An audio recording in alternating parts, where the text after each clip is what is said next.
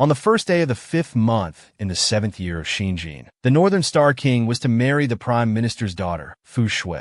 The Northern Star Palace was decorated festively. Guests filled the seats. In the great hall stood a man in red robes. His flawlessly handsome face showed no expression, exuding an aura of unapproachability. People discussed how the Prime Minister's daughter was beautiful and well-read. Her marriage to the Northern Star King was truly a beautiful story. The bride, surrounded by people, walked into the hall. Though her face was covered by a veil, one could tell she was a beauty just by her graceful figure. Under everyone's gaze and discussion, the newlyweds completed the ceremony. The rumors about the Northern Star King's preference for men were dispelled. The officiant loudly announced the completion of the ceremony and to escort them to the bridal chamber. Before the words faded, the newly married Northern Star King's wife suddenly tore off her red veil, revealing an extremely beautiful face and a seductive, triumphant smile. But that wasn't the point. The point was she wasn't the Northern Star King's wife, Fu Shui.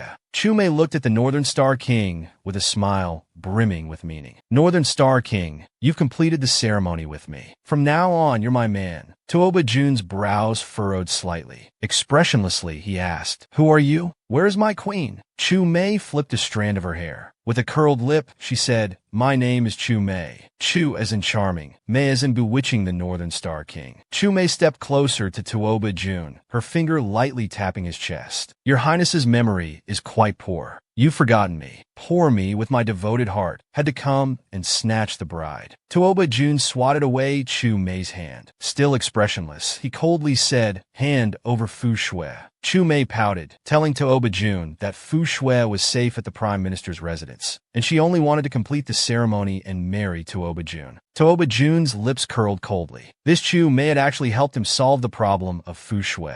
How interesting. He stepped forward, pulling Chu Mei into his arms. People could only see them embracing tightly, but didn't see Tuoba Jun pressing his left hand on Chu Mei's vital point. Tuoba Jun asked in a voice only they could hear. The #1 immortal expert in the martial world, the renowned Huani Immortal, switched places with the Northern Star King's wife. "What exactly is your purpose?" Chu Mei ignored the hand on her vital point, stood on tiptoe, wrapped her arms around Tuoba Jun's neck, and without hesitation, kissed his lips. Chu Mei didn't linger. After quickly separating, she still looked at Tuoba Jun with admiring eyes. What purpose could a woman have for running away to snatch the groom on her wedding day? Of course, it's to marry you and bear your child. Prime Minister Fu angrily demanded Chu Mei a hand over Fu Shui.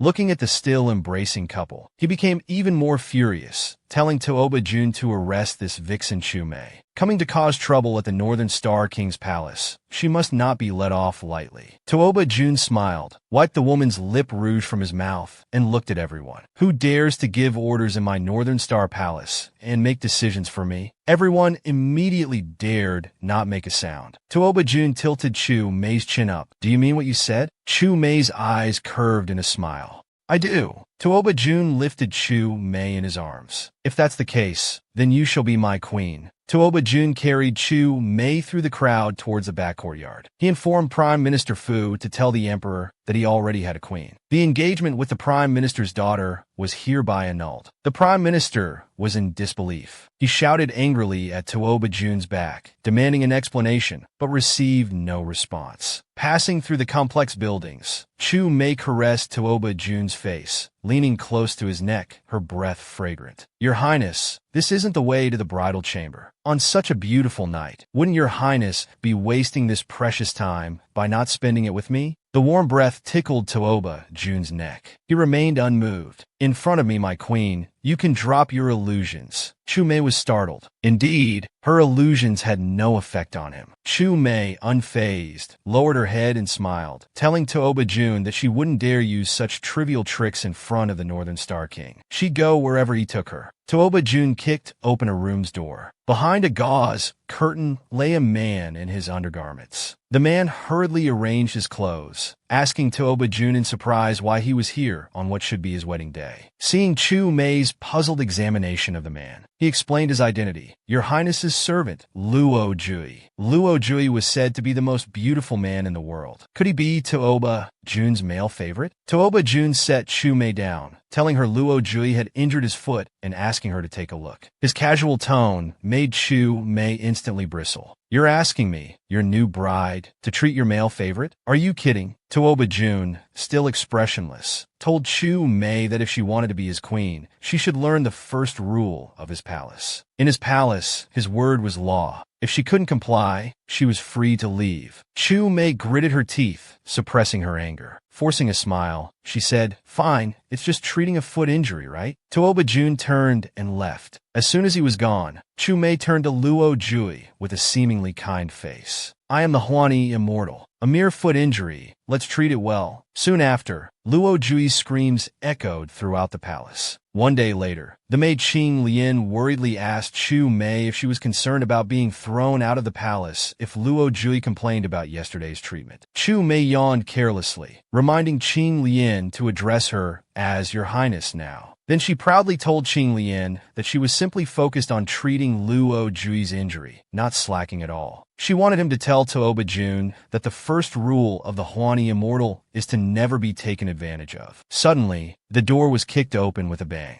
Chu Mei turned to see a woman in yellow clothing burst in, her pretty face full of anger. Pointing at Chu Mei, she scolded, You shameless hussy, get out of here. Chu Mei calmly replied, Such aggression. Could you be the Northern Star King's secret lover? Even if you're his concubine, I'm now the queen. There's a hierarchy, and your manners are quite inappropriate. The woman in yellow was so angry she stomped her feet. Who do you think you are to be the queen? Chu Mei feigned realization. Oh, you must be Miss Fu Shui.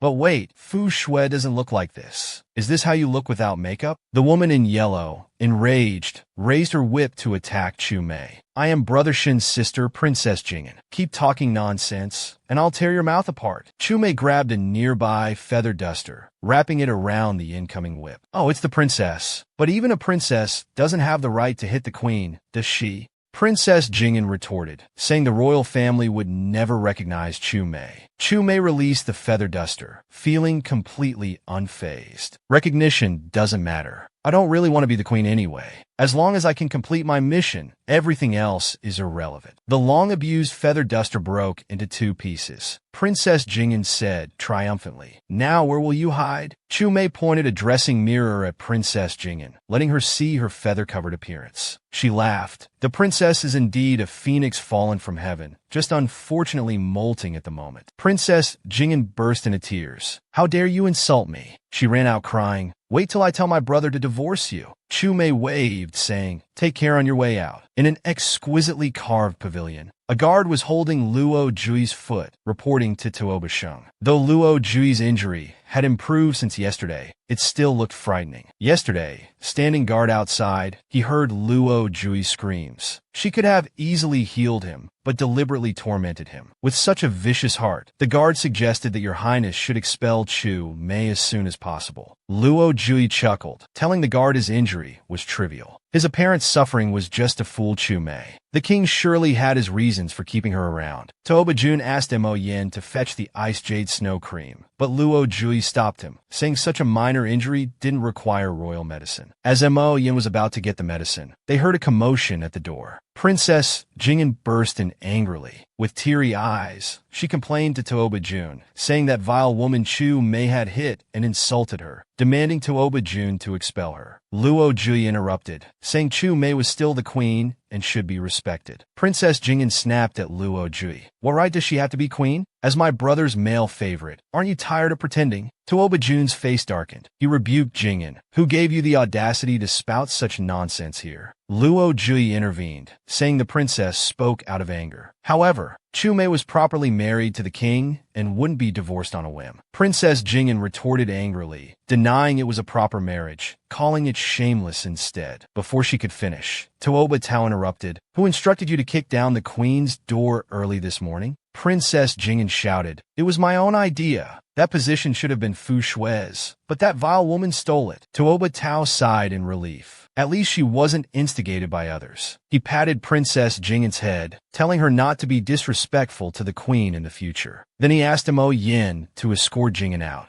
Luo Jui smiled, shaking his head, saying the princess was too naive. Fu Shui was just a pawn arranged by the emperor. Even if Chu Mei hadn't crashed the wedding last night, he would have gone to act in the marketplace anyway. He then asked Tuoba Jun if he had investigated Chu Mei's background. Last year, when Tuoba Jun was ambushed and fell unconscious, someone saved him, but he lost his jade pendant. It just happened to appear in Chu Mei's possession. Tuoba Jun stated that if it wasn't flawless, how would he dare to come to the Northern Star Palace? Luo Jui asked with a smile if the king meant Chu Mei was suspicious. Tuoba Jun told Luo Jui to continue monitoring her, to find out who she might be colluding with. Qing Lian rushed into the room, telling Chu Mei that today Tuoba Jun had accepted 4 beauties bestowed by the emperor. The palace hadn't had women for years, and this time he accepted without hesitation. Chu Mei joked, after being abstinent for so long, naturally he's addicted after tasting it for the first time after marriage. Suddenly, Tuoba Jun walked in, smiling and asking Chu Mei what she was talking about. Chu Mei wondered if he had come to question about Luo Jui's matter. Chu Mei asked Tuoba Sheng's purpose for coming. Tuoba Sheng countered, asking if he couldn't come without a reason. Chu Mei marveled at how free Tuoba Sheng was while greeting him with a smile. Qing Lian tactfully withdrew.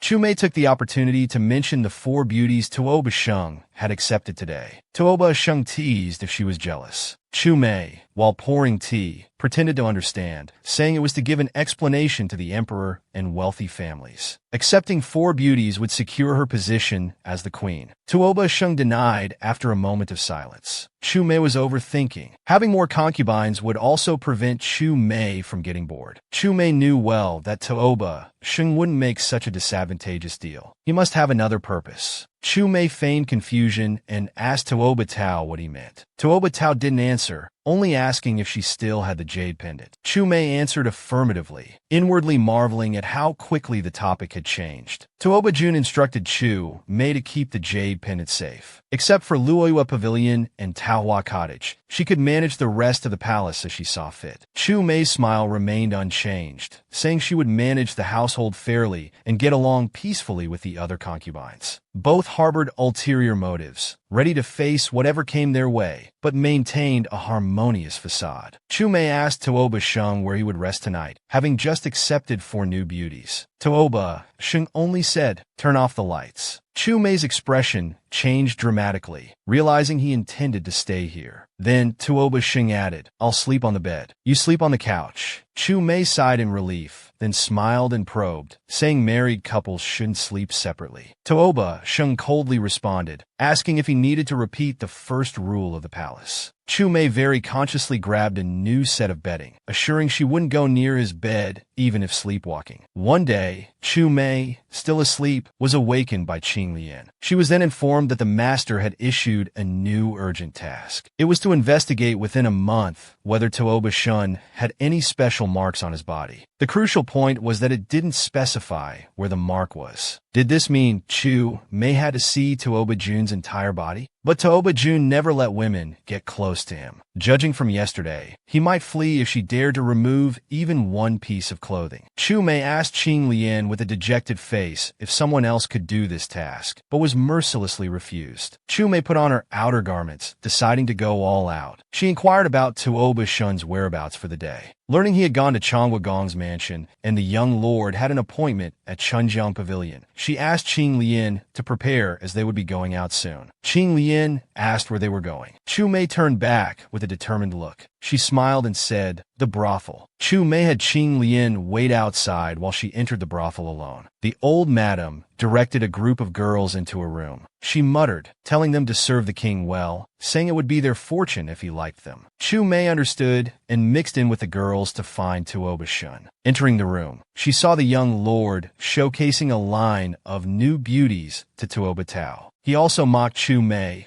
saying a woman from the Jianghu naturally couldn't compare to the girls of Chunjiang Pavilion. Tuoba Tao remained expressionless, unmoved. He only said to speak directly, or he would leave. The young lord immediately dropped the roundabout talk, saying his purpose for the invitation was to exchange that treasure with Tuoba Tao. Chu Mei was shocked to hear this. Could the treasure the young lord spoke of be the art of war? He wanted it too? Tuoba Tao asked what he wanted to exchange. The young lord waved his fan, saying naturally it was also a treasure. The famous courtesan of Chunjiang Pavilion, Miss Han Yan. She was on par with Miss Kuyu, who left with Tuoba Tao years ago. If Tuoba Tao agreed to the exchange, she would be sent to his mansion immediately. Everyone teased Tuoba Shun for being romantic. Chu Mei stared at Tuoba Shin, silently pondering who this Kuyu was. So the Northern Star King had a romantic past. As she was thinking, she suddenly met Tuoba Shun's gaze. Chu Mei hurriedly lowered her head in fright. Goodness, with so many people staring at him, he could still spot her. Did this man's vigilance have to be so good? Tuoba Tao smiled and declined the young lord's request, citing a fierce wife at home as the reason.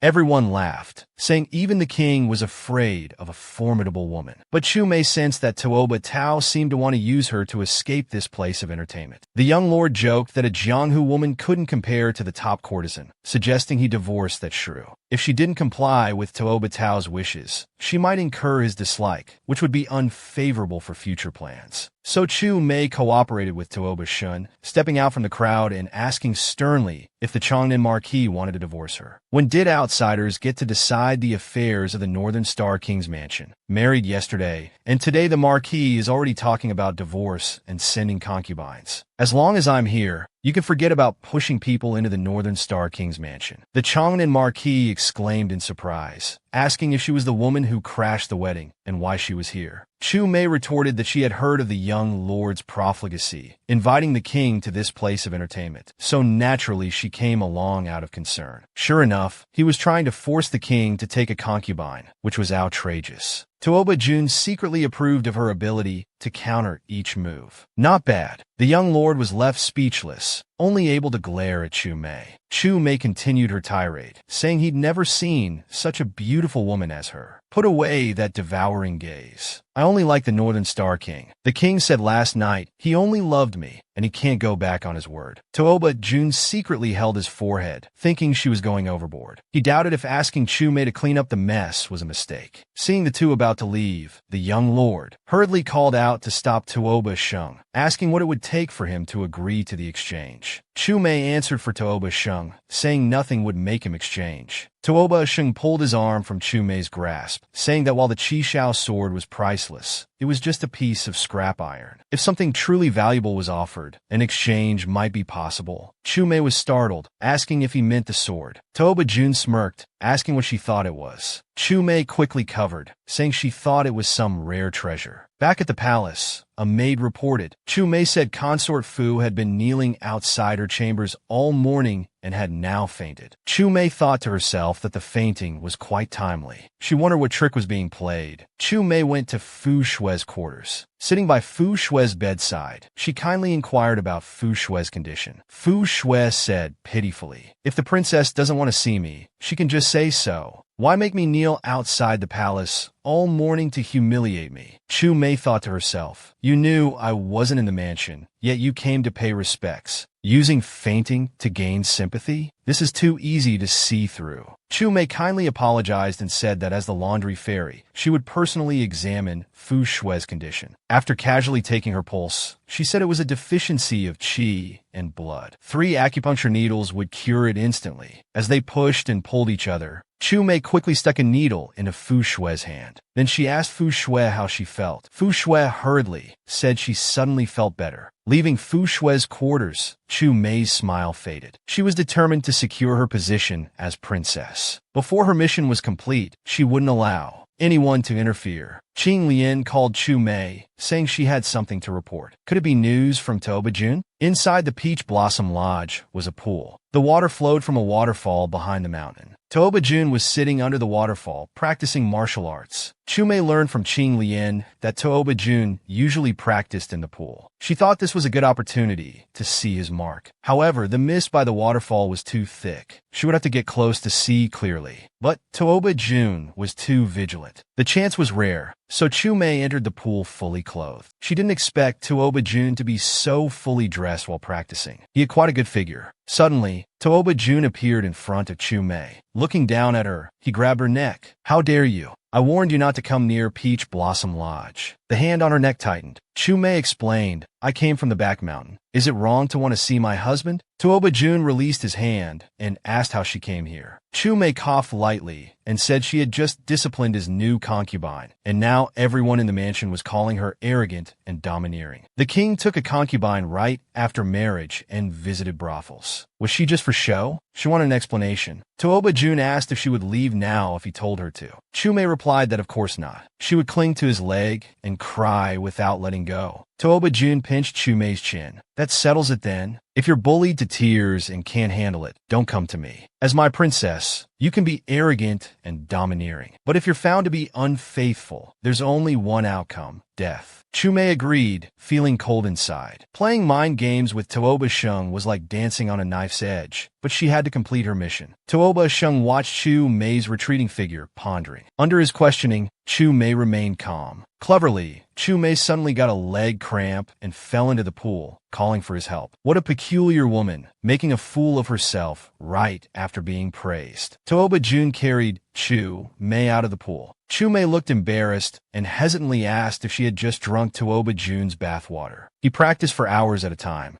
Wouldn't he have to? Tuoba Jun told her to shut up. Chu Mei asked again with a pitiful face, insisting on an answer. Of course not. At this moment, a strange woman suddenly appeared, holding a cloak and telling Tuoba Shin not to catch a cold. The woman informed Tuoba Jun that Luo Jiuyi had business with him and was waiting at Luo Yu Pavilion. Tuoba Jun took the cloak and put it on Chu Mei. He instructed the woman called Qin Ji to take Chu Mei back to her chambers by sedan chair. Unexpectedly, the Northern Star King had a considerate side. Qin Ji bowed to Chu Mei. Chu Mei sighed that there was such a beauty in the palace. She felt the woman glared at her before leaving on her own. Back in her chambers, Chu Mei complained to Qing Lian. Let alone hidden parts, she couldn't even touch a strand of Tuoba Jun's hair before becoming soaked. She asked Qing Lian if she had found out any information. Qing Lian replied that the midwife who delivered the Northern Star King and those who served him had all died in a fire. It didn't seem like a coincidence, but rather deliberate concealment of something. Indeed, there was a major secret hidden. The investigation of the birthmark couldn't be leaked to anyone. Chu Mei then asked about news of Kuyu. Qing Lian reported all the information she had found. 5 years ago, she was the lead performer at Chunjiang Pavilion. Later taken away by the Northern Star King, she accompanied him in battles. She died on the battlefield 3 years ago. Since then, the Northern Star King returned to the capital and gave up all his power. He seemed deeply affected, only wanting to be an idol prince. Chu Mei remarked that she didn't see how he was like an idol prince at all. Then Qing Lian mentioned that Kuyu had a younger sister named Qing Ji, who now lived in Peach Blossom Lodge. The Northern Star King particularly valued her. Chu Mei must not offend her. The woman she just met turned out to be Kuyu's sister. Qing Lian worriedly asked if anything happened when they met. Chu Mei said she was the mistress of the palace. What could happen? She told Qing Lian to bring food, saying she needed energy to think of ways to investigate the birthmark. As night fell, Chu Mei was awakened by a noise outside her door. She sat up abruptly with silver needles in hand, shouting, "Who's there? I'm the Northern Star Princess. What do you want?" Chu Mei was surprised. Qing Lian should be guarding the door. Who else could get past her strong martial arts? The intruder entered, and as the bedside candle lit up, Chu Mei finally saw who it was. "Oh, it's your highness. In the middle of the night, I thought it was an assassin." Tuoba Shun looked Chu Mei over, his lips curling slightly. Huani immortal. Chu Mei's illusions captivate hearts. Her medical skills save lives. Skilled in illusions and Qigong, not versed in other martial arts. But judging from her reaction just now, I should add, highly vigilant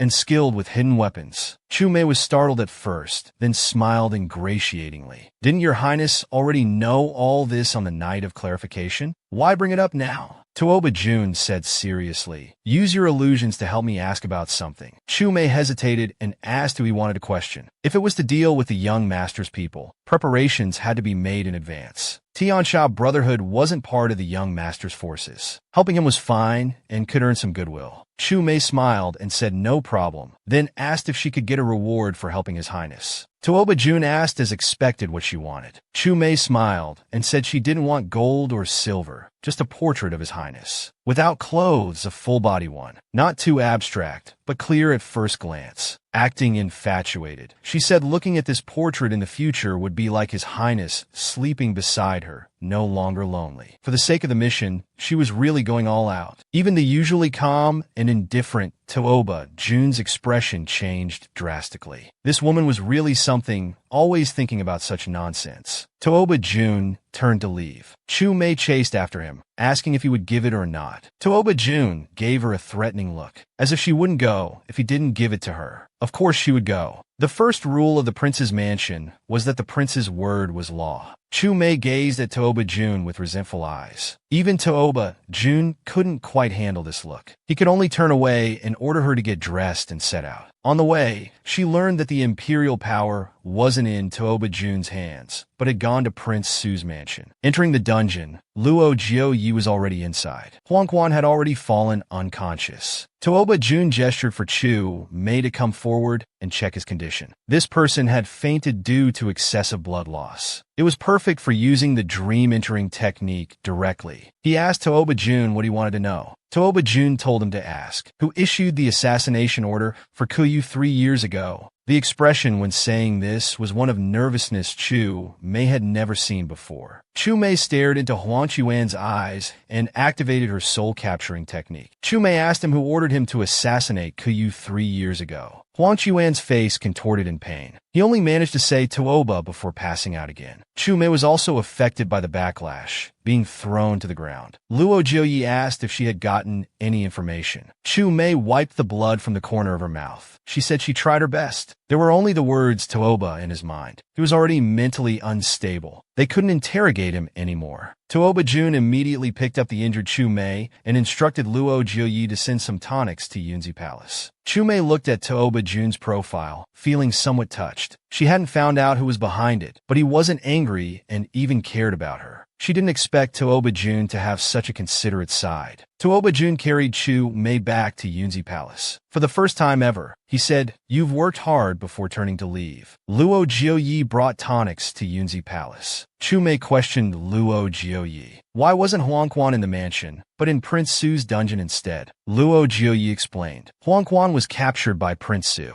Both the Emperor and Tooba Shun wanted this person. It wasn't appropriate for Prince Su to hand him over to either side, so he could only keep him in his own palace dungeon for now. Chu Mei, confused, asked again, couldn't the Emperor and the Prince just interrogate him together? Sneaking in late at night was truly unbecoming of the prince's status. Luo Jiuyi continued to explain. Some questions weren't suitable to be asked in front of the Emperor. Huang Quan wasn't just related to Kuyu's death, but also to the 500,000 taels of silver missing from the court. That's why Tooba Shun was in such a hurry to interrogate him. Chu Mei thought to herself, the rumor that the Tooba royal brothers were close must be a lie. At least between Tooba Shun and the Emperor, there was discord. Outwardly, Chu Mei expressed that as the prince's wife, she would fully support the prince's grand talents and far-sighted plans. Luo Jiuyi bowed and requested that since Kuyu's matter wasn't simple either, he hoped Chu Mei could provide more assistance. After exchanging pleasantries, Luo Jiuyi said Tooba June had him prepare an album, something Chu Mei had been longing for. Chu Mei's heart leapt with joy.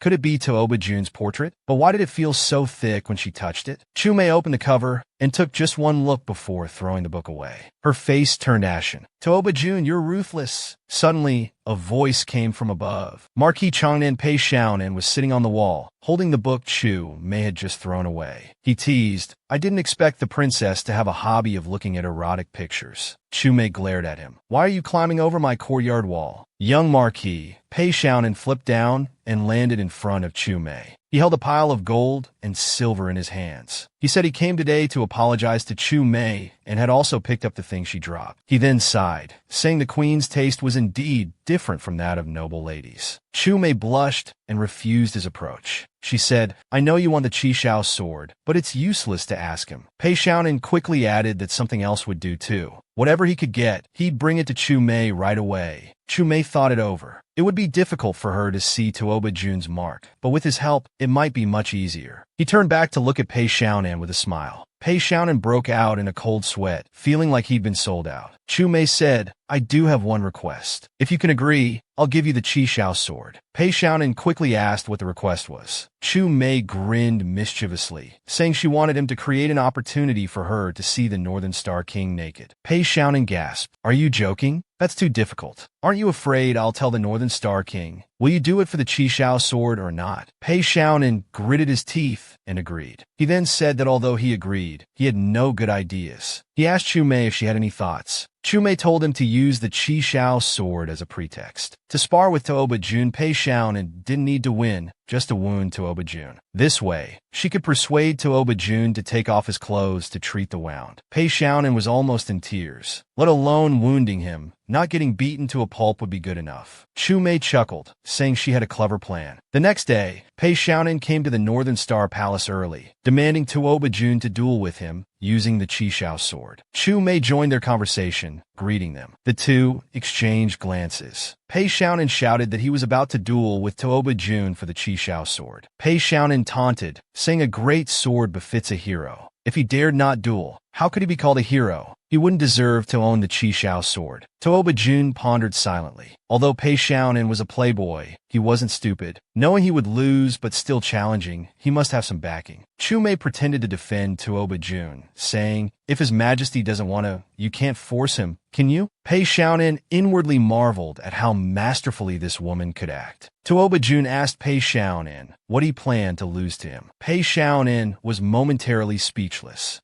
He looked at Chu Mei and said, "I did give you a welcome gift yesterday. Can't you put in a good word for me?" Chu Mei mercilessly said that as a married woman, she couldn't accept gifts from others and was planning to return it. Hearing this, Tooba Jun stood up abruptly and told Pei Xiaonan. 3 days later, at the Western Arena, he then instructed Chu Mei that she could keep the gift, considering it his win. Chu Mei smiled and said, "All right, let's consider this gift as the stake." Pei Xiaonan left angrily. Inwardly, he cursed that this couple was truly merciless when it came to tricking people. Tooba Jun watched Chu Mei smiling as she saw Pei Xiaonan off. He thought her protective stance earlier was indeed quite adorable, but he didn't need a woman's protection. Chu Mei thanked Tooba Jun for betting the Qi Shao sword against Pei Xiaonan. Tooba Jun said it was enough for her to do her duty. He then mentioned that Chu Mei looked haggard, probably from staying up late last night. Chu Mei replied that she had stayed up late reading. Tooba Jun said if she liked it, he could have more books sent to her. He then told her to take care of her health with a teasing look. Chu Mei, torn between laughter and tears, said, "You've really misunderstood me." Just as she left the room, she saw Fu Shui walking towards her. Fu Shui gracefully bowed, saying she had offended the queen the other day and came to apologize. After exchanging pleasantries, Fu Shui entered the room with gifts. Just as they sat down, Princess Jingyan kicked open the door, cursing angrily. She accused Chu Mei of being ill-mannered, stealing the 7-colored jade bracelet bestowed by the Empress Dowager. She said Chu Mei would go to jail for stealing an imperial gift. Fu Shui hurriedly stood up to defend, saying it must be a misunderstanding, as the queen wouldn't steal the princess's things. Princess Jingyan asked Fu Shui why she was here. Fu Shui explained that she had offended the queen and came to apologize. Princess Jingyan, pointing at Chu Mei, scolded that she wasn't worthy. Palace maids had seen her playing with the jade bracelet, and she was still trying to cover it up. At this moment, Chu Mei's palace maid appeared with the bracelet, saying she had seen it in Chu Mei's possession. She initially thought it was a gift from the Empress Dowager, but later heard the princess had lost her bracelet and realized it might have been obtained improperly. With evidence at hand, Princess Jingyan berated Chu Mei for disgracing the Northern Star Palace. Fu Shui chuckled, saying the queen must have taken it by mistake. Although the queen probably hadn't seen many fine things, she wasn't the type to covet vanity. Chu Mei thought to herself that this must be another of Fu Shui's schemes, arranging for the palace made to frame her skillfully. Princess Jingyan was being used as a pawn again. Chu Mei, unwilling to back down, stated that even though she was the Northern Star King's sister, she wouldn't allow her to slander her at will. She then asked Qing Lian to bring up the gift Pei Xiaonan had sent yesterday. She told them she had the same 7-colored jade bracelet and had no need to steal hers. Princess Jingyan, in disbelief, said hers must be fake. Fu Shui added fuel to the fire, saying Miss Chu Mei should abandon some Jianghu habits and not accept valuable gifts from other men. Chu Mei countered the move, saying the gift was a stake, and since she would win eventually, the king had told her to accept it first. Princess Jingyan said having won didn't mean Chu Mei hadn't stolen hers. She called on Fu Shui to go find Tuoba Jun for justice. Chu Mei, with a serious expression, stopped the two who were about to leave. She said, Princess Jingyan, an elder sister-in-law, is like a mother. Today you slander me. Considering your youth and for the king's sake, I won't hold it against you.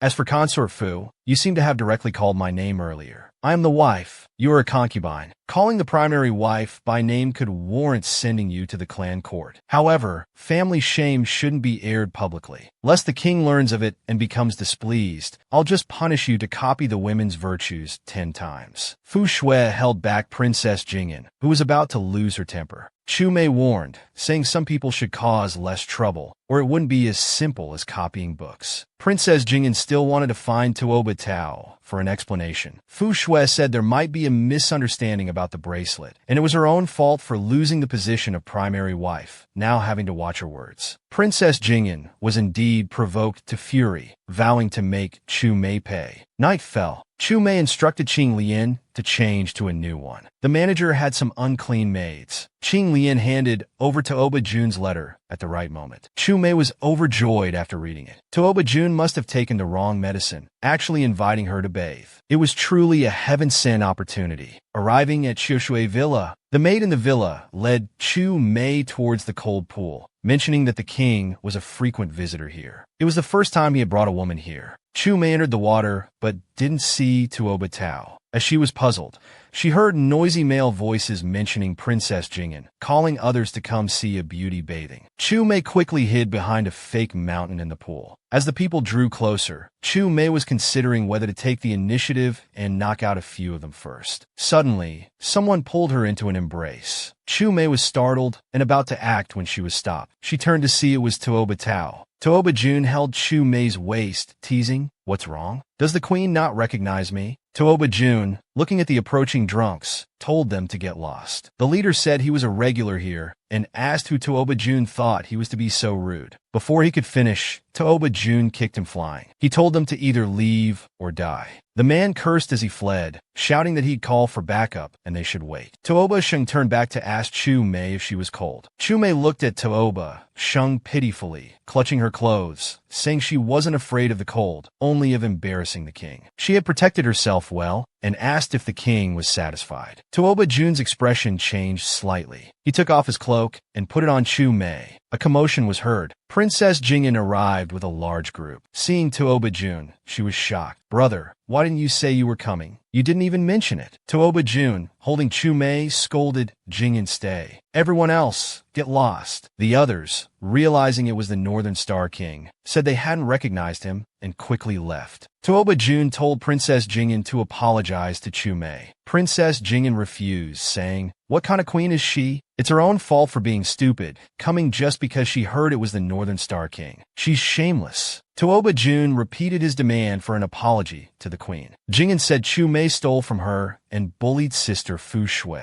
She admitted she did it on purpose, wanting Chu Mei to be seen naked here. Before she could finish, Tuoba Jun slapped her. Princess Jingyan was stunned. She said in disbelief, "You hit me for this woman? I don't want you as my brother anymore." Tuoba Jun apologized to Chu Mei, saying he had spoiled his sister. Chu Mei said it was fine, she's just a young girl. But she added that his sister indeed needed some discipline. "It's good that it was me. Anyone else would have spanked her." Tuoba Jun asked Chu Mei if she was scared. Chu Mei said yes, if someone had seen her, the king might not want her anymore. Tuoba Jun comforted her, saying she didn't need to be afraid. He also mentioned that tomorrow was his competition with Pei Xiaonan and asked Chu Mei to come. The next day at the Western City Training Ground, Chu Mei watched the two on stage, thinking Pei Xiaonan better not let her down. After the competition, as expected, Tuoba Jun defeated Pei Xiaonan. Pei Xiaonan said resentfully, "Did you have to be so harsh?" Chu Mei observed the situation, thinking it wasn't good. After fighting for so long, Pei Xiaonan still hadn't managed to wound Tuoba Tao. Toba Tao looked down at Pei Xiaonan from above. He asked contemptuously if Pei Xiaonan still wanted to fight. Suddenly, he heard Chu Mei shouting his name from behind. Toba Tao turned sharply and locked eyes with Chu Mei. In an instant, the illusion was fully activated. Toba Tao momentarily lost his balance. As the illusion took effect, Chu Mei suddenly saw everything turn red. In that moment, she saw mountains of corpses and seas of blood, countless fallen figures. She saw a sky that seemed dyed with blood. She then saw who the only standing figure before her was. Looking closely, it was Toba Sheng, seemingly out of his mind, with his sword tip carrying killing intent towards Chu Mei. Chu Mei's body seemed frozen in place, unable to move. She could only watch as the sword tip came closer and closer, blood splattering. The powerful killing intent suppressed Chu Mei's illusion. Toba Sheng's gaze towards Chu Mei was deep and cold. Pei Xiaonan thought Toba Sheng was still immersed in the illusion, believing his victory was certain. Just as he was about to attack Toba Sheng, Chu Mei couldn't stop him in time. Toba Sheng kicked Pei Xiaonan several meters away with one strike, knocking him unconscious. Chu Mei quickly went forward to check the situation. She told Toba Sheng she needed to treat Pei Xiaonan and would return later. Watching Toba Sheng's retreating figure, cold and lonely, Chu Mei felt uneasy. He was even harder to deal with than she had imagined. Inside the Marquis Changhua's mansion, Chu Mei was treating Pei Xiaonan while his sister-in-law inquired about his condition. Chu Mei reassured her that Pei Xiaonan's life wasn't in danger. Following her prescription and taking medicine on time, he would recover in half a month. Chu Mei asked Pei Xiaonan why he was so adamant about obtaining the Qishao sword. Pei Xiaonan's sister-in-law explained that the Marquis Changhua often got injured on the battlefield, so he longed for a treasured sword. One day, he mentioned the Qishao sword, and Pei Xiaonan took it seriously. Chu Mei understood, so it was for his older brother. Sister Qi apologized to Chu Mei, saying Pei Xiaonan had caused them trouble these days. Chu Mei quickly returned the courtesy and prepared to leave. She instructed them to find her immediately if Pei Xiaonan's condition worsened. Outside the Marquis's mansion, Qing Lian came to escort Chu Mei, worried about her safety. Chu Mei asked about the Northern Star King's whereabouts. Qing Lian said Toba Jun had been in his study since returning to the palace, not coming out. Chu Mei clenched her fist coldly and said she would return to the palace to see him immediately. She told Qing Lian to report back to the master that although he tried his best, he probably couldn't find out about the matter to be remembered. She also asked whether to consider the Northern Star King's life when seeking the Wu Ho's art of war. If necessary, should they use others to take his life and complete the mission? Chu Mei arrived at the Northern Star King's study. Yan Fengzhai was hesitating on how to enter. Then they heard Toba Sheng's order to come in. Chu Mei was startled but quickly composed herself and pushed open the door. Toba Sheng was sitting at his desk, coldly scrutinizing her. Chu Mei closed the door with a bang, as if nothing had happened, and asked Toba Sheng why he hadn't rested yet. As Chu Mei gracefully walked in, Toba Sheng picked up the tea set on the table. Pouring tea into the cup in front of him, he explained about today's events. Mayor apologized to the prince. She didn't want to deceive the prince with lies. She admitted that what she did today was indeed to help Pei Xiaonan obtain the Qishao sword. Toba Sheng coldly laughed and said sternly, "As the Northern Star Princess, you openly admit to helping an outsider." Chu Mei picked up the teacup and explained that she was truly moved by the deep bond between Pei Xiaonan and his brother, which is why she wanted to help Pei Xiaonan ask for the prince's punishment. Toba Sheng retorted that Chu Mei had no relation to Pei Xiaonan, so how could he believe this reason?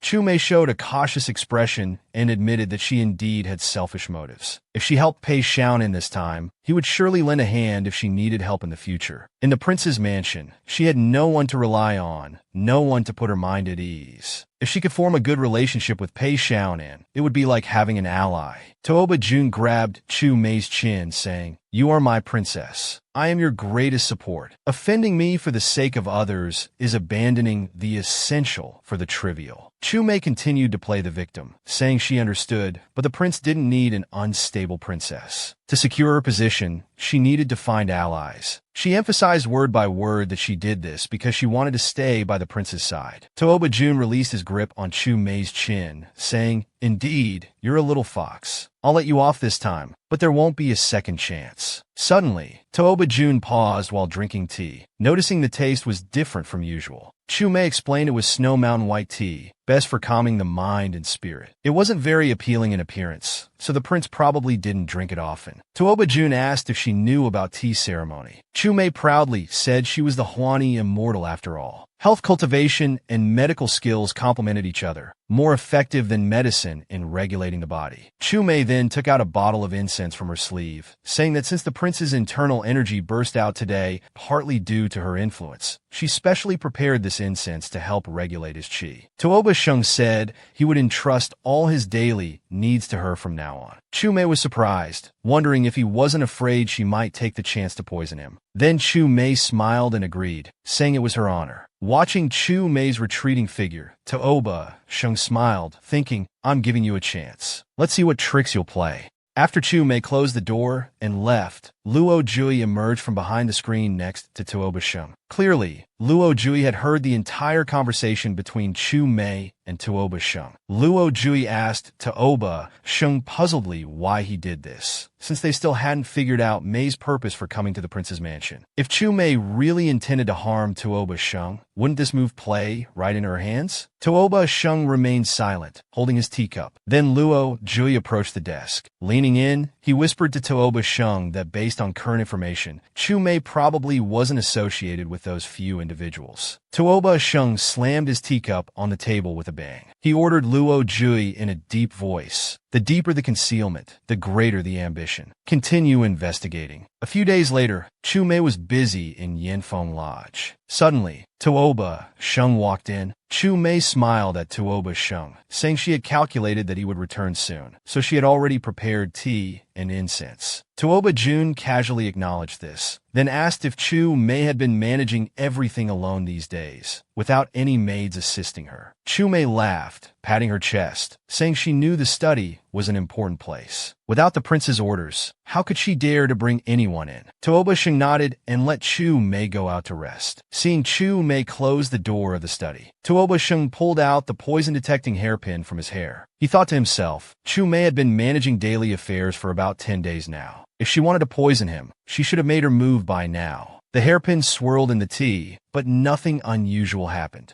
What exactly is this little fox planning? Meanwhile, Chu Mei sneezed as if sensing something. Just as she was about to call for Qinglian, a woman suddenly burst in, crying and begging Chu Mei to save her father. She said she would be willing to serve as a slave in return. Chu Mei didn't recognize her and asked who she was. Qinglian beside her answered that it was Beauty Lin, one of Tuoba Jun's concubines. Her father had been sentenced to death, so she came to ask for Chu Mei's help. Chu Mei refused, saying she didn't know her or her father, and besides, she couldn't do anything about matters of the court. Beauty Lin continued crying and pleading, saying she knew Chu Mei was kind-hearted and valued loyalty. If she could help pay Xiao in, she could surely help her too. Chu Mei sneered, saying who said she was kind? She never did business at a loss. What benefit would she get for helping her? Beauty Lin firmly held onto the dossier in her hands, saying she didn't have much to offer, but if Chu Mei could save her father, she would do anything Chu Mei asked, no matter how difficult. Chu Mei smiled and said she was being too serious. If she said that, Chu Mei would be the bad guy if she didn't help. She took the dossier from Beauty Lin, saying she would handle her father's case. She told her to go back and wait. Beauty Lin thanked her again. She told Chu Mei that she would repay this great kindness in the future. That night, Chu Mei sat in her Yunzi palace. Looking at Beauty Lin's father's dossier, she realized it was related to the missing silver from the court. Chu Mei turned to tell Qinglian that she was going to find Tuoba Sheng to tell him about this. Qinglian asked in confusion why she would tell Tuoba Sheng. Chu Mei smiled and said, Tuoba Sheng was previously ordered to investigate the whereabouts of the missing silver. Being so clever, he would find out sooner or later. It was better for her to tell him now and gain his favor. Chu Mei took advantage of the night to come to Yanfeng's study and knocked on the door of the study. Tuoba Sheng let Chu Mei in. Chu Mei smiled and said the prince must be tired after a long day. She came to give him a massage. Chu Mei walked behind Tuoba Jun and put her hands on his shoulders to start massaging. Tuoba Jun didn't move and continued looking at the documents in his hand. He told Chu Mei to speak directly if she had something to say. Chu Mei didn't hide anything and said Beauty Lin had come to her today asking to save her father. Tuoba Jun asked if she hadn't already agreed. Chu Mei smiled and said indeed nothing could be hidden from the prince. Beauty Lin was helpless and pitiful. Tuoba Sheng said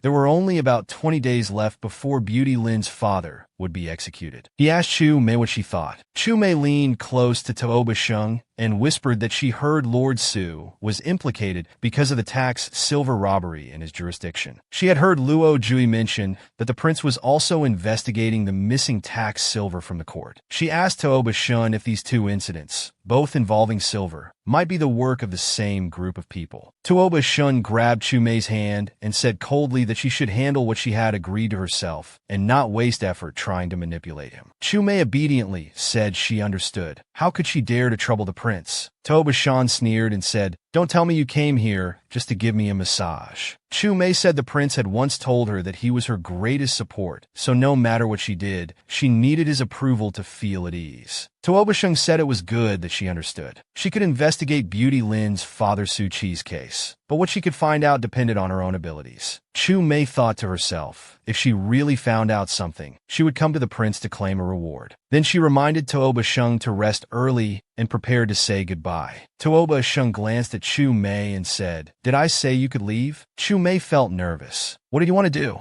Tuoba Sheng patted his shoulder, gesturing for her to continue. Chu Mei quickly complied, massaging for a long time without Tuoba Sheng telling her to stop. Tuoba Sheng laughed inwardly, saying, "You thought I'd let you go back so easily?" The next day, Chu Mei went to the organization's designated location, Wanqingxi. Gathering information became much easier. Although she obtained crucial information, time was too tight to plan meticulously. For now, she still needed to find Tuoba Sheng. Qinglian reported that Tuoba Sheng had been frequenting Zhao's tea house recently. Chu Mei called the shopkeeper, saying she heard Zhao's ice soul jade tea was famous and wanted to buy some for her husband to try. The shopkeeper apologetically smiled, saying he didn't expect the lady to be a tea connoisseur, but unfortunately, all the ice soul jade tea had been bought out. Chu Mei feigned disappointment and hesitated. Just then, Tuoba Sheng and someone else walked out from the second floor of the tea house, spotting Chu Mei at the counter. The person beside him said it was surprising someone was interested in ice soul jade tea, as it was now exclusively supplied to the Northern Star King. Tuoba Sheng interrupted, saying this was his queen. The person beside him was shocked, realizing this was the Northern Star Queen who had crashed the wedding and followed them to the brothel. He then praised that the queen seemed to care for him, coming specially to buy ice soul jade tea. Tuoba Sheng's face darkened, saying, "Unsolicited favors are either treacherous or thieving." The person beside him held his forehead, thinking he seemed happy seeing her earlier, but now became displeased when complimented. As Chu Mei was selecting tea leaves, she heard Tuoba Sheng's voice from behind. He asked what brought her here. Chu Mei expressed delight, saying it was fate to meet the king here, a chance encounter over 1,000 miles. Tuoba Sheng sensed something different about Chu Mei today and casually replied he was just passing by for tea. Chu Mei waved the tea package in her hand, complaining that Zhao's tea house's business was declining, not even having ice soul jade tea. She had wanted to give the king a surprise. Tuoba Jun asked Chu Mei if she wasn't supposed to be investigating the case. How did she have time to buy tea? Chu Mei smiled, saying she had found some intelligence and would tell him when they got back. Back in the palace study, Chu Mei asked Tuoba Jun to wait while she made tea for him. Tuoba Sheng told Chu Mei not to bother and to speak directly. Chu Mei stated that she discovered the stolen taxes included not only silver, but also a significant amount of grain. Such a large quantity of grain couldn't be consumed, so the person behind this likely wasn't using it for food. The implication was that the culprit was selling the grain at low prices as quickly as possible to convert it into silver, making a huge profit. This money would be enough to cause trouble. Chu Mei moved closer to Tuoba Sheng, saying she had found a rice shop recently selling fresh rice at low prices, which was likely connected to this matter. Chu Mei asked if the king would be willing to give her 200,000 taels if she revealed the name of this rice shop. Tuoba Jun asked Chu Mei what she wanted to do with the 200,000 taels.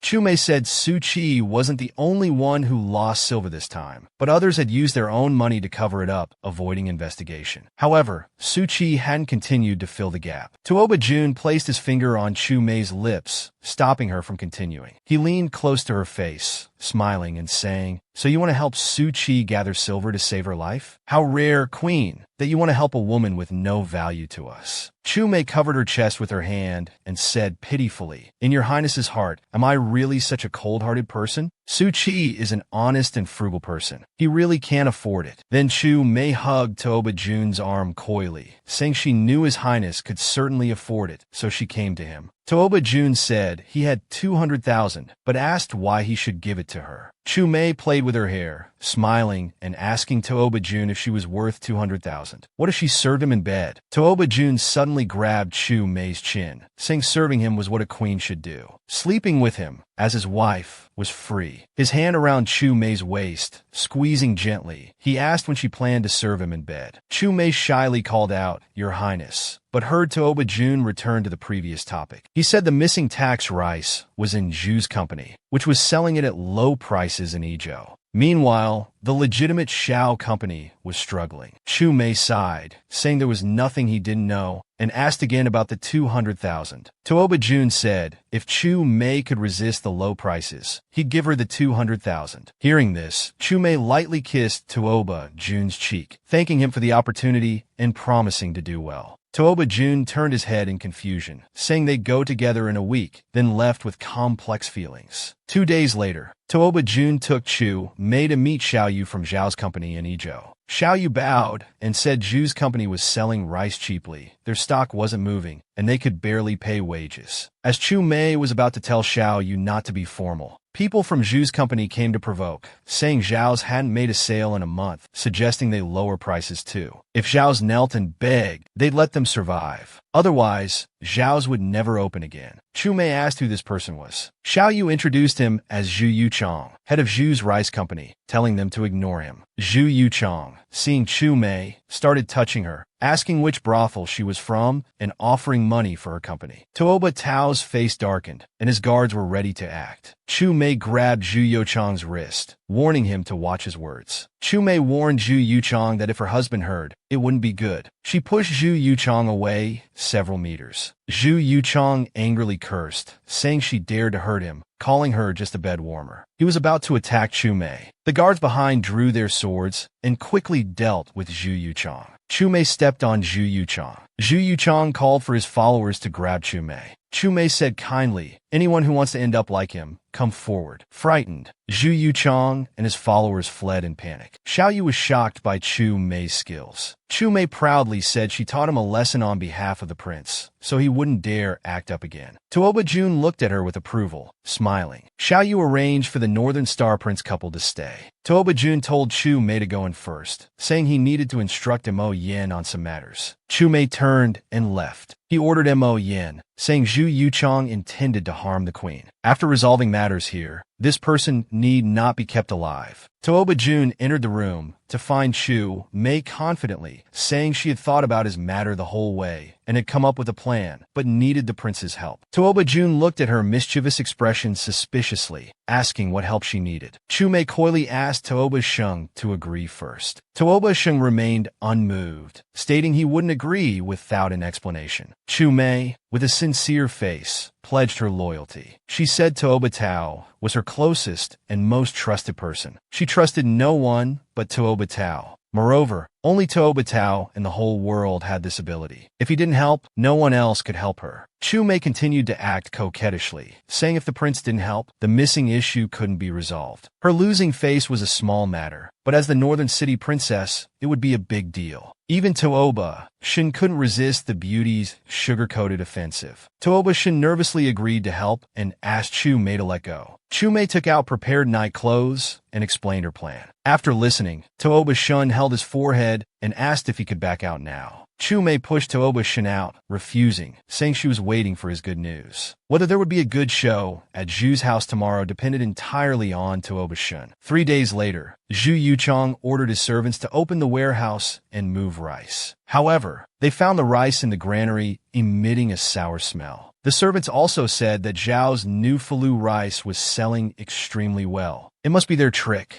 Zhu Yuchong led people to Zhao's rice shop to cause trouble. He said Zhao's business couldn't compete with his, so they used tricks to make Zhu's rice moldy and smelly. Chu Mei mocked, saying their rice was problematic to begin with, yet they blamed others. If there was no problem, why set the rice price so low? Cheap goods aren't good. Would you do business at a loss? The crowd discussed after hearing this. No wonder it tasted stale. Could Zhu's family be using bad rice to harm people? Zhu Yuchong, furious, raised the rice in front of him, wanting to overturn Zhao's rice shop. The raised rice flew towards Chu Mei, but Tuoba Jun quickly blocked it. Tuoba Jun angrily scolded Zhu Yuchong, telling him to get lost. Zhu Yuchong trembled and told them to wait and see. Chu Mei then told everyone that for every 500 jin of Fulu rice purchased, they would give away 1 liang of newly released imperial salt tea. Everyone could buy with confidence. Hearing this, people rushed to buy. Chu Mei turned and asked Tuoba Tao if he was satisfied with the result of the task he helped with this time. Tuoba Jun praised, saying using an herbal scent to enhance the rice, then using a smoke box to make that pig-like rice appear moldy, and then spreading rumors to fan the flames, was well done. Tuoba Jun recalled that before leaving, Luo Jui had also suggested a similar plan to him. He had underestimated Chu Mei before. Striking opponents, improving oneself, and enticing with new tea discounts. It's a pity you're not in business. Chu Mei didn't take all the credit. She said without the prince putting the plum smoke fragrance in Zhu's granary at night, how could things have gone so smoothly? With the matter resolved, the two set off back to the capital. On the way, Chu Mei mentioned she had already resolved the week's issue.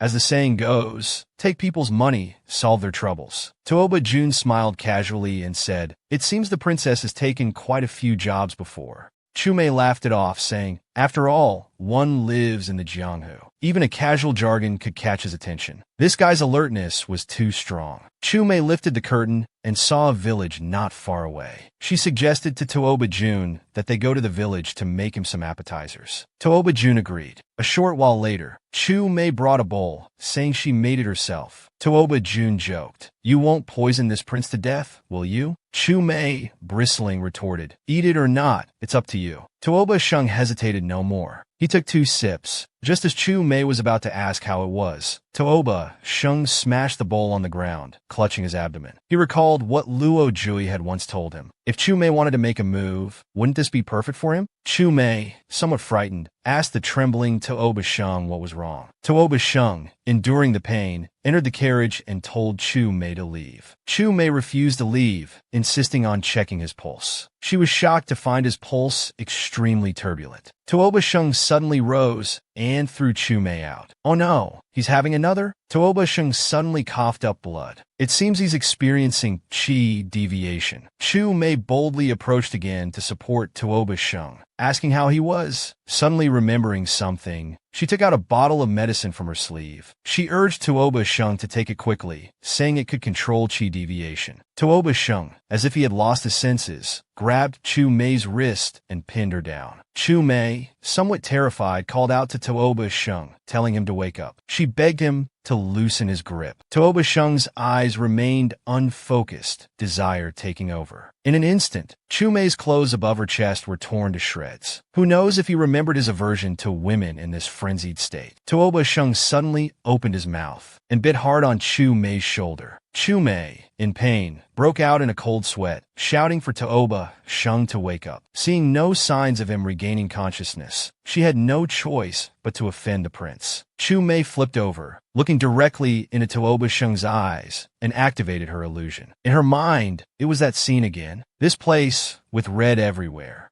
Chu Mei turned to see Tuoba Sheng leaning on a spear. But why did he look so sad? Chu Mei approached, hearing Tuoba Sheng's murmurs turn into angry shouts. Why have I fought all my life? Not for the Tuoba royal family's prestige. Yet I can't protect those around me. My friends, my subordinates, dying one by one because of me. Why is this happening? Tuoba Sheng was crying, as if questioning the heavens' injustice. Chu Mei was deeply moved. She instinctively ran to Tuoba Sheng's side. She reached out and embraced the kneeling Tuoba Sheng, gently patting his back. Your Highness, Mayor is here. As the strong Tuoba Sheng showed vulnerability, tears silently fell from her eyes as well. The repeated, I'm here, gradually awakened Tuoba Sheng's consciousness. Tuoba Sheng released the bloodied shoulder he had been biting. Chu Mei took the opportunity to pick up the scattered pills on the ground. She put them in her mouth. Then, ignoring the pain in her shoulder, she embraced Tuoba Sheng's neck and kissed him. It wasn't really a kiss, but rather a mouthful of medicine. After taking the medicine, Tuoba Sheng fell unconscious. Chu Mei, exhausted from overexertion, didn't have time to wake Tuoba Sheng before she also passed out. As the sun began to rise, The dragon tattoo on Tooba Jun's chest gradually faded away. Tooba Jun slowly regained consciousness. He turned his head to see the frightening wound on Chu Mei's shoulder. Could this wound be? Tooba Jun gently caressed Chu Mei's face with a hint of pity. Chu Mei also woke up. Seeing Tooba Jun's gesture, she knew he was awake. With a hint of fear, she said, "You're finally awake. Last night really scared me to death." Tooba Shung hesitantly explained that every full moon on the 15th, if he smells blood, his bloodlust would erupt. Chu Mei was surprised that Tooba Shung had revealed his secret to her. She smiled and said, "I'll never dare to give you random food again." Tooba Shun seriously asked Chu Mei why she stayed last night. Chu Mei sincerely replied, "I am your princess. I couldn't just leave you alone." The atmosphere between them became somewhat ambiguous. Just as the distance between them was closing, they heard someone shouting outside, "Let the Northern Star Prince die." A flying dagger came through the carriage window, heading straight for the two. Chu Mei, sensing danger,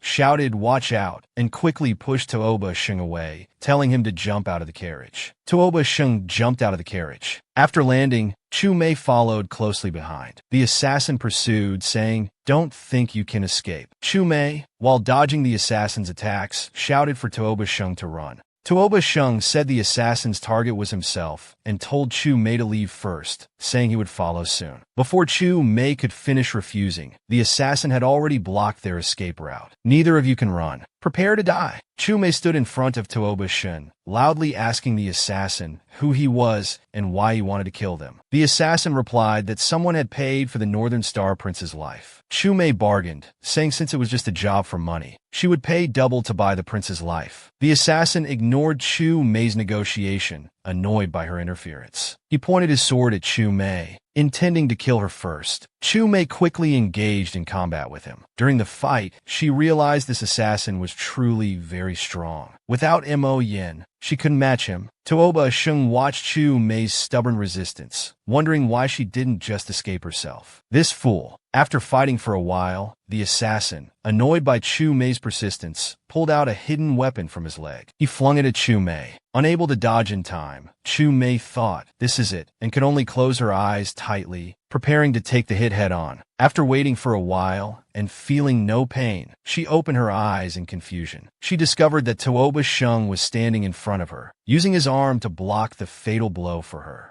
Tooba Shung held Chu Mei in his arms, telling her not to be afraid. He then turned to face the assassin with a cold expression, his eyes flashing with anger. "You want to play? I'll play with you." Tooba Shung quickly pulled out the hidden weapon stuck in his arm. He flung it towards the assassin. It hit directly in the left chest. The assassin, clutching his wound, said, "Tooba Shung, you got lucky." Then he struggled to flee in panic. Chu Mei looked at Tooba Shung, about to thank him, saying it was thanks to Ning Man's ability just now. Before she could finish speaking, she saw Tooba Shung's tall figure collapse. Chu Mei quickly examined the wound on Tooba Shung's right arm, inwardly thinking this was not good. "Oh no, it's snake venom." Chu Mei, with a worried face, helped Tooba Shun sit under a tree. She sat down, her face filled with guilt. "My prince, please don't blame me." Chu Mei quickly tore open the clothing on Tooba Shun's right arm. She put her mouth to Tooba Shun's wound. She began to suck out the snake venom from the wound. After a while, Chu Mei raised her head, wiped the remaining blood from her mouth, and told Tooba Shun, "I've cleared out most of the poison. Let me treat you further. There shouldn't be any major problems." Chu Mei rambled on, not seeing Tooba Shung respond. Only then did she look at Tooba Shung and found him intently staring at her. Chu Mei suddenly felt a bit shy. She hurriedly stood up, her face flushed red, wanting to escape. She said she wanted to go check if the carriage was still usable. But Chu Mei underestimated the power of the snake venom. Just as she took a step, her legs felt weak. It was more potent than she imagined. Just from contact with the poison blood, she was also affected by the venom. Chu Mei suddenly fell onto Tooba Shun's legs. At this moment, Mo Yin arrived. Mo Yin quickly dismounted and apologized to Tooba Shung, saying he was late in coming to the rescue.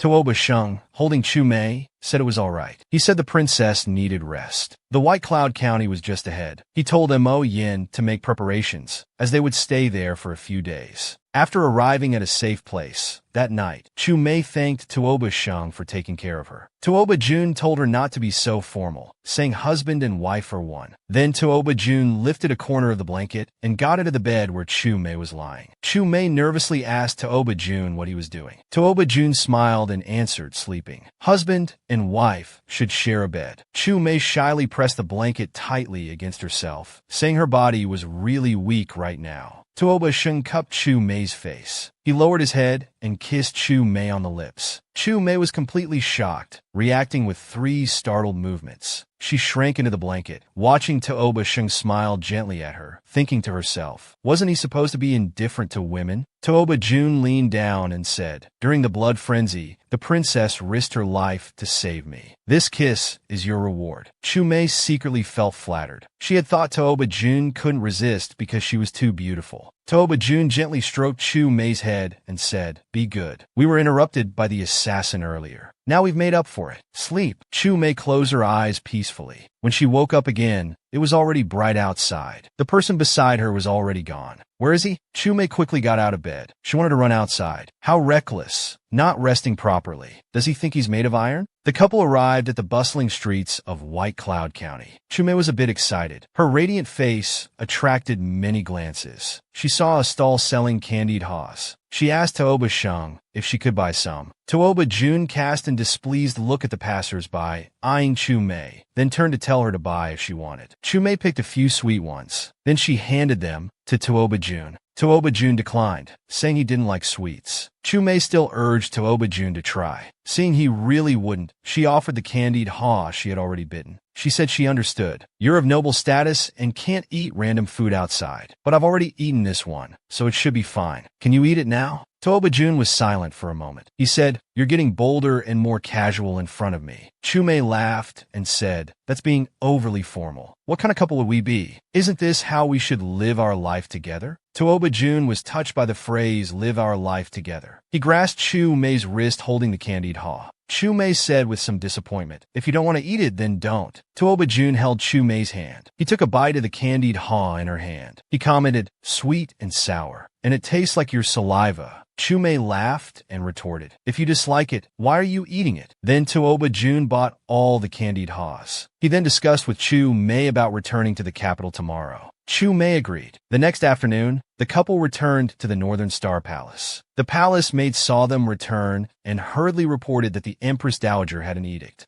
Both were startled. The two returned to their quarters and read the invitation. They sighed in relief. It was an invitation to attend the Qiqiao Palace banquet. Chu Mei looked at Tuoba Sheng and smiled, saying, I heard this Qiqiao banquet is set up to pray for happy marriages in the royal family. It seems the Empress Dowager cares about your highness. Tuoba Jun told Chu Mei, Mother inviting you is firstly to see if you're suitable for this position. At the banquet, the ladies from various houses need to showcase their talents. You should prepare something. Chu Mei assured Tuoba Jun not to worry. As the Northern Star Princess, she naturally wouldn't embarrass him. She said she would definitely please the Empress Dowager at the palace banquet. Time was running out. Chu Mei thought to herself. She needed to make Tuoba Sheng trust her more. This way it would be easier for her to obtain the military strategist's art of war. Tuoba Sheng nodded and said tomorrow he would find someone to teach Chu Mei palace etiquette. Since they just returned today, she should rest well first. Chu Mei bowed and said she would follow the prince's arrangements. Inwardly, she complained that dealing with the royal family certainly wouldn't be easy. How come just as the business battle ended, she now had to participate in palace intrigue? Qing Lian brought a stack of clothes and told Chu Mei that Lady Su heard she was attending the banquet and specially sent a dress. Chu Mei picked up the dress and examined it for a moment. The dress was elegant and dignified. The silver threads emitted a fluorescent glow, perfectly understated luxury. It was just right, as she didn't have suitable clothes here. Lady Su was thoughtful. Qing Lian also said that since Su Qi was released, Lady Su had been deeply grateful to Chu Mei. She wanted to come and thank her today, but because the prince was always around, she didn't dare to come abruptly. So she sent the clothes instead. Chu Mei instructed Qing Lian to send the clothes to the laundry for careful handling, to be worn at the banquet. On the 7th day of the 7th month, the Qixi festival, it was already dusk. Chu Mei was puzzled. Why hadn't Qing Lian brought back the clothes yet? It was getting late. Just as she was saying this, Qing Lian came in angrily, saying the laundry had stained Chu Mei's clothes and refused to admit it. It was outrageous. Chu Mei turned to look. The white dress was now unevenly dyed with blue dye,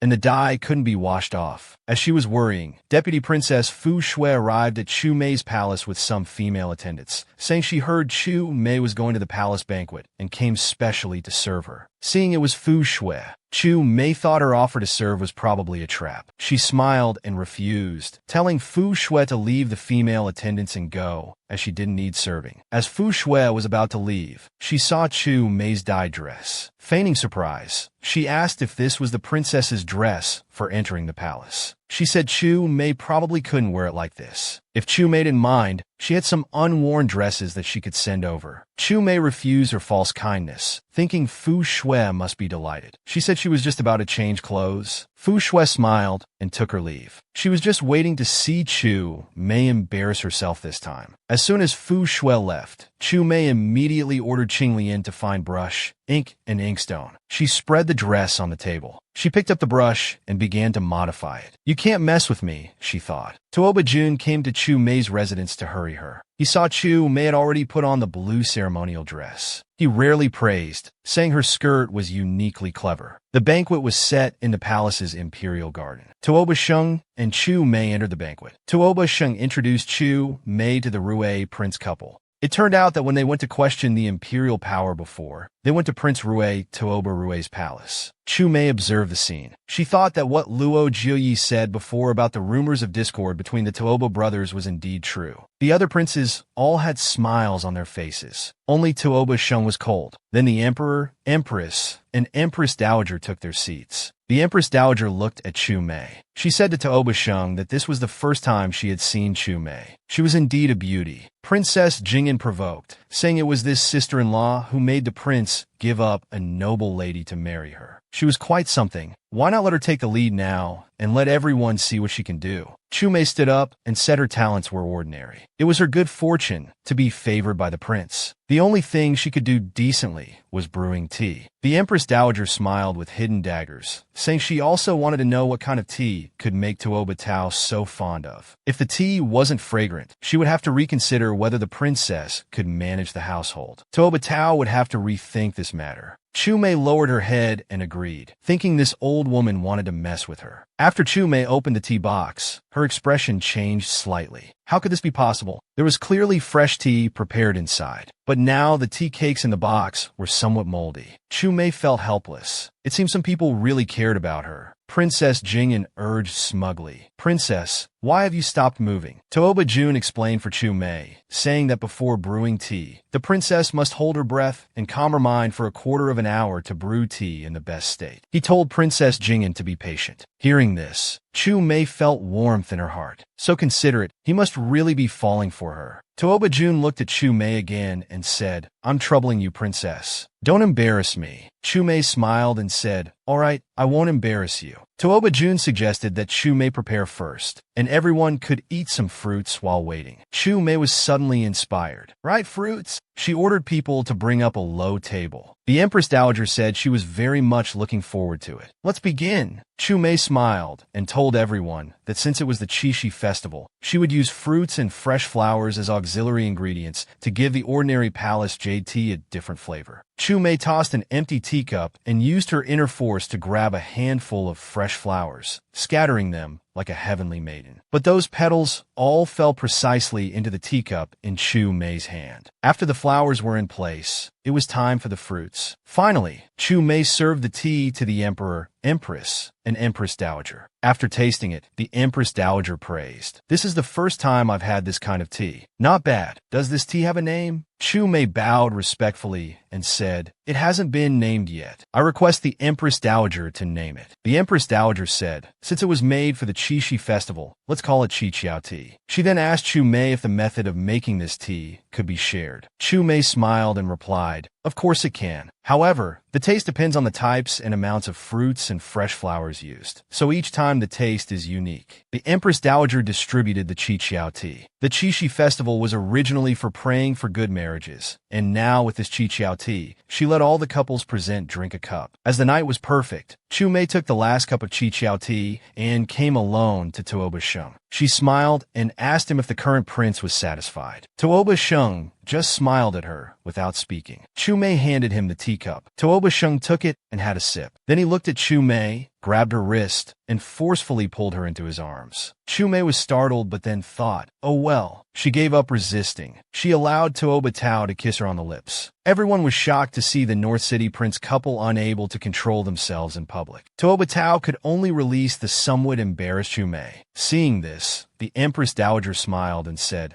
seeing that Tooba Tao has now found his beloved and the couple is harmonious, I can rest assured. Princess Jingyan thought angrily. Chu Mei really stole the show today. At the same time, she felt confused. When did Tooba Jun become so harmonious with Chu Mei? Princess Jingyan bowed to the Empress and asked, wasn't there also an entertainment game prepared for today? Why don't we start now? After getting permission, Princess Jingyan began to announce the game rules. For this Qishi Palace banquet game, all royal couples must participate. This game can test the tacit understanding between couples. The Emperor will reward the winners. The game rules are simple. Everyone must seal their inner force and not use martial arts. Each couple's legs will be tied together, and they must catch fireflies in the Imperial Garden. The time limit is a quarter of an hour. The couple who catches the most is the winner. Princess Jingyan looked at the North City Prince couple, thinking to herself, I don't believe Tooba Shung would like a woman like Chu Mei. This game is perfect to expose your fake marriage. The moonlight was perfect. All the royal couples had their legs tied together. Chu Mei put her arm around Tooba Jun's shoulder. She sweetly said, Your Highness, our North City Prince's mansion must not fall behind others. Tooba Jun asked Chu Mei, do you want to win? Chu Mei smiled and said, I want others to know that we are the couple with the best tacit understanding and the most loving. Chu Mei knew she could use this game as an opportunity to completely win over Tooba Shung and secure her position as the North City Princess. Tooba Shung also smiled and asked Chu Mei, then, can you trust me wholeheartedly? Chu Mei of course said she could. So Tooba Jun held the bottle for catching fireflies in his right hand. His left hand wrapped around Chu Mei's waist. He told Chu Mei not to move, to hold his waist tightly, and to just follow him at all times. Chu Mei nodded and said okay. Everyone looked at the North City Prince couple, who were embracing intimately, whispering to each other, and felt confused. Why were they just talking in the bushes? Weren't they in a hurry? Princess Jingyan, seeing the intimate appearance of the North City Prince couple, angrily wondered what other tricks Chu Mei had up her sleeve. Just as she was thinking this, she saw Tooba Shung start to move. Tooba Shung, with his arm around Chu Mei's waist, jumped up to catch fireflies in the bottle. Chu Mei, however, thought to herself that this was not good. Their feet were out of sync, and she was about to fall. Chu Mei wanted to grab onto something to steady herself, but then remembered Tooba Jun's instructions to trust him. So Chu Mei withdrew her outstretched hand and held tightly onto Tooba Jun's arm. As Tooba Jun landed, he smiled and said, Since you trust me, I will surely protect you completely. Chu Mei was moved by Tooba Shun's serious expression. Did she trust him?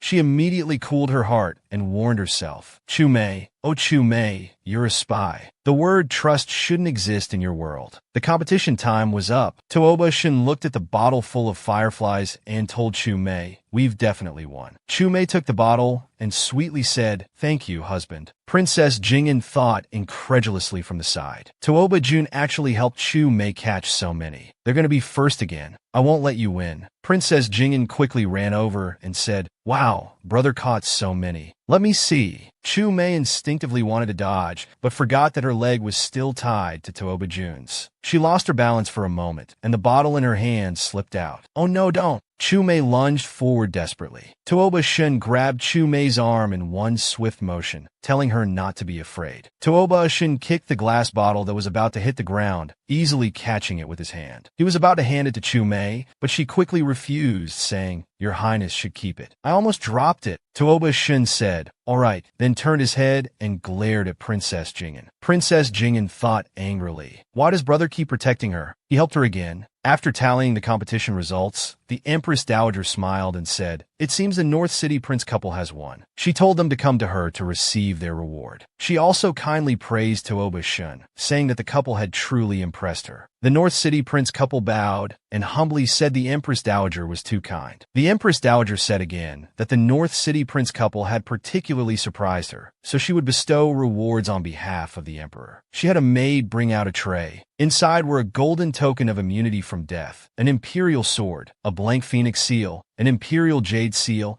and a silver bracelet inlaid with blue sapphire and agate. The Empress Dowager said to let the North Star Prince couple pick up these 5 items at the same time. If they both chose the same item, it would be awarded to them. If not, she couldn't be held responsible. Chu Mei listened and broke out in a cold sweat. Each item was extraordinary. The Empress Dowager's action seemed to be testing Tuoba Sheng. Chu Mei and Tuoba Sheng exchanged a glance. They reached out their hands at the same time. It was time to choose. Unexpectedly, both of them reached for the box containing the blue agate-inlaid bracelet. Tuoba Jun's hand was ultimately faster than Chu Mei's, picking up the bracelet first. He grabbed Chu Mei's hand and put the bracelet on her wrist. Chu Mei blushed and thanked Tuoba Jun with a smile. Seeing this, the Empress Dowager praised them contentedly, saying they were her good children. Their harmonious marriage would put her mind at ease. The couple bowed again to thank the Empress Dowager. The Empress Dowager then announced that the competition was over and today's banquet would end here. The Tuoba Sheng couple left the Imperial Garden. Tuoba Sheng said the prince's mansion wasn't far from the palace and asked if Chu Mei would like to take a walk with him. Chu Mei couldn't ask for more and said of course she would.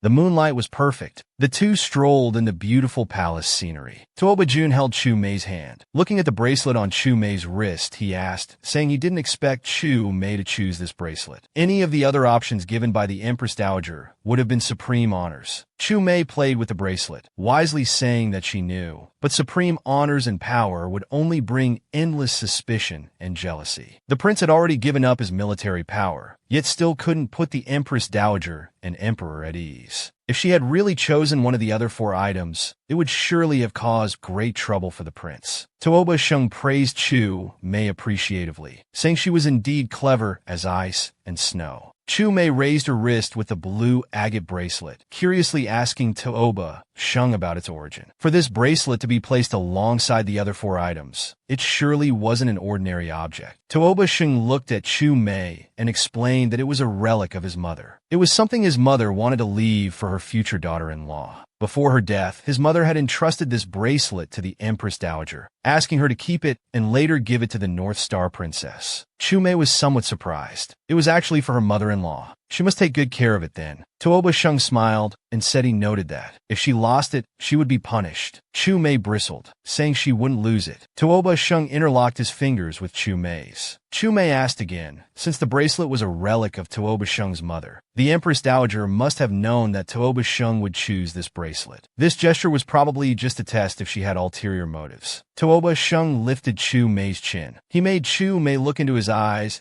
and said affectionately that tonight she had proven herself worthy of being his, Tuoba Jun's princess. After this heart-to-heart, Chu Mei carefully asked. Tuoba Jun said that from what he saw at today's palace banquet, he realized that although all princes are brothers, there is such a distinction between them. The prince had rendered meritorious service to the royal family. So why was it like this? Chu Mei bowed and firmly said that she had no other intention in asking these questions. As his wife, she only wanted to share the prince's worries. Tuoba Jun helped Chu Mei up and opened his heart to her. He said that when he was young, the late emperor had intended to make him the crown prince. Later, misfortune struck. It was the Empress Dowager who saved him. To repay this life-saving grace, Tuoba Jun's mother made him swear that he would never seek the throne. Chu Mei murmured, "So that's how it is." Then, with a hint of sympathy, she added, "But your highness is brave and skilled in battle. Your great achievements make you a threat to the throne. It's inevitable that people would be wary of you.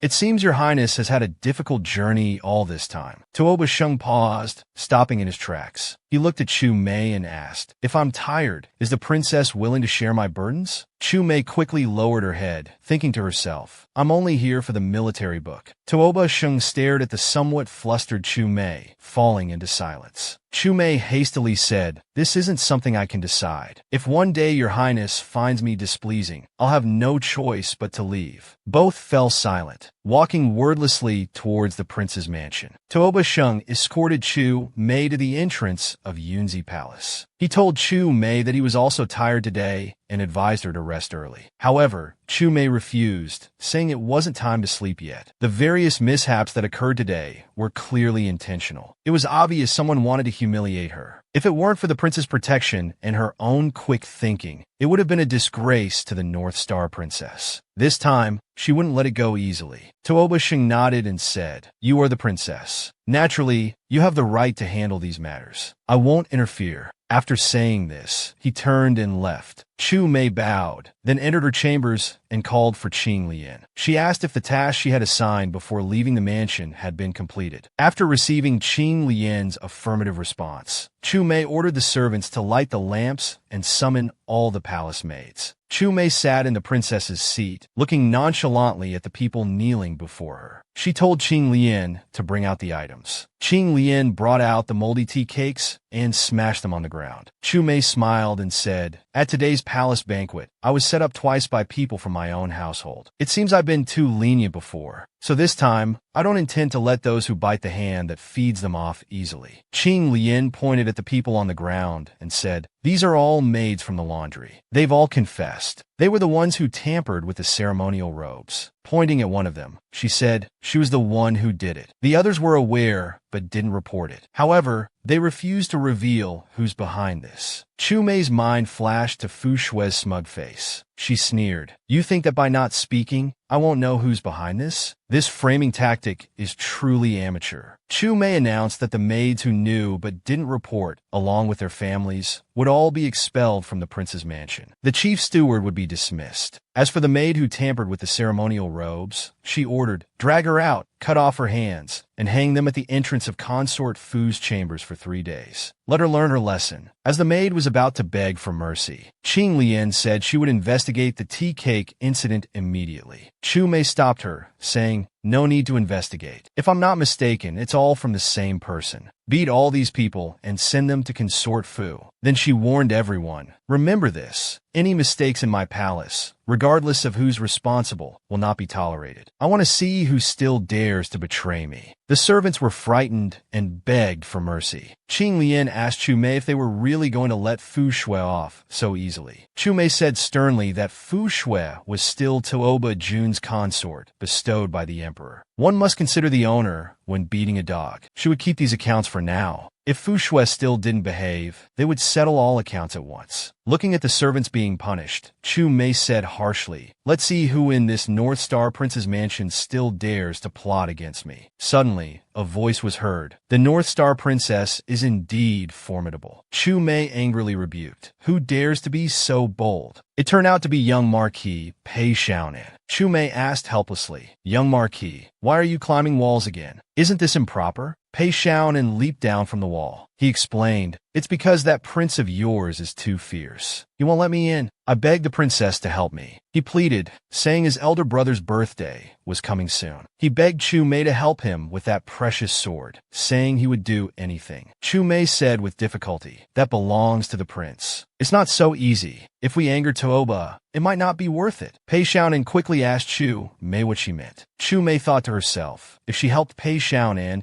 she could gain favor with the Chong Wagong's family and have another backer. If she ever had a falling out with Tuoba Jun, she would have a place to seek refuge. With this in mind, Chu Mei told Pei Xiaonan that she was moved by his brotherly love and decided to help him test the waters first. She asked him to go back and wait for news, saying she would do her best to help. Pei Xiaonan quickly expressed his gratitude. After Pei Xiaonan left, Qinglian said to Chu Mei, "The prince probably won't agree. Isn't it too rash for you to promise so easily?" Chu Mei replied, "Qinglian, when I married into the prince's mansion, to get the art of war, I had already investigated. Tuoba Jun has a treasure room. The sword is most likely there." Qinglian worriedly said, "Without Tuoba Jun's agreement, I'm afraid it won't work." Chu Mei smiled and said she wasn't in a hurry to act, knowing both sides would allow for better action. Before dawn, she would go to investigate first and also check if the art of war was there. Chu Mei changed into her night clothes and arrived at the treasure room. She thought there might be traps here, so she had to be careful. Before she finished speaking, she stepped on a loose tile on the floor. A flying dagger shot quickly towards Chu Mei. Chu Mei barely dodged it, losing a strand of hair. the dagger embedded deeply into the wall of the treasure room. Chu Mei thought to herself, that was terrifying. Tuoba Jun's precautions are too extreme. Chu Mei walked into the inner part of the treasure room and saw the Qishao sword.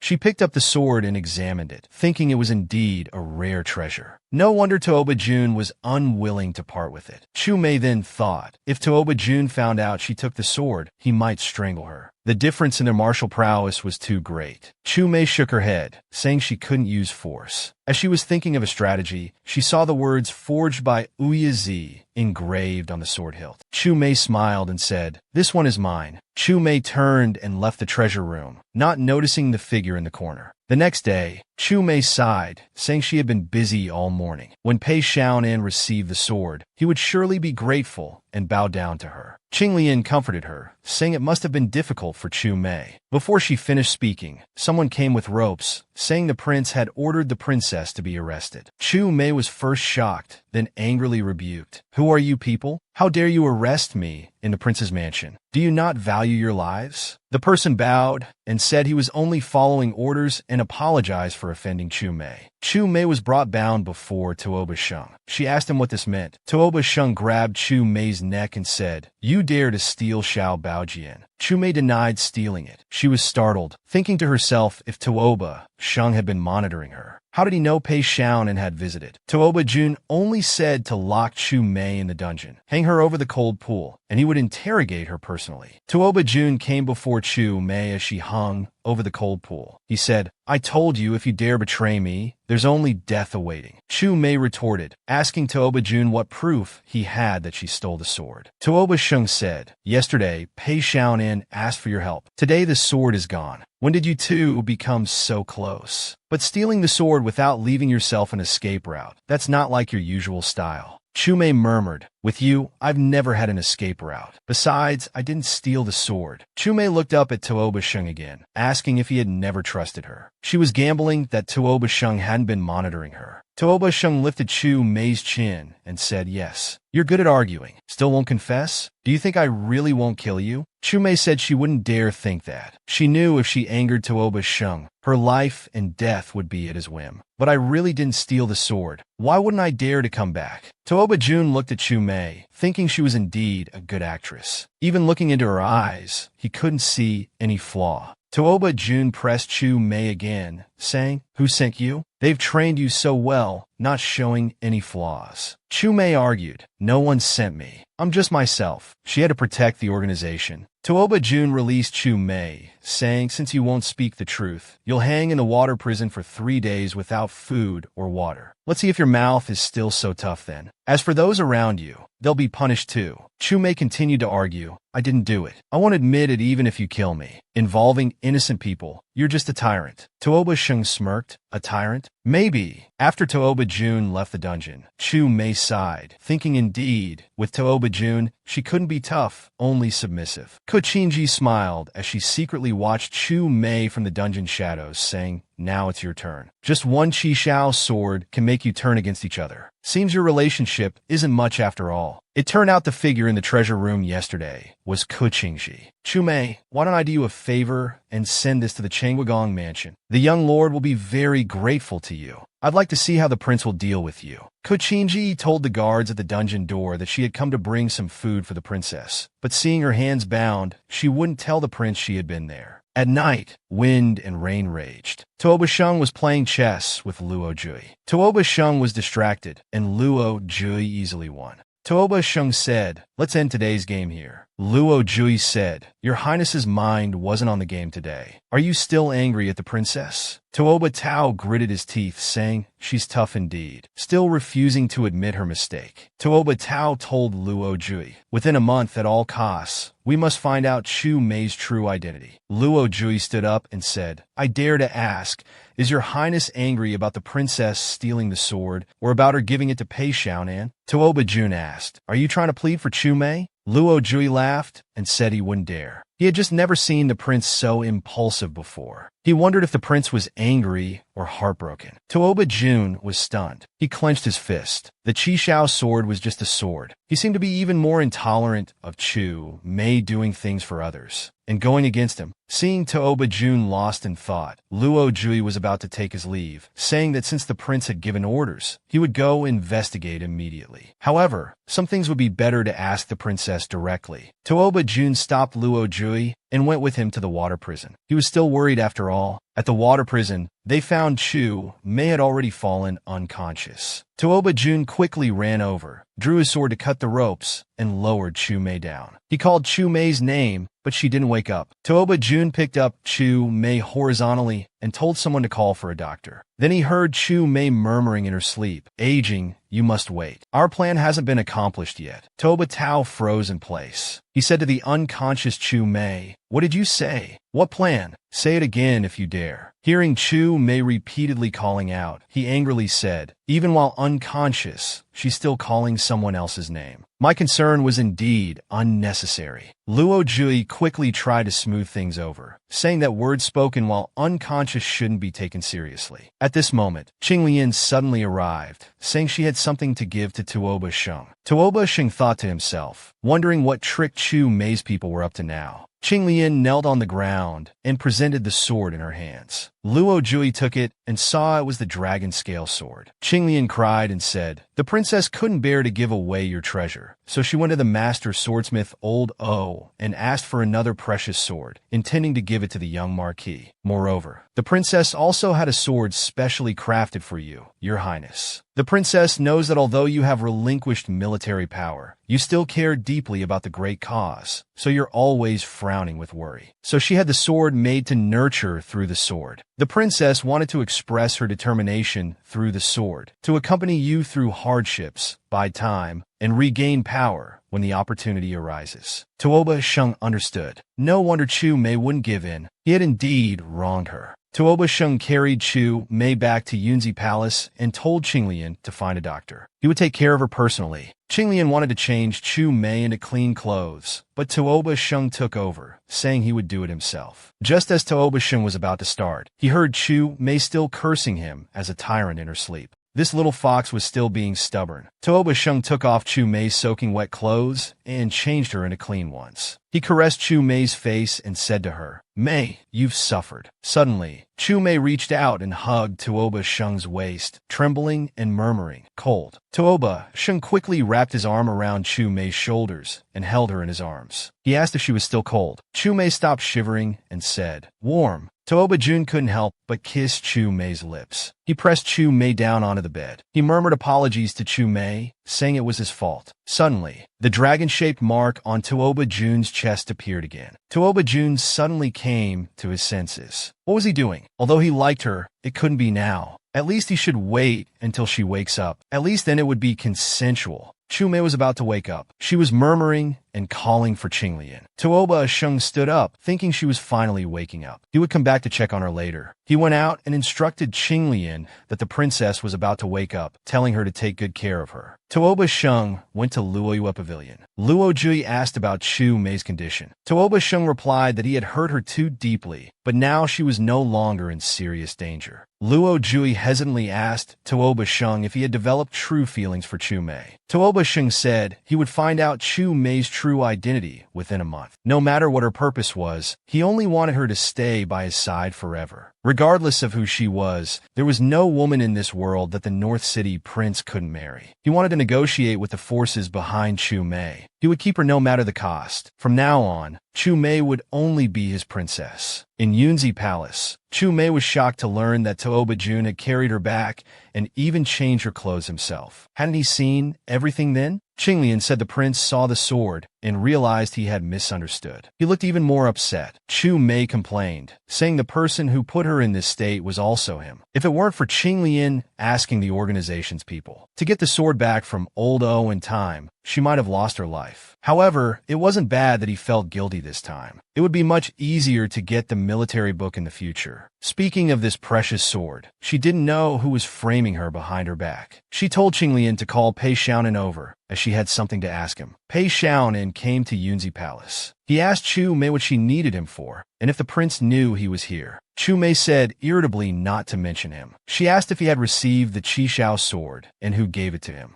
Pei Xiaonan asked confusedly if it wasn't her. The maid said the person who delivered the sword claimed to be from the princess. He had even sent someone to the prince's mansion to thank her. Chu Mei held her head and cursed inwardly at such a useless ally. Then she told Pei Xiaonan that she had been framed. How could she dare to steal the Qi Xiao sword? There wasn't only one Qi Xiao sword in the world. She had obtained the dragon scale sword for him and was planning to give it to him. Now someone had framed her for stealing the Qi Xiao sword, and the prince was furious. Pei Xiaonan said in panic, "What? The North City prince didn't do anything to you, did he?" The consequences of his anger can be very serious. No wonder you look so unwell. The North City prince's punishment must have been severe. I'll go back and ask about this carefully right away. Chu Mei comforted him, saying it was nothing, just some physical suffering. Then Pei Xiaonan stood up and bowed to Chu Mei. He said seriously, "It's all because of me that you've gotten into such big trouble. I'll remember this favor. I'm determined to be your friend." Chu Mei returned the gesture, saying, "Young Marquis, you're too kind. If you have any news, please let me know immediately." After Pei Xiaonan left hurriedly, Qinglian brought a tray and said, "Chu Mei, you haven't eaten for 2 days. Have some porridge first, then think about it later." Chu Mei stirred the porridge in the bowl, saying worriedly, "The other party didn't succeed this time. They surely won't give up. They will make another move. I can't wait passively. I need to strike first." Qinglian pondered and said, "Could it be that concubine Fu again? She has tried to harm you several times. The dress and tea cakes didn't succeed in bringing you down, so she might have framed you this time." Chu Mei shook her head and said, "It's not her. Even I took a long time to find his treasure hiding place. Fu Shui and Tuoba Sheng are not close friends. Tuoba Sheng definitely wouldn't tell her. Even if she knew, she couldn't get past the traps in front. To know where the treasure is hidden and to enter smoothly, it must be someone who has been with Tuoba Sheng for a long time. But Tuoba Sheng's people have no reason to harm me. This is clearly aimed at disrupting my relationship with Tuoba Sheng. This person must be afraid of my relationship with Tuoba Sheng getting better and better." Chu Mei fell into silence. Qinglian hurriedly asked if Chu Mei had thought of someone. Chu Mei smiled knowingly and said, "That's right. We've overlooked someone. He's a very special presence in the North Star Prince's mansion, the one living in Peach Blossom Cottage." Qinglian exclaimed, "Miss Ko? Is she doing this because she has feelings for Tuoba Jun? But Kuyu is his sister. How could she do this?" Chu Mei interrupted, "Why not? The human heart is the most unpredictable thing in this world. But we don't have concrete evidence yet. Let's go to Peach Blossom Cottage this afternoon to meet her." Inside Peach Blossom Cottage, Chu Mei and Ko Qingji were drinking tea. Chu Mei smiled and said to Ko Qingji, "I've come abruptly to ask Miss Ko for advice on some of the prince's preferences. I'm new here, but have to take care of the prince's daily life, so I really need to do some homework. With Miss Ko's kindness, I'm sure you won't refuse me." Ko Qingji said with some difficulty, "The prince only returned to the capital recently, and I just moved into the mansion. I've only met Tuoba Sheng a few times before with my sister. If Kuyu were still here, she could probably give you some advice. Come to think of it, my sister and the prince were truly in sync. Not everyone can have that kind of rapport with the prince." Chu Mei held her forehead. "Why do you keep mentioning Kuyu?" Ko Qingji added, "Only my sister knew the prince's preferences well." Ko Qingji laughed inwardly, thinking, there won't be another Kuyu in this world. Some people are just wasting their efforts, even if they ask about his preferences. Chu Mei said somewhat shyly, "Miska hasn't experienced mutual love, so you might not understand some things. Being together every day, intimately, naturally creates a rapport over time. Like the prince and I now. Our rapport at the Qiqiao festival was truly enviable to everyone. Oh, I forgot. Miss Ko didn't have the status to attend the Qiqiao festival. What a pity." Chu Mei noticed Ko Qingji's face change slightly and thought, she gets angry so easily. She quickly asked Ko Qingji with concern, "Sister, you don't look well. Are you feeling unwell?" Just then, Ko Qingji called out, "Your Highness." Chu Mei was puzzled. Why had he come? Ko Qingji quickly stood up and said, "Your Highness, why are you standing at the door without saying anything? Please come in."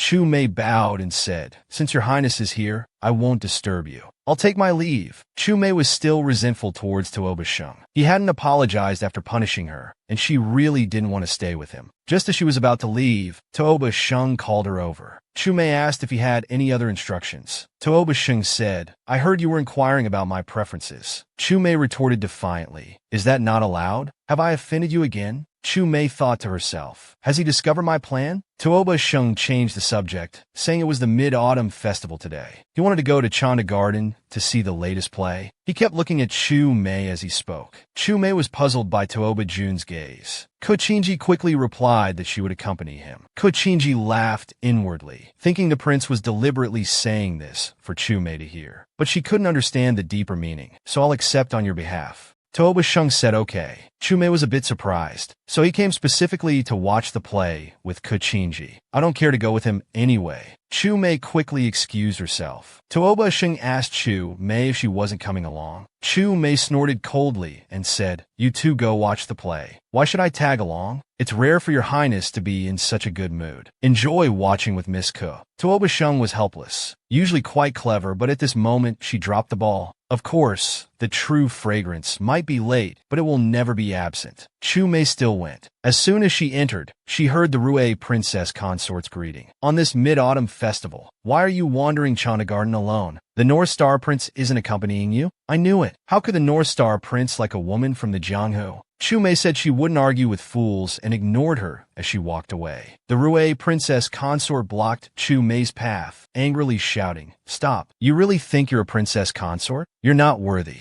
A commoner is just a commoner. I'm talking to you, and you dare to turn and leave without a word?" Chu Mei retorted that she could only understand human speech, and she indeed hadn't heard any sound just now. The Rue princess consort angrily said, "Who do you think you were to talk to me like this? I am the North Star Princess Consort." Her fierce demeanor truly resembled Tuoba Tao's. "How dare you make me step down from the white platform? Just wait." The Rue Princess Consort pinched her own arm hard. Then she quickly darted in front of Chu Mei and grabbed her sleeve. Chu Mei shook her off, and the Rue Princess Consort fell to the ground. She cried to the Rue Prince, saying Chu Mei tried to kill her. "Look at what she did to my arm. If I hadn't dodged quickly, she would have broken it." The Rue Prince played along, embracing the Rue Princess Consort and ordering his subordinates to seize Chu Mei. Chu Mei sternly asked, "What's the meaning of this? Are you trying to bully the North Star Prince's household?" The Rue Princess Consort grabbed Chu Mei's wrist and said, "You assaulted a princess consort. If you don't kneel and apologize, I'll report you to the Imperial Clan Court." Suddenly, a short knife flew in and pierced the Rue Princess Consort's right arm. Tuoba Jun appeared, asking, "Who dares to make my princess consort kneel?" The Rue Prince and Princess Consort, seeing Tuoba Jun arrive, retreated somewhat nervously. Then, gathering courage, they shouted, "Brother, even if you were the North Star Prince, you owe us an explanation." The Princess Consort deliberately harmed Shinro. Tuoba Sheng snorted coldly. "Tuoba Rue,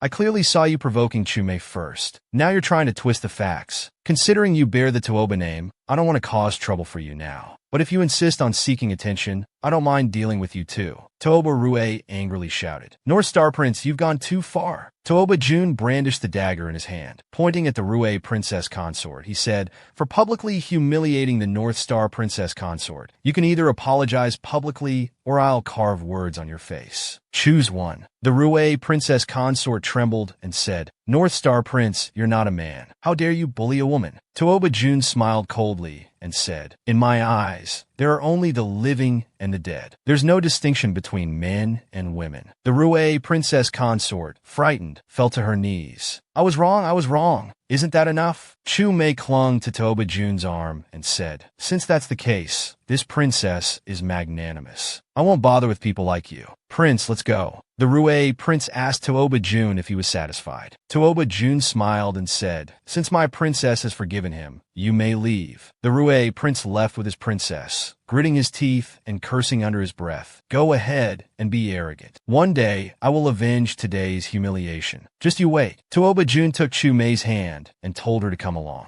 Chu Mei asked confusedly. Where? What about Miss Ko? Tooba Jun replied. She's not here. Chu Mei huffed. Didn't you invite her to watch the play? Tooba Jun looked straight at Chu Mei and emphasized word by word. I invited you. Chu Mei said smugly. Then today I'll treat the prince to a play. Tooba Jun retorted. I booked the most expensive seats and even ordered flower baskets. Do you have enough money? Chu Mei quietly said, not enough. Just these few silver pieces. You'd better not show off. Tooba Jun put his arm around Chu Mei's shoulders, smiled and said, silly, then led Chu Mei into the inner room. Chu Mei observed the surroundings and marveled. The prince is indeed generous. Tooba Jun asked, didn't you say you weren't coming? Chu Mei pretended to ponder and said, since today's play is one the prince likes, of course I had to come and see it. Tooba Jun ruffled Chu Mei's hair. Chu Mei glanced at him furtively and saw Tooba Jun smile and say, as expected of you, lying without batting an eye. On stage, they were explaining the plot of the play. It said that many years ago on the Mid-Autumn Festival, the North Star Prince and his warriors were fighting in Dalian. It was their sacrifice that led to today's reunion festival. The play was titled The North Star Prince's 7 Kills in Dalian City. Chu Mei asked, is this about your attack on Dalian back then? Tooba Jun was a bit embarrassed and just told her to watch the play. He just wanted to spend a mid-autumn festival with her, but didn't expect to encounter such a play. Chu Mei secretly laughed, thinking Tooba Jun was really reserved, coming to watch a play praising his own merits. She then rested her head on Tooba Jun's shoulder and said, let's watch the play. Tooba Jun, at an angle Chu Mei couldn't see, also revealed a slight smile. On stage, they were praising Tooba Jun's legend. Chu Mei thought to herself, this guardian of the new dynasty had become the man by her side. After the play ended, Chu Mei sighed, saying that after watching today's play, she truly regretted not coming to the prince's side earlier. She couldn't witness the prince's heroic figure on the battlefield. Tooba Jun smiled, cupped Chu Mei's face and said, it's not too late now. You'll still get to see it. Today is Mid-Autumn Festival. I'll take you for a stroll. Chu Mei happily said, all right. Tooba Jun accompanied Chu Mei on a walk through the streets. They were feeling full when they unexpectedly encountered Princess Jing'an. Princess Jing'an angrily said to Tooba Jun, brother, you've been hard to find. On Mid-Autumn night, you couldn't even attend the palace banquet, only accompanying this wild woman. Has she bewitched you?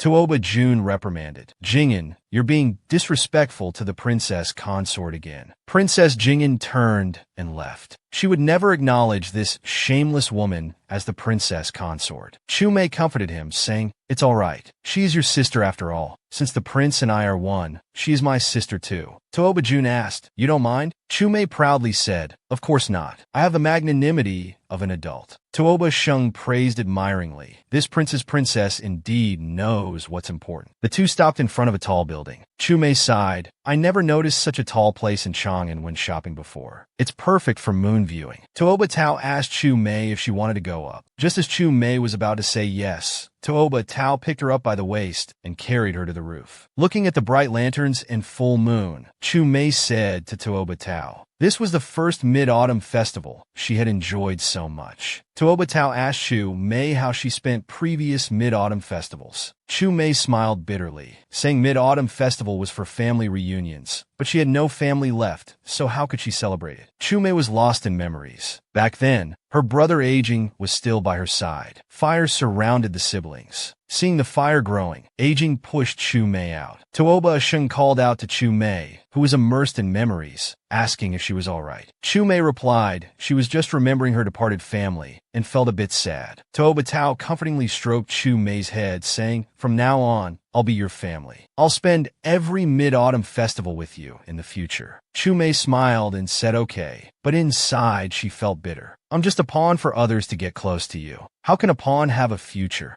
Gazing at the bright moon, Chu Mei said she was happy just living in the present with the prince. Tooba Jun also responded that the future was long and he would always be with her. Chu Mei thought, today I'm just myself. Though everything beautiful may be fleeting, at least I've experienced it. Suddenly, Chu Mei saw a familiar figure rushing through the street. Without orders from the organization, he wouldn't appear here. She must have seen wrong. Just as Chu Mei said she was fine, they heard a report that Princess Jing'an had gone missing. Both were shocked. Tuoba Sheng anxiously stood up, saying he had just seen her, wondering what happened. The subordinate replied that according to the princess's guard, after meeting Tuoba Sheng's couple, she was separated in the crowd at a Ning Lane in Chang'an Street. Someone bumped into the princess, and then she disappeared. Tuoba Tao leapt down from the roof with Chu Mei, telling her Jing'an must have been kidnapped. Tuoba Tao wanted to tell Chu Mei to go rest first when they returned to the mansion. Chu Mei volunteered, saying if there was anything she could do about the princess's matter, she would spare no effort. Back in her chambers, Chu Mei instructed Qinglian that Princess Jing'an was missing, and it wasn't convenient for her to leave the mansion at this time. Your martial arts are good. Go to Wan Qingxi right away to gather relevant information.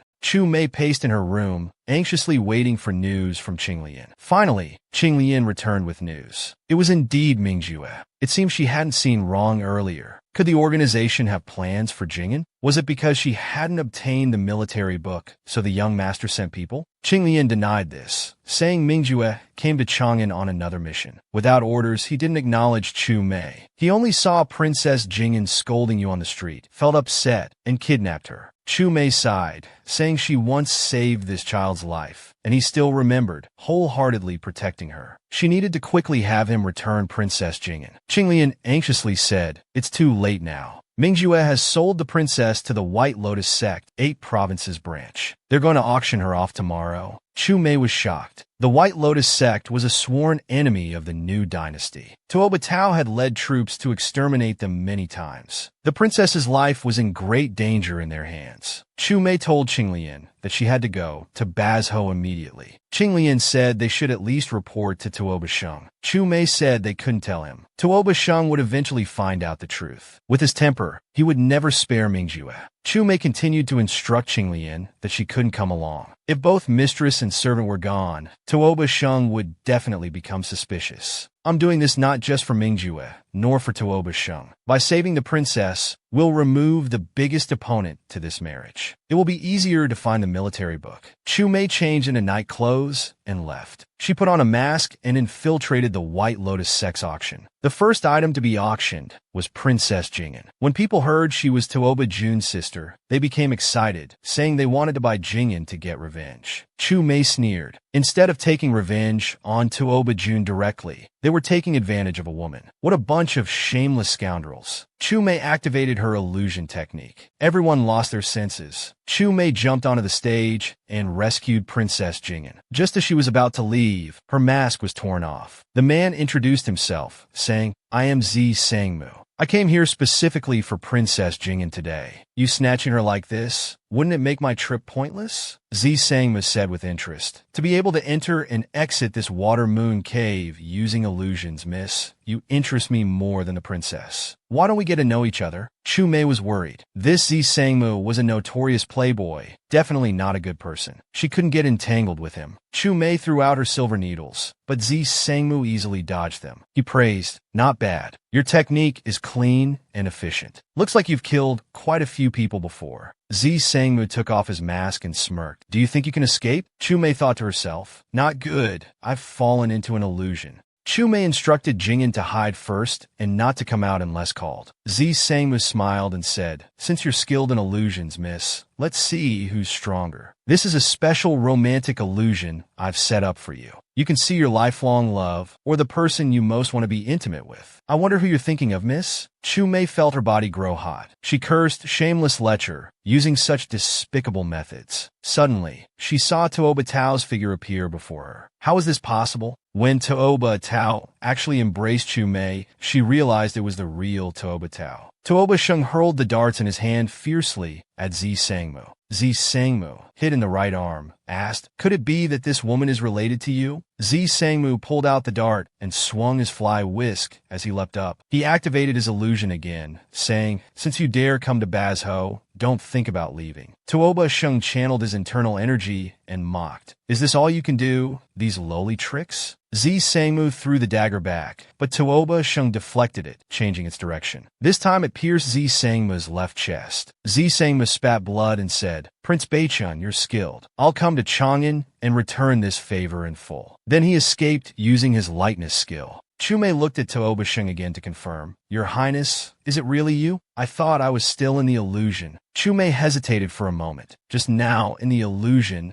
was it because I had him in my heart, or was there some other reason? Tuoba Jun asked Chu Mei if she was injured. Chu Mei asked in return why the prince was here. Tuoba Jun only answered that it was intuition. How could he possibly track her here, just based on intuition? Of course, it was because Luo Jui had reported earlier that he found out Princess Jingyan had been sold to the White Lotus sect branch in Bazhou. Strangely, the person watching Chu Mei said she also went to Bazhou, seemingly quite related to this matter. Tuoba Tao was shocked. Bazhou was one of the strongholds of the White Lotus sect. The White Lotus sect had been his sworn enemy for a long time. Jingyan was already in the tiger's den. If Chu Mei's identity was exposed, it would be even more dangerous. That's why he left everything behind in the mansion and rushed here without stopping. When Chu Mei heard him say intuition, she expressed that believing him would be strange. He must have sent someone to follow her. Chu Mei turned her head and said to go check on the princess quickly. After examining, Chu Mei told Tuoba Sheng that Jingyan's acupoints were just sealed. Tuoba Sheng had just unsealed them. Princess Jingyan immediately started accusing Chu Mei, saying it was because of this bitch that they sold her to the White Lotus sect. Tuoba Jun scolded her, saying not to be disrespectful to the princess consort. She risked her life to save you, yet you're still so inconsiderate. Princess Jingyan said angrily that the people who kidnapped her kept saying they wanted to take revenge for Chu Mei. Just because of this bitch, she almost lost her life. Ming Jue suddenly jumped out from the side, saying, "You dare to curse people?" Seeing him, she immediately said, "It's this bastard who kidnapped me."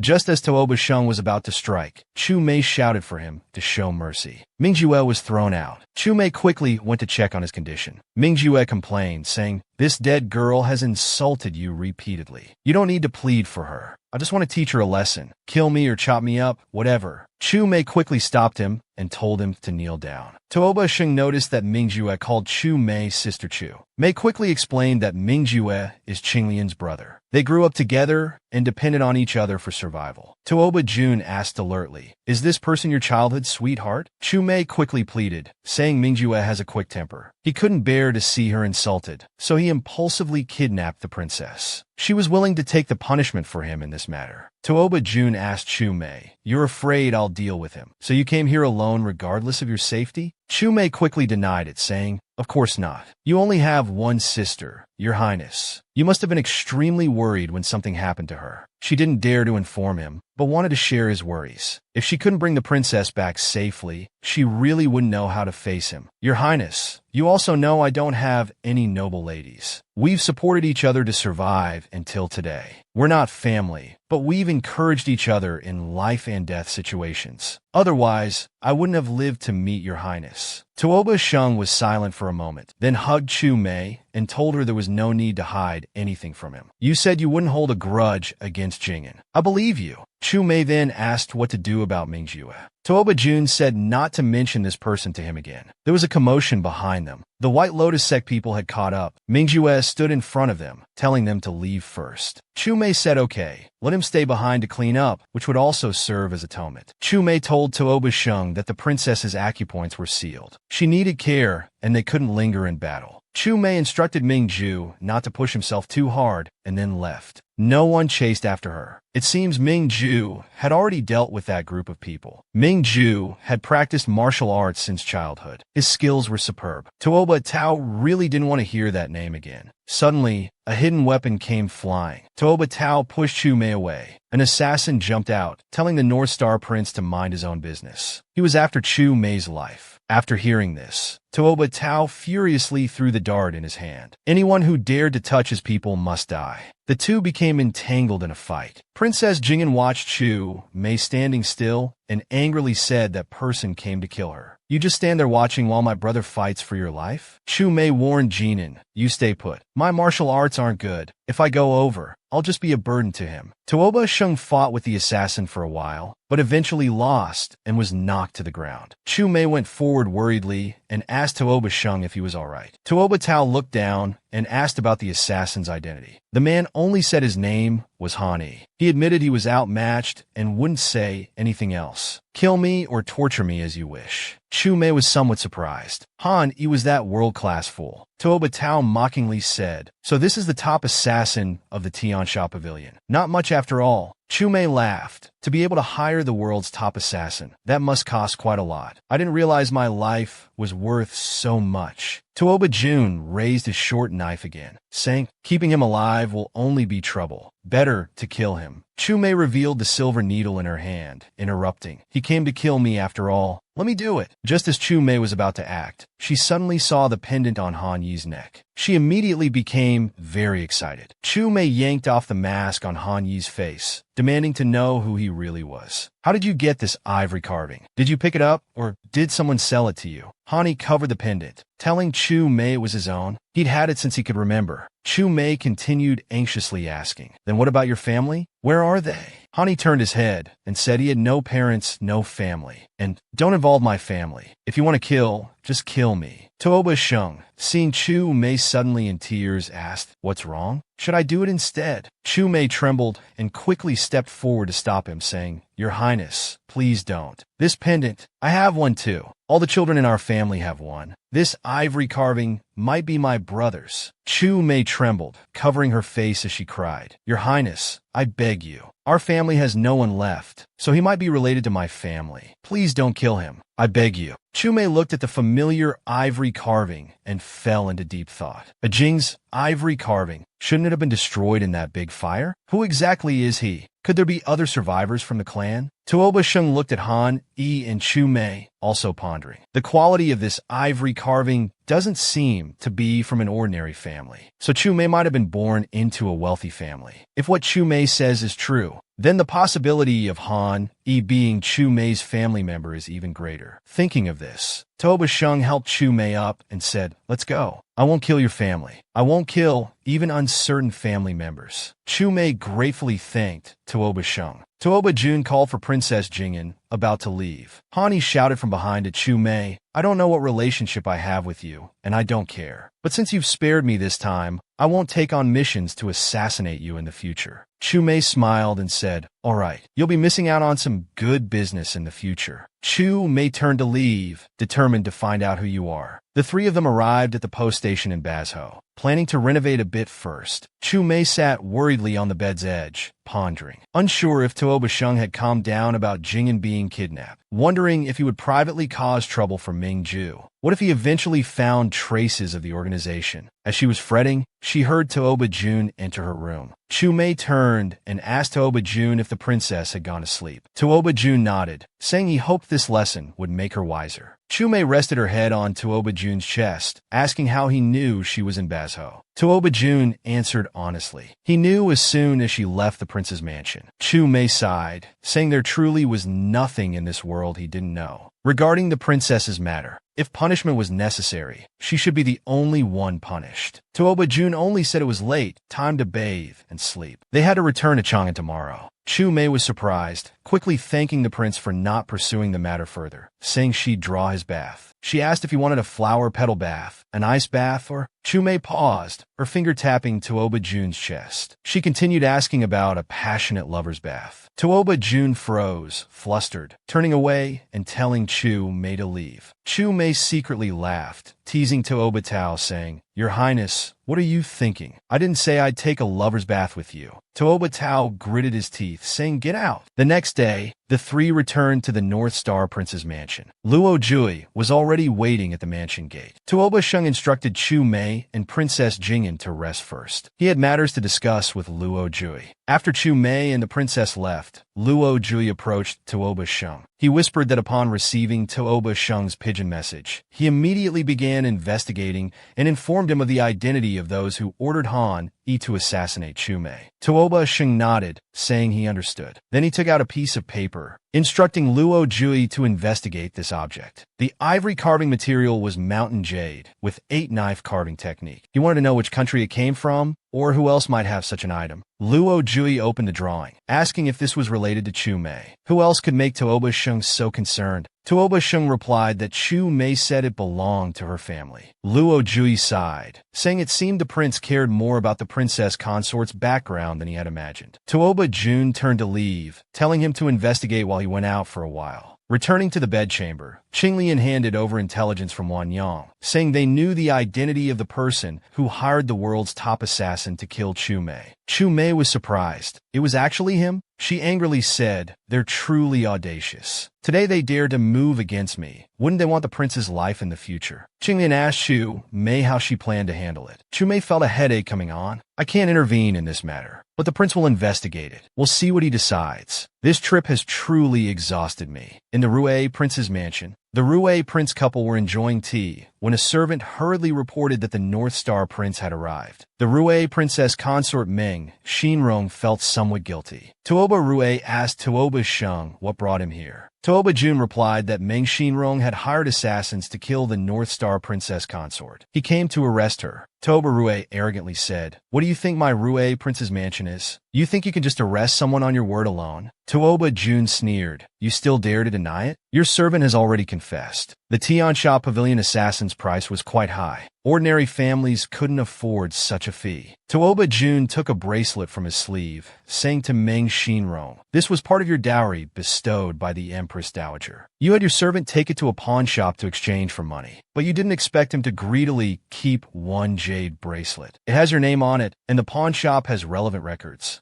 Seeing her plot exposed, Meng Xinrong fell to her knees in fear, begging Tuoba Rue for mercy, saying it was because of the humiliation at the play last time. She couldn't swallow that insult. Tuoba Sheng, with a dark expression, asked if she wanted to end her own life. "I'll do it myself." After hearing this, Tuoba Rue felt exasperated. What a foolish woman. He had spent so much time concealing his strength and biding his time, not letting Tuoba Sheng discover the long-laid plans. Now you keep provoking Tuoba Sheng. At this rate, Tuoba Sheng will eventually find out. Thinking of this, Tuoba Rue no longer softened. He shook off Meng Xinrong, apologized to Tuoba Shin, saying it was his fault for not managing his household well, and that Tuoba Shin need not take action himself. "I will give Chu Mei an explanation." Then he ordered people to lock Meng Xinrong in the clan court. Tuoba Shin turned and left. After Tuoba Rue bowed, he quietly instructed his servants that the princess need not return. He told the servants to do it cleanly, without anyone noticing any issues. "Meng Xinrong, you almost ruined my grand plan. Don't blame me for being ruthless. Tuoba Tao, we have a long way to go." In the Cloud Palace, Chu Mei was sleeping soundly. In her drowsiness, she turned her head and saw Tuoba Tao right next to her. Chu Mei was about to get up, but Tuoba Tao stopped her. Chu Mei felt a bit shy. How did Tuoba Tao end up in her bed? It must be a dream. Tuoba Jun placed his hand behind Chu Mei's head, pulling her into his embrace. He comforted her, saying her heartbeat was too fast and noisy, telling her not to be excited. "It's just sleeping, not sleeping with you." Chu Mei defended herself, saying she wasn't excited. Tuoba Jun teased, asking who was so eager for his nude painting, who wanted to peek at him bathing, and who got so excited they could barely contain themselves just seeing him get into bed. Chu Mei awkwardly said the prince misunderstood. Chu Mei expressed that she really couldn't explain herself. It was all for the mission. Tuoba Jun placed his finger on Chu Mei's chest, asking why her heart was racing like a little deer then. Hearing her accelerated heartbeat, Chu Mei's face reddened even more. She quickly turned away, changing the subject, asking Tuoba Sheng when he came last night. "This is morning. Seeing someone next to me, my heart raced from shock." Tuoba Sheng replied that he came at midnight, saw Chu Mei sleeping soundly, so he didn't wake her. At this moment, a servant reported that gifts had arrived from the Rue prince's mansion. Qing Lian brought in the Rue prince's letter. Tuoba Shin said Meng Xinrong couldn't withstand the torture in the clan court and had committed suicide. After reading it, Chu Mei asked Tuoba Shun if this was to avenge her. Tuoba Tao replied that daring to touch his people was seeking death. Chu Mei threw herself into Tuoba Tao's arms, saying it felt so good to have someone protect her. She wanted to stay by the prince's side for life. Tuoba Tao smiled and said no taking it back. Just as the atmosphere was right, they heard Pei Xiaonan calling for Chu Mei outside. Pei Xiaonan was about to enter carrying a stack of books when he saw Tuoba Tao embracing Chu Mei as they came out. He asked why she was shouting at the princess consort's chamber door. Pei Xiaonan quickly explained that he came to deliver farewell letters to Chu Mei. In 3 days, it would be Pei Xiaonan's older brother's birthday. This year, Pei Xiaonan wanted to do something special, but he had no ideas himself, so he came to ask Chu Mei for advice. Preferably something surprising, exciting, and moving, like when they caused a commotion at Water Moon Cave the other day. Chu Mei held her head, wondering if such a shocking birthday was really good. Tuoba Sheng gave a suggestion, the Three Paths River. Chu Mei thought, rumor has it that the Three Paths River connects to hell. Going to such an ominous place for a birthday, there must be some hidden meaning. Hearing Tuoba Sheng's suggestion,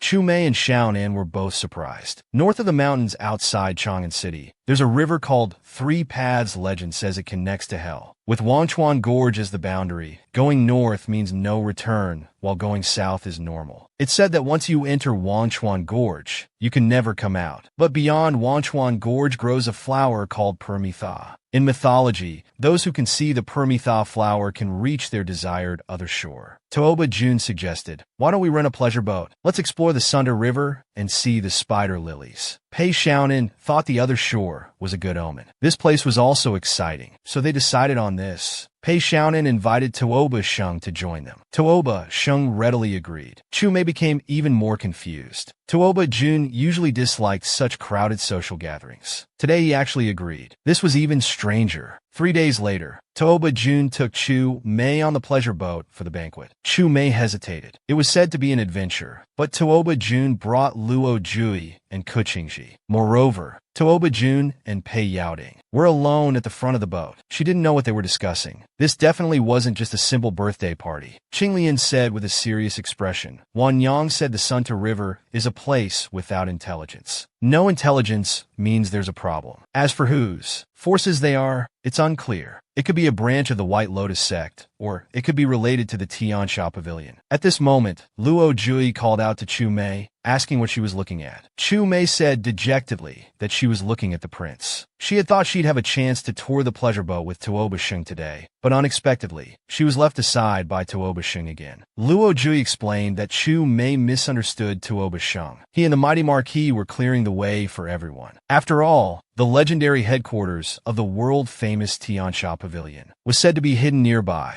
Chu Mei murmured, the Tiansha Pavilion before, I was once assassinated by Hani, the top assassin of the Tiansha Pavilion. This Tiansha Pavilion is really bold. Even as the Northern Star Princess, they dare to touch the prince's eyebrows. Jui casually said, the Tiansha Pavilion and Tuoba Sheng are old rivals. 3 years ago, they carried out a large-scale assassination attempt on the Northern Star Prince's mansion. Later, they were suppressed by Tuoba Sheng. The organization was almost destroyed. Chu Mei asked, now that this has happened again, have they risen from the ashes? Luo Jui smiled and said Chu Mei should have heard of Yi Mo, Keijan Bailu, who were top assassins of the Tiansha Pavilion. These 3 narrowly escaped, but were severely injured by someone unknown. Their power is much less than before, but they've been unusually active recently. It has been confirmed that the tax robbery and large-scale silver plundering were their doing. Mimi sighed, saying the prince was really working hard. She only learned about the White Lotus sect when Princess Jing'an was kidnapped. They hated Tuoba Shun to the bone. Now there's the Tiansha Pavilion. They're really 2 thorns in the side of the new dynasty. Luo Jui quipped. Not just 2. There's another one hidden very deep. We become shadows in the night. But the princess can rest assured. The prince is like the sun. Where he is, there is no darkness. Chu Mei thought to herself, isn't that my organization? Tuoba Sheng has indeed noticed it early on. Chu Mei responded, the prince isn't here. Flattering like this won't get you a raise. But Master Luo, are you even on the prince's payroll? Luo Jui waved his feather fan, saying, Princess, you've gotten so much information from me, and now you're still trying to fish for more. Be careful. Up ahead is the Wanchuan Gorge. Chu Mei smiled and said she wasn't afraid the prince would protect her. Pei Xiaonan saw that Chu Mei hadn't paid attention to him the whole way, so he invited Chu Mei to fish for water ghosts together. Chu Mei told Pei Xiaonan to call Kuqingji too. It would be more fun with more people. Chu Mei thought to herself. Tuoba Jun's suggestion this time was definitely not for fun. It was likely using herself as bait. She'd take it step by step. Pei Yaoding thanked Tuoba Jun for the sword. Tuoba Jun smiled and said he should thank the generous general for helping to lure out the ghosts in this Sunta River. Gathering troops and horses would make too much noise. It would alert them, and the hidden people would be hard to find. Pei Yaoting said this was his responsibility.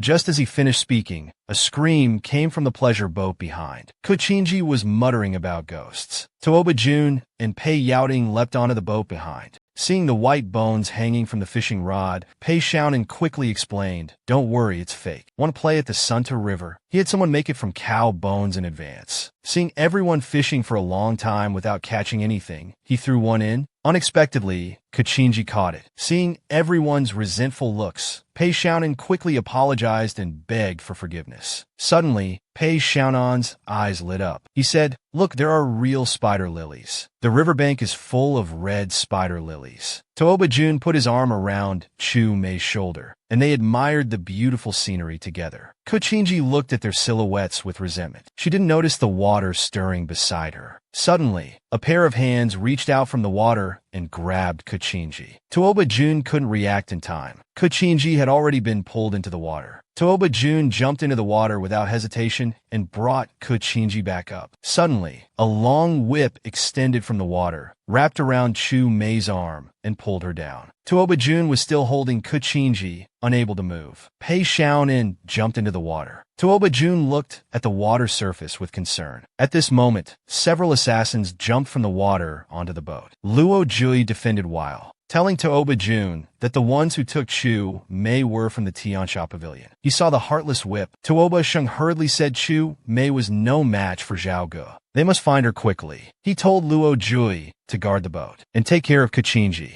After saying this, Tooba Sheng jumped into the water again. Luo Jui understood, seeing the mist coming in. No wonder there was no way out after passing Wanchuan Gorge. It was a maze formation. It seems this is really the headquarters of Tiansha Pavilion. In the water, Chu Mei thought she had to shake off the assassins following her first and get to shore. Fortunately, Chu Mei's lightness skill was good enough. Just as she was about to land on shore, someone suddenly grabbed her ankle. Chu Mei turned back sharply. It was actually Pei Xiaonan. Chu Mei helped Pei Xiaonan ashore, just asking how he got here. The heartless whip swung down from behind. Pei Xiaonan stood in front of Chu Mei, telling her not to mind him. "Run!" Pei Xiaonan took the whip hit head-on, spitting blood immediately. Chu Mei saw the assassins had caught up. She quickly threw the silver needles from her sleeve. She couldn't confront them now. Chu Mei hurriedly supported Pei Xiaonan and fled from the poison needles. It wouldn't last long. The assassin would probably catch up soon. Chu Mei helped Pei Xiaonan into the forest. She told him she needed to remove the heartless whip for him. The barbs were embedded in his flesh. "Bear with it and don't make a sound." Pei Xiaonan was still joking at this time, saying, "I've been injured so badly, and you won't even let me cry out?" Chu Mei said, "If you want to call the assassins over, feel free to moan." Pei Xiaonan told Chu Mei to remove it. Moaning is for necessary occasions. Seeing Pei Xiaonan still in the mood to joke, Chu Mei thought his spirit was still good. After removing the heartless whip, Chu Mei tore a corner of her skirt to bandage Pei Xiaonan. She asked him why he was here. Pei Xiaonan smiled and said he was of course concerned about his friend. He originally wanted to be the hero and save the beauty, but ended up embarrassing himself and being saved by Chu Mei instead. Chu Mei said she had used too much energy just now and needed to find a place to rest first. They hid behind a rock. Chu Mei noticed the assassin from earlier stumbling over. It seemed the effect of the poison needles hadn't worn off yet. Chu Mei took the opportunity to swing the heartless whip at the assassin, knocking him to the ground. She demanded to know if he was from Tiansha Pavilion. The assassin sneered. "The Prince of Beichen wants to catch us all at once.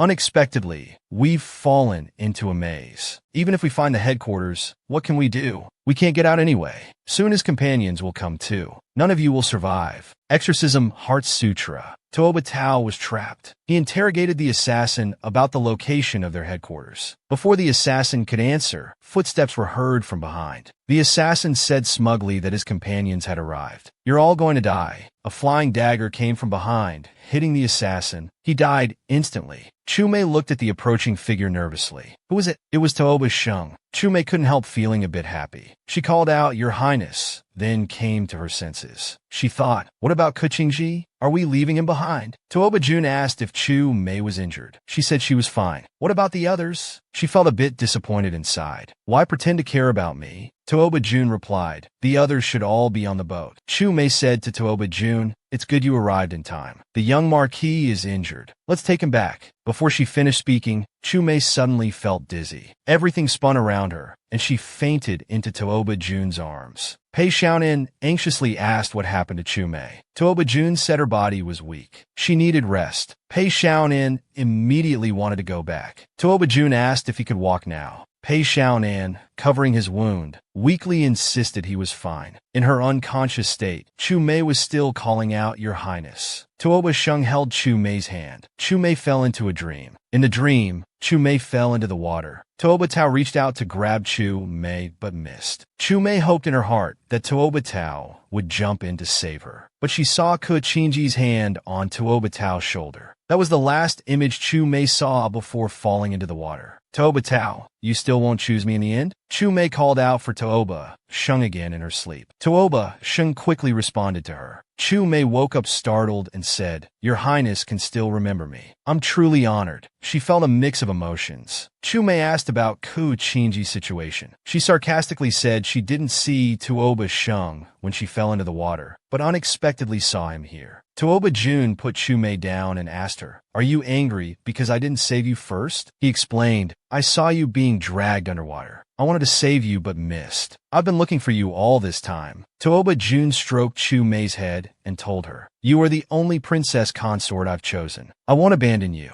At this moment, Pei Xiaonin saw that Chu-mei was awake and walked over, holding his wound. Chu-mei quickly went to him and asked how he was doing. Pei Xiaonin, whose face had turned very dark, quickly waved his hand, indicating he was fine. Tooba Sheng pulled Chu-mei back into his arms and told her, "I've dealt with all the assassins nearby. There won't be any danger. When Pei Xiaonin feels a bit better, we'll go to the boat together. It will be safer there." Chu-mei asked Tooba Sheng worriedly, "Aren't you coming back with us?" Tooba Sheng said, "If we go further, we'll reach the Tiansha Pavilion's lair. I came this time to eliminate them." Chu-mei expressed her wish to go with him to provide support. Tooba Sheng refused, saying it was too dangerous with all the Tiansha Pavilion assassins gathered there. Chu-mei could only watch Tooba Sheng's departing figure, telling him to take care. Chu-mei watched as Tooba Sheng walked far away. She told Pei Xiaonin to wait there, saying she would go help the prince eliminate the Tiansha Pavilion and come back for him. Pei Xiaonin quickly stopped her, saying Tooba Sheng had specifically instructed Chu-mei not to go, and that she was too weak to go now. Chu-mei stretched her muscles and said firmly, "He is my husband. I can't let him face danger alone. He told me not to go, so I must go." Pei Xiaonin was stunned for a moment, then smiled and said he would support Chu-mei no matter what she did. Chu-mei turned back and smiled, saying, "That's why you're my good brother." After saying that, Lu Pei Xiaonan stood there in silence. His good sister Chu-mei rushed towards the Tiansha Pavilion headquarters, just in time to encounter the guard assassin. After taking him out with 3 poison needles, Chu-mei changed into the assassin's clothes. She was puzzled, wondering what was going on. If this was really the Tiansha Pavilion's headquarters, why were the defenses so weak? Going further, the scenery suddenly changed. What was just barren mountains now had peach blossoms. It was autumn. How could there be peach blossoms? Suddenly the surroundings changed, able to shift with one's thoughts. This was a maze formation.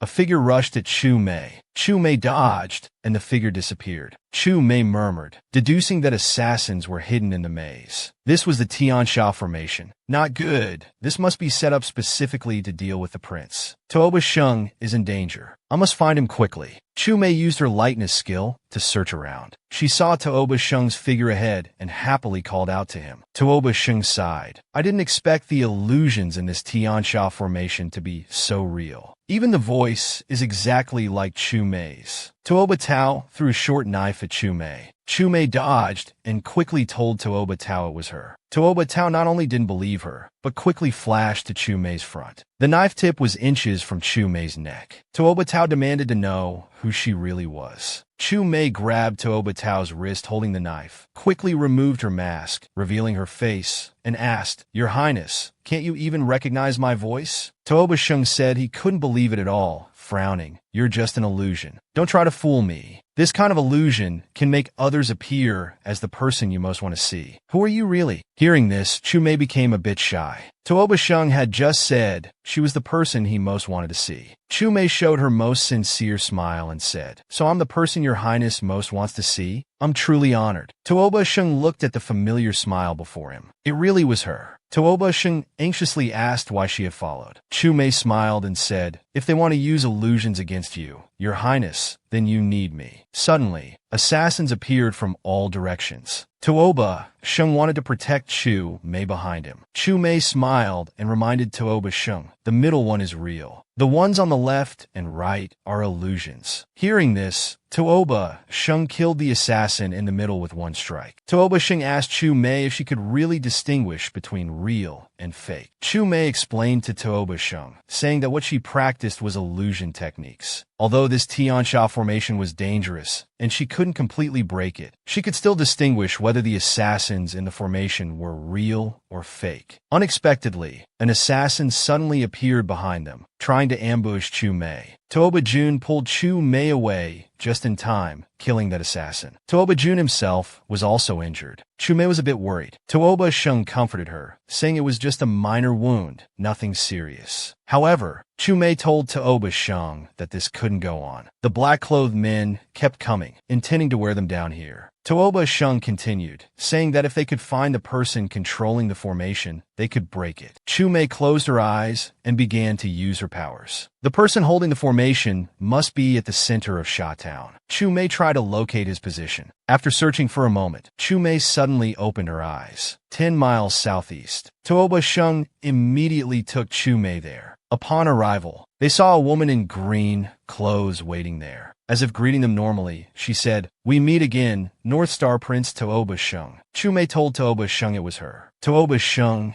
as expected, said, "It's indeed you." Bilo. Tuoba Sheng threw 2 flying daggers at Bilo. Surprisingly, Bilo didn't dodge, but caught the 2 attacks head-on. Chu Mei asked Tuoba Tao in shock, "Why?" Tuoba Tao coldly said, "He can't dodge. I crippled his martial arts 3 years ago." Tuoba Tao stepped forward, demanding Bilo to reveal who issued the mission to Huang Quan to assassinate his people. Bilo spat blood, laughing and saying bluntly, "North Star Prince, are you asking for yourself or for that dead foolish woman? Kyu, the woman you loved most died for you, yet until now you can't avenge her. You deserve it." Hearing Kyu's name, Tuoba Jun flew into a rage, grabbing Bilo's neck and roaring, "You're not worthy to say her name." Chu Mei thought Tuoba Sheng indeed couldn't forget Kyu. Seeing Tuoba Sheng somewhat losing control, Chu Mei quickly stepped forward to stop him, saying they should take Bilo back as bait. Once he confessed, they could lure out the people behind him to silence him. Bilo laughed and said, "Princess Consort, save your strength. This is all because the North Star Prince has done too much evil. Kyu's death is retribution. Tuoba Sheng destroyed my country and family. No one instructed me. I wanted to kill him myself. The prosperity of the new dynasty, the North Star Prince's great achievements, are built upon countless white bones. I may die, but thousands more will come to seek revenge against him." Chu Mei slapped Bilo, saying, "It's not your place to say such high-sounding words. The battlefield is a matter of life and death. Yet you vent it all on the North Star Prince alone. Don't be ridiculous." Tuoba Jun, never having been defended by others before, was somewhat surprised. Chu Mei pressed on, saying, "The Tiansha Pavilion that was destroyed 3 years ago was rebuilt so quickly. It's impossible without someone's help behind the scenes." Chu Mei held a silver needle against Bilo's neck. "You're so loyal, but do the people behind you trust your loyalty?" Bilo sighed, admiring that Chu Mei was no less than Tuoba Sheng. "Since I'm at the end of my rope, I might as well tell you.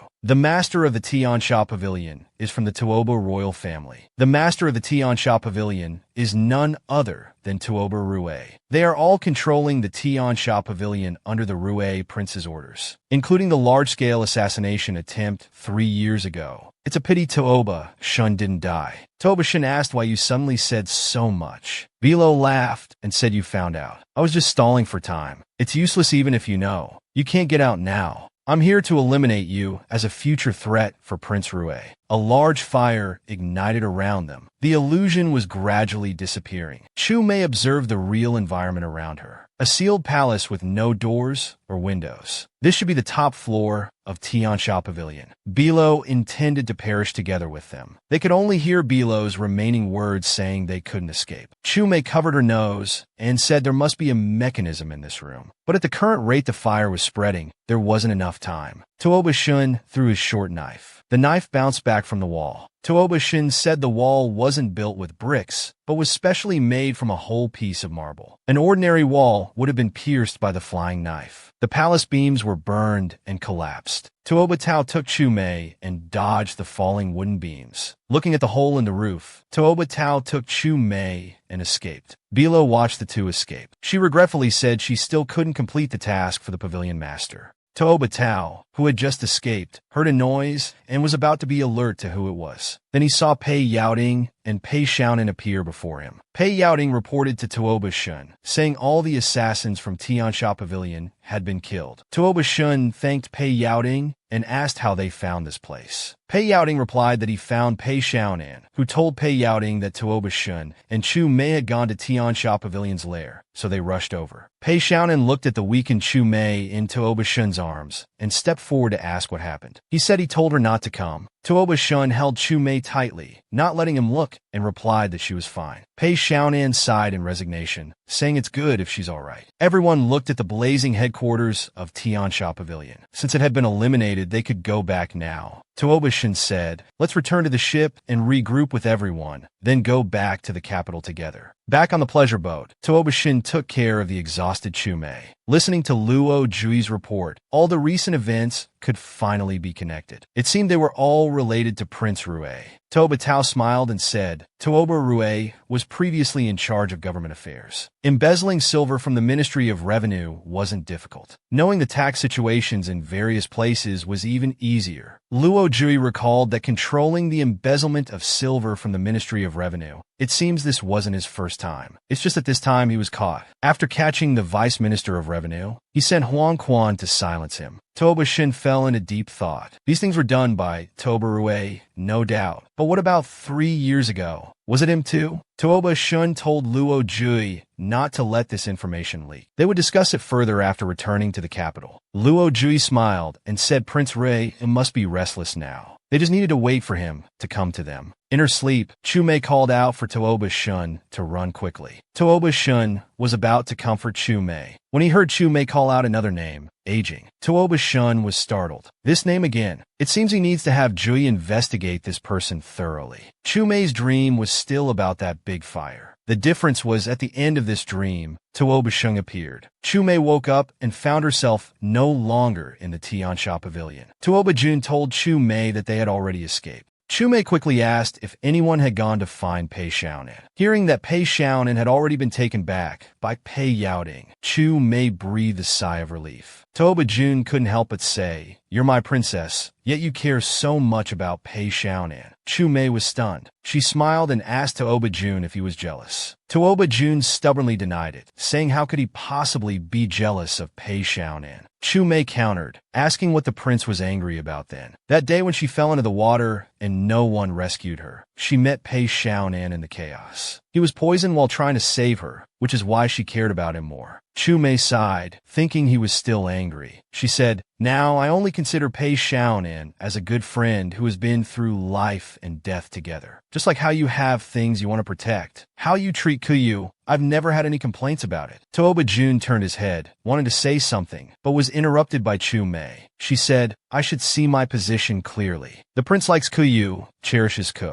Naturally, I can't compare to that." Tooba Shun became increasingly displeased as he listened. He suddenly embraced Chumei and kissed her. Chumei was startled, wondering what Tooba Shun was doing. Chumei was kissed so intensely she could barely breathe. She forcefully pushed Tooba Shun away. Tooba Shun cupped Chumei's face and earnestly told her, "It's not what you think. You are the first woman I've willingly and actively kissed. As for Kuyu, when you've recovered, I'll take you to see him. Then you'll understand why I've been preserving his body all this time." Chumei hesitated, wondering if she could trust him. At this moment, Chumei's stomach growled in protest, breaking the awkward silence. Tooba Shun personally fed Chumei. Suddenly, Chumei noticed blood stains on Tooba Shun's clothes. She anxiously said, "You're injured. Let me take a look." Tooba Shin told her to finish eating first before looking. Chu Mei snatched the bowl from Tooba Shin's hand and gulped it down in one go. She fiercely told Tooba Jun to let her see quickly. Delayed treatment could cause problems. Hurry up and take off your clothes. Looking at the wound on Tooba Jun's left chest, Chu Mei asked why he hadn't let others help treat it first. "Does it hurt?" Tooba Jun replied, "It doesn't hurt. I don't like others touching me." Chu Mei realized, "Oh right, you have a cleanliness obsession. You don't like being touched." Chu Mei then asked, "Your Highness, if you don't like being touched, why did you kiss me?" Tooba Jun smiled and said, "It's because you're always sticking to me like a dog-skin plaster. I had no choice but to reluctantly accept it. Now that you've come to my side, I won't easily let go. Do you understand my meaning?" Chu Mei verbally agreed, but felt a bit sad inside. She wondered if this meant he had accepted her. At this moment, a servant reported that the mighty Marquis and his wife were seeking an audience. Pei Yaoding brought his wife to see Chu Mei, saying that the poison from the whip that struck Pei Xiaonan had flared up again. They had consulted several doctors who all said it was incurable. Having no other option, they came to disturb Chu Mei. Chu Mei said seriously, "I've long heard that the poison on the Heartless Whip is difficult to cure. I didn't expect it to be this tricky." Chu Mei promised the Duke and Duchess of Weiwu, "I will definitely find a way to treat Pei Xiaonan. I'll go check the medical books right away and prepare medicine for him as soon as possible." Tooba Sheng disapprovingly said, "You haven't fully recovered yet. Don't be in such a hurry." Chu Mei said somewhat embarrassedly, "Isn't it because of the trap you set at the Sunda River? Since we're husband and wife, I can't avoid filling in this pit." Tooba Jun expressed that he was pleased by the husband and wife remark. Chu Mei was anxious to find a way to save Pei Xiaonan's life. Tooba Jun pulled her back to the room, saying she hadn't recovered and wasn't allowed to go anywhere. "I have many ancient medical books in my study. I'll go get them for Chu Mei." Chu Mei was startled by Tooba Jun's thoughtfulness. His change was too drastic. Had someone cast a spell on him? Later, Tooba Tao was summoned to the palace by the emperor to discuss hunting matters. He sent someone to deliver the medical books to Chu Mei. Chu Mei flipped through for a long time and finally found a method to neutralize the Heartless Whip's poison. It was rare to see Tooba Tao's normal rare books in the mailbox. This time, she must read them carefully. At this moment, Chu Mei turned to a folded page. Curiously, she read, "Its true name is the Nine Netherworld Coffin. It can preserve one's appearance eternally. Using this coffin to awaken patients in a vegetative state only takes 3 years." Reading this, Chu Mei was extremely excited. Vegetative state, isn't that referring to aging? My brother can be saved. After her excitement, Chu Mei quickly calmed down. Now she only knew such a thing existed. She still needed to carefully inquire where to find it. This book was from the prince's study, which only he could enter normally. Could there be clues about the Nine Netherworld Coffin in the prince's mansion? Chu Mei handed the prescription to her maid, asking her to send it to the Chongwagong mansion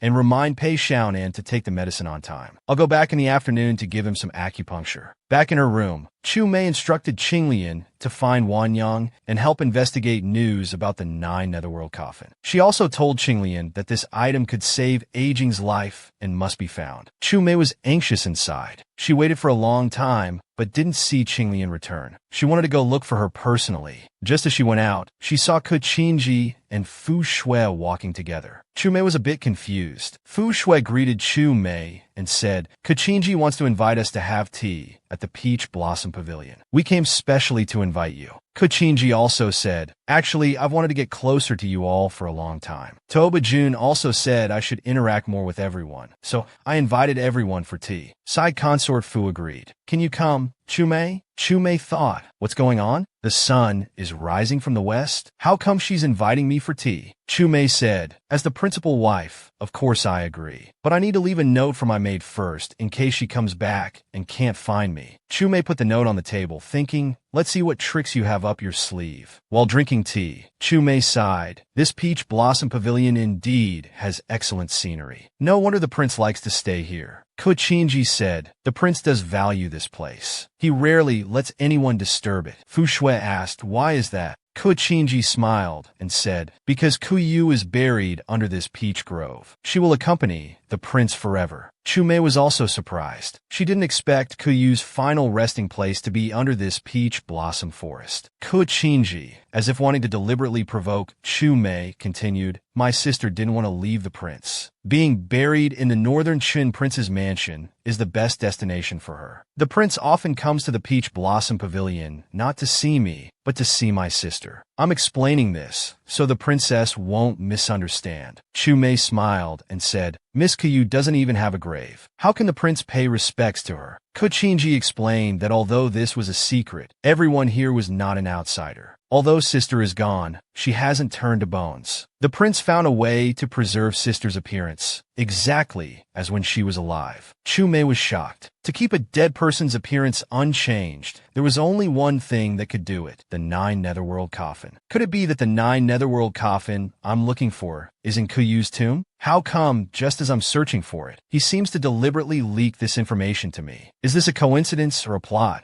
Chumei stood up and said, "I need to go give the young Marquis acupuncture. After all, it's a matter of life and death. I won't stay with you." Kuchinji also stood up, pretending to see her off. Chumei pretended to stumble, dropping a pendant from her earring. Kuchinji apologized to Chumei. Chumei helped Kuchinji up and then left. Kuchinji revealed a slight smile. "Since you want the 9 Netherworld coffin so badly, I'll give you a hand." Chumei arrived at the Changwagong mansion to give Pei Xiaonan acupuncture. Pei Xiaonan noticed Chu Mei had something on her mind and asked her about it. Chu Mei told Pei Xiaonan about her dilemma. After listening, he was terrified. "So that 9 Netherworld coffin is the one currently holding Kuyu? And you want to take the coffin? Do you know the consequences of stealing a coffin?" Chumei nodded. "I know. I won't destroy Kuyu's body. I just want to borrow it for a while. I'll return it immediately after use," Pei Xiaonan said with difficulty. "But once Kuyu's body leaves the 9 Netherworld coffin, it will decay quickly. And Tooba Sheng won't let you off for this. He imprisoned you just for stealing a sword before. This time, he might kill you." Chumei said she would find a way to prevent Kuyu's body from decaying for a short time. "This is for my brother. He's been half dead for many years. He's my only family in this world. Even if it means opposing the Northern Qin King. Even if he wants me dead, I must wake him up." Pei Xiaonan patted Chu Mei's shoulder and said, "Even if the sky falls, you still have me. Even if Tooba Jun drives you out, I'll take you in." Chu Mei comforted him. "Don't think of things as so irreparable. Let's make a plan to steal the item first." Pei Xiaonan said, "Right, let's help you strategize first." He silently vowed, "Since you want it, I'll definitely help you get the 9 Netherworld coffin, and I won't let anything happen to you." Chu Mei brought Qinglian to the Peach Blossom Lodge. In front of a stone wall in the peach grove, she secretly felt around for a while. There was indeed a mechanism. Kuchinji had appeared from this stone wall last time. Chu Mei arrived at the tomb entrance and instructed Qinglian to be careful, as there might be an ambush. Chu Mei opened the mechanism of the tomb chamber. Inside was cold and gloomy. This was the place. Chu Mei told Qinglian to guard the entrance. Qinglian tried to stop her, saying it seemed too simple and to be careful of traps. Chu Mei reassured her, "I've already investigated." Kuchinji goes to the temple for blessings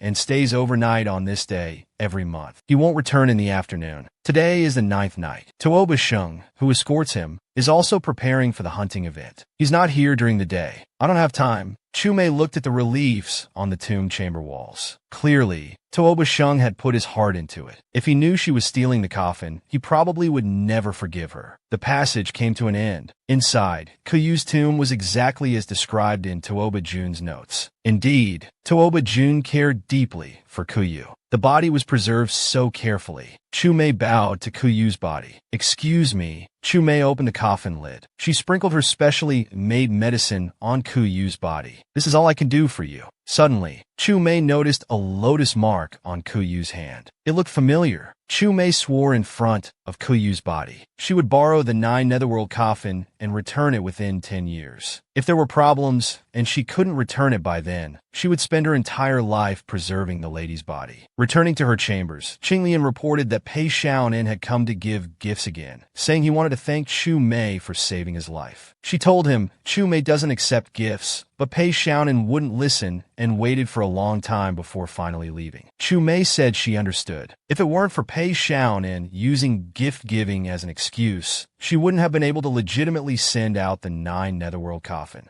Tooba Jun came to Kuyu's tomb again. Ko Qingji also followed, saying the prince had been busy lately, and she thought he wouldn't come these few days. 5 days ago, when he came to see sister, she was still exactly the same as before. Tooba Jun suddenly smelled something. Thinking something was wrong, he rushed into the inner chamber. Kuyu's body was unrecognizable, with only one arm remaining. Ko Qingji fell to her knees, crying. After examining the body, Tooba Jun began trembling. Someone had burned Kuyu's body. Ko Qingji cried, asking where the other parts were and where her sister's ashes were. As she spoke, Ko Qingji fainted. Tooba Jun supported Ko Qingji and noticed something shining on the ground. Tooba Jun returned to his residence. Listening to Luo Jui's report, the culprit's goal was the 9 Netherworld coffin. So they directly pulled Kuyu out and burned her, aiming for a quick in and out. The arm must have fallen into the pool water unnoticed. Tooba Jun held the earring found in the tomb chamber, deep in thought. Luo Jui said once they find the whereabouts of the 9 Netherworld coffin, they'll know who destroyed the body. Tooba Jun asked in confusion why they would bother collecting the ashes if it was for convenience. It seemed unnecessary. Ko Qingji cried, saying it wasn't unnecessary at all. They clearly wanted to crush her sister's bones and scatter the ashes. This person obviously hated her sister deeply. She only hoped he could seek justice for her sister. Tooba Jun said sternly that the 9 Netherworld coffin was a secret of the Northern Shan Prince's mansion. Outsiders couldn't possibly know about it. Whoever destroyed Kuyu's body must die, no matter who they are. Ko Qingji, crying, said it was most likely someone from the mansion. She suddenly remembered the earring she picked up, which she had seen when having tea with the consort. And that day, she had also mentioned the 9 Netherworld coffin. Tooba Sheng asked Ko Qingji why she invited them for tea. Ko Qingji replied that they are your wives, so I should get along with them harmoniously. It was careless of me to mention that my sister was buried here. Tooba Jun said he understood. Ko Qingji knelt down, pleading tearfully. Tooba Jun said, please seek justice for my sister. Don't favor them just because they are your wives. My sister lived a peaceful life. Who would want to disturb her eternal rest? Luo Jui helped Ko Qingji up. Tooba Jun swore to Ko Qingji, saying Kuyu was his close friend and he wouldn't tolerate anyone, no matter who they are. Since this earring is related to the princess and consort, I'll go ask them now. Ko Qingji immediately asked to go along, saying that Yunzi Palace was the closest. They should ask the princess consort first. Qinglian rushed in to report that Kuyu's body had been burned, leaving only an arm. Chu Mei was shocked. How could this happen? When I took the 9 Netherworld coffin, I properly preserved her body. Could someone else have entered her tomb? Tooba Sheng and Ko Qingji arrived. Chu Mei composed herself and asked why they came together. Tooba Sheng informed Chu Mei about Kuyu's body. Tooba Jun grabbed Chu Mei's hand, asking if she and Fu Shui had visited Peach Blossom Lodge a few days ago. Chu Mei said Ko Qingji had invited them for tea. Tooba Jun then asked how she knew about the 9 Netherworld coffin. Chu Mei honestly answered that she saw it in a medical book in his study. At this moment, a subordinate said he was ordered by Luo Jui to investigate the 9 Netherworld coffin and found that the princess consort was also inquiring about it. Chu Mei defended herself, saying she had long studied medicine and was interested in any rare medicinal materials. She said she had inquired about many rare items, not just the 9 Netherworld coffin. If I had known the 9 Netherworld coffin was in the prince's mansion, I would have asked the prince directly. Ko Qingji said Chu Mei was clearly making excuses. She was investigating the 9 Netherworld coffin and learned from me that it was in the prince's mansion. How could she not covet it? Tooba Sheng grabbed Chu Mei's chin, asking if she was really involved. Chu Mei said no, insisting she wasn't capable of stealing under his nose. Tooba Sheng pressed Chu Mei, asking if she thought he could trust her now. Chu Mei said she didn't want to be the prince's enemy, so she wouldn't do something like destroying Kuyu's remains. Tooba Jun held up an earring, asking Chu Mei if it was hers. Chu Mei was startled, wondering how her earring ended up in his hand. But Chu Mei still denied it, saying she had never seen it before. Ko Qingji pointed out that she clearly saw Chu Mei wearing it when they had tea that day. Tooba Sheng said it was found in the secret passage where the 9 Netherworld coffin was kept. Chu Mei continued to argue that the earring style was common, and it wouldn't be strange if she had a similar one. She said they shouldn't just take Ko Qingji's word for it. Tooba Sheng asked again if it was hers. Chu Mei said it wasn't. Do you believe me? Seeing Chu Mei's determined eyes, Tooba Sheng let go. Chu Mei said, I'll trust you this once, but only once. If you betray my trust, I will kill you myself. Kochinji hurriedly said they hadn't searched yet. How could they easily believe her? They should search the palace first. Tooba Shung sternly said, she is my princess consort. I trust her. No one is allowed to cause trouble in Yunzi Palace. Chu Mei was touched. He actually chose to believe her. Tooba Jun was about to go to Fu Shui. Just then, they heard the sound of something falling. A maid came out, carefully saying she found that one of the princess consort's earrings was missing and was about to ask about it. Kochinji angrily shouted that the earring was exactly the same as the one they found. She said she hadn't seen it before. She was lying. Tooba Jun walked in. The maid picked up the other earring. Chu Mei looked at Kochinji. Could it have been at that time? Tooba Jun was furious and grabbed Chu Mei's neck. Is this the trust you reported to me? Was it fun deceiving me, Chu Mei? Chu Mei struggled to say, the earring is mine. I must have dropped it at Peach Blossom Lodge. Someone picked it up. Tooba Shun threw Chu Mei away. The coldness on his face was something Chu Mei had never seen before. Where are the remaining parts of Kuyu's body? Hand over even the ashes. Chu Mei said, I don't know. If not you. Tooba Jun continued, I once vowed to properly preserve Kuyu's body. If anyone desecrates it, they will be killed without question. Don't force me to kill you.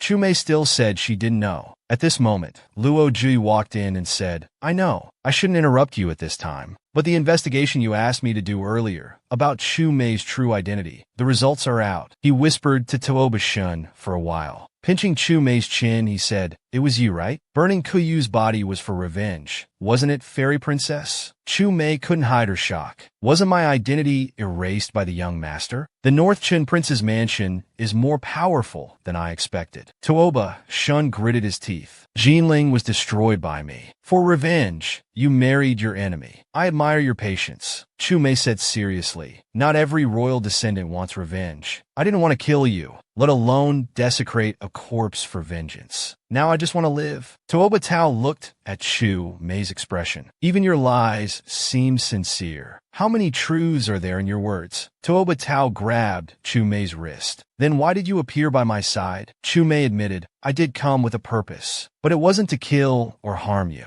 I had no choice. Tooba Shun tightened his grip. Yesterday, several carriages left the prince's mansion. The 9 netherworld coffin was hidden in them, right? Finally, Chu Mei confessed. Yes, I took the 9 netherworld coffin. The book said the 9 netherworld coffin could cure my brother, who was burned into a living dead. So I wanted to try. Your brother was burned into a living dead. So you burned Kuyu? Chu Mei shook her head. I'm not just telling you these things to make you sympathize with me. I really didn't burn Kuyu's body. Tooba Jun sneered. Chu Mei, every time you lie, you make it sound like the truth. The Jinling princess infiltrated the North Chun prince's mansion with an unclear mission, stole the 9 netherworld coffin, and burned Kuyu's body for revenge. I can't find a reason to spare your life. I'll ask you one last time. Where are Kuyu's ashes? Chu Mei cried. I really don't know. The prince can kill me now. Anyway, I won't live long if I can't complete the mission. Tooba Shun gritted his teeth. I wish I had never met you. Tooba Shun threw the knife in his hand to the ground. Chu Mei looked up in surprise. You're not killing me? Tooba Shun said coldly with a stern face. Get out. Never appear before me again. Chu Mei stood up to leave. Before leaving, she turned back and said, I never knew the prince could be so merciful. Kochinji saw Chu Mei leave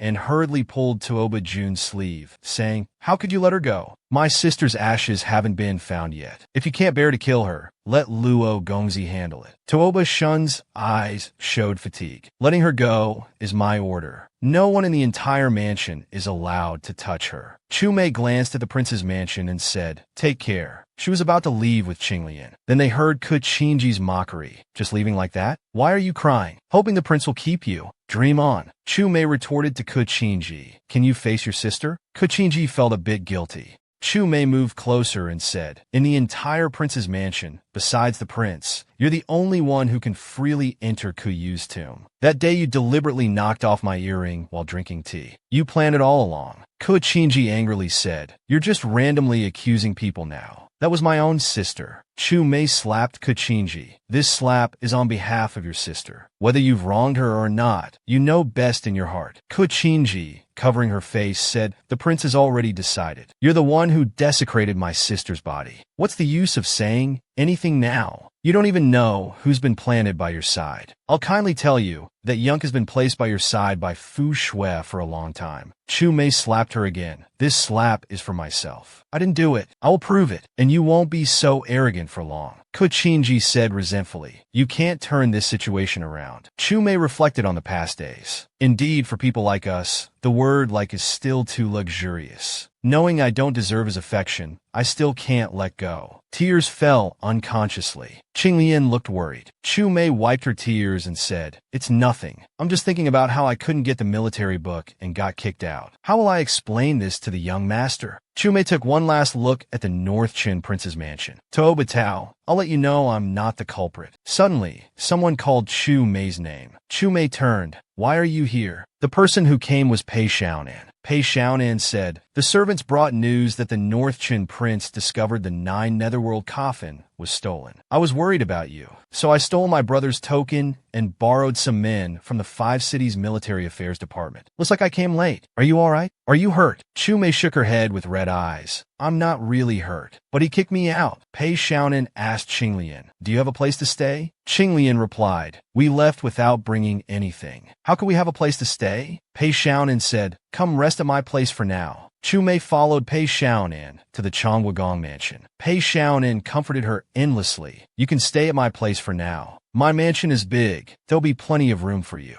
If you have nowhere else to go, just keep staying here. I'll provide you with the best food and drink. You can do whatever you want. Pei Xiaonan looked at the dejected Chu Mei and scolded. Look at yourself now. You're just kicked out by the North Qin Prince, and you're crying? Chu Mei retorted, nonsense. Who's crying for him? I'm crying for myself. After preparing for so long, it all came to nothing in the end. I might just go back and wait for death. How can I not cry? Pei Xiaonan worriedly said. So you really had another purpose at the North Qin Prince's mansion? What is it that you couldn't complete? Are the consequences very serious? Chu Mei suddenly woke up. She quickly changed the subject. Let's not talk about this now. The most important thing is, I need to clear my name. I can't let others wrongly accuse me. Pei Xiaonan asked Chu Mei what she planned to do. Chu Mei said, I still need you to take me to the prince's mansion. Pei Xiaonan was shocked. Go there again? Tuoba Jun probably wants to eat your heart now. Chu Mei smiled and said she had a plan. Pei Xiaonan listened to the plan, sighing, you're willing to do anything for the Northern Qin Prince. Chu Mei said guiltily, it's not for him. It's to save my own life. Pei Xiaonan patted Chu Mei's shoulder. Don't worry. I'll go to the prince's mansion tomorrow. I'll definitely support you all the way.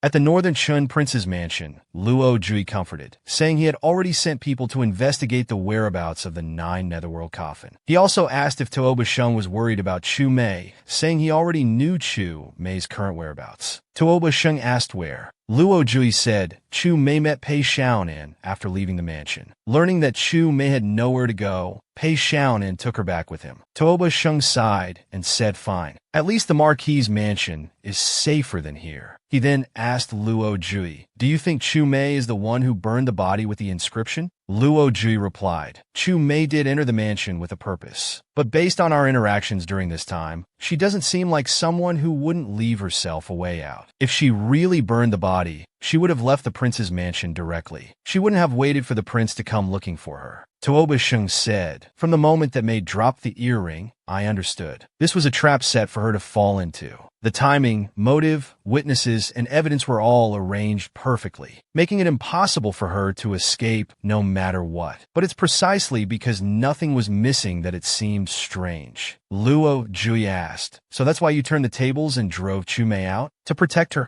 Tuoba Sheng said, before finding the real culprit, I must maintain this stance to protect her. If I continue to keep her in the mansion, who knows what desperate acts the person behind this might do. I don't want anyone else to die inexplicably, especially Chu Mei, whether she's an elf princess or here on a mission. I want to protect her completely. Let her stay safely by my side. Tuoba Jun clenched his fist. Back then, Kuyu was just a friend I hit it off with at first sight. Yet I got him killed. Everyone thinks Chu Mei died from an assassination. But you and I both know that Sword Strike wasn't fatal. It was just a cover-up or death. All these years we've been investigating the real culprit. We have some evidence, but we don't know if these people have stopped now. If it's related to framing Chu Mei, they'll definitely have spies watching our every move. Keep investigating, but don't alert them. After Luo Jui left, Tuoba Sheng stared at the incense burner on the table, recalling his moments with Chu Mei in the study. Chu Mei's last words were, "Take care." Tuoba Sheng pulled himself out of the memories and looked out the window. At the full moon, he murmured, "Chu Mei, hang on a little longer. I'll definitely uncover the person behind this and bring you back safely." Feeling troubled, Tuoba Sheng got drunk for a while. Luo Jui stopped Tuoba Sheng from continuing to drink. He helped Tuoba Sheng to bed. Before leaving, he heard Tuoba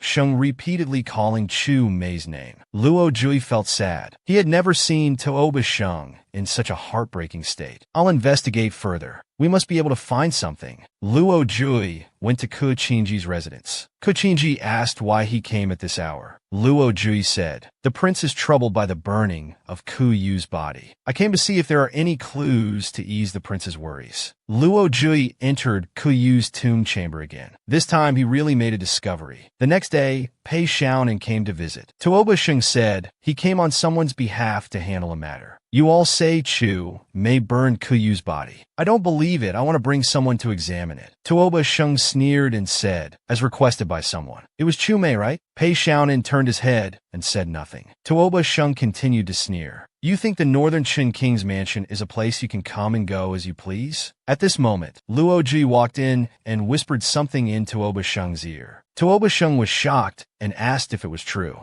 Luo Jui nodded. Tuoba Sheng turned to ask Pei Xiaonan, who he wanted to bring to examine. Pei Xiaonan called someone in and introduced them as the coroner he found. Although Chu Mei had used a disguise, Tuoba Sheng recognized her at a glance. It was Chu Mei. She was actually involved with Pei Xiaonan again. Chu Mei noticed Tuoba Sheng staring at her and felt uneasy. "The way he's looking at me, could he have recognized me?" Tuoba Sheng turned and said, "I'll give you a chance. Examine the body in front of me. If you find nothing, I'll throw you out." After the examination, Tuoba Sheng asked Chu Mei for the results. Chu Mei replied that she determined the time of destruction through the deceased remains. But the remains had been preserved using 3 different methods. Luo Jui quickly said his findings were the same. The first method used a special material. It preserved the body for about 3 years, probably from the 9 Netherworld coffin. The third method was dry ice, used after we discovered the remains. The second wasn't our doing. It was something similar to the Ministry of Justice's ice powder. Though we don't know exactly what it is, we know it can preserve bodies from decay, but not for long. Tuoba Sheng asked Chu Mei if she knew what it was. Chu Mei answered that it was soul-calming incense, similar to ice powder. Sprinkled on a corpse, it can preserve it for 10 years. Tuoba Sheng thought, "You're trying to prove yourself. Although you took the 9 Netherworld coffin, you tried to preserve Ku Yu's body." Pei Xiaonan added that this soul-calming incense was Chu Mei's own secret medicine. Luo Jui summarized that Chu Mei stole the 9 Netherworld coffin and sprinkled soul-calming incense, probably hoping the prince would be lenient if discovered. Tuoba Jun then asked how to explain the earring. Pei Xiaonan retorted, "Chu Mei admitted to stealing the 9 Netherworld coffin. She must have dropped it when leaving." Tuoba Jun looked at Chu Mei. "I thought you weren't safe in the mansion, so I sent you away. I didn't expect you to go to such lengths to return. In that case, it's better to keep you by my side, to prevent you from staying with some ignorant people." Pei Xiaonan said Chu Mei's innocence was proven, so they should leave. Tuoba Sheng directly revealed Chu Mei's true identity and asked, "You're indeed clever, using this method to protect yourself. But if you wanted the 9 Netherworld coffin, why didn't you just ask me?" Chu Mei sighed. He indeed recognized me long ago and asked, "If I had asked you, would you have given it to me?" Tuoba Jun said, "If you want it, I'll give you anything I have. Now that you've proven your innocence, what reason do I have to send you away?" Pei Xiaonan, watching the reconciled couple, left angrily. Tuoba Jun instructed Luo Jui to continue investigating the real culprit who burned the body. He ordered to kill without mercy anyone involved in burning the body. After Luo Jui left, Tuoba Jun held Chu Mei's wrist and anxiously asked how she had been these past few days and if she was treated well at the Marquis's mansion. Chu Mei snorted and sarcastically replied, "So your highness finally believes me?" Tuoba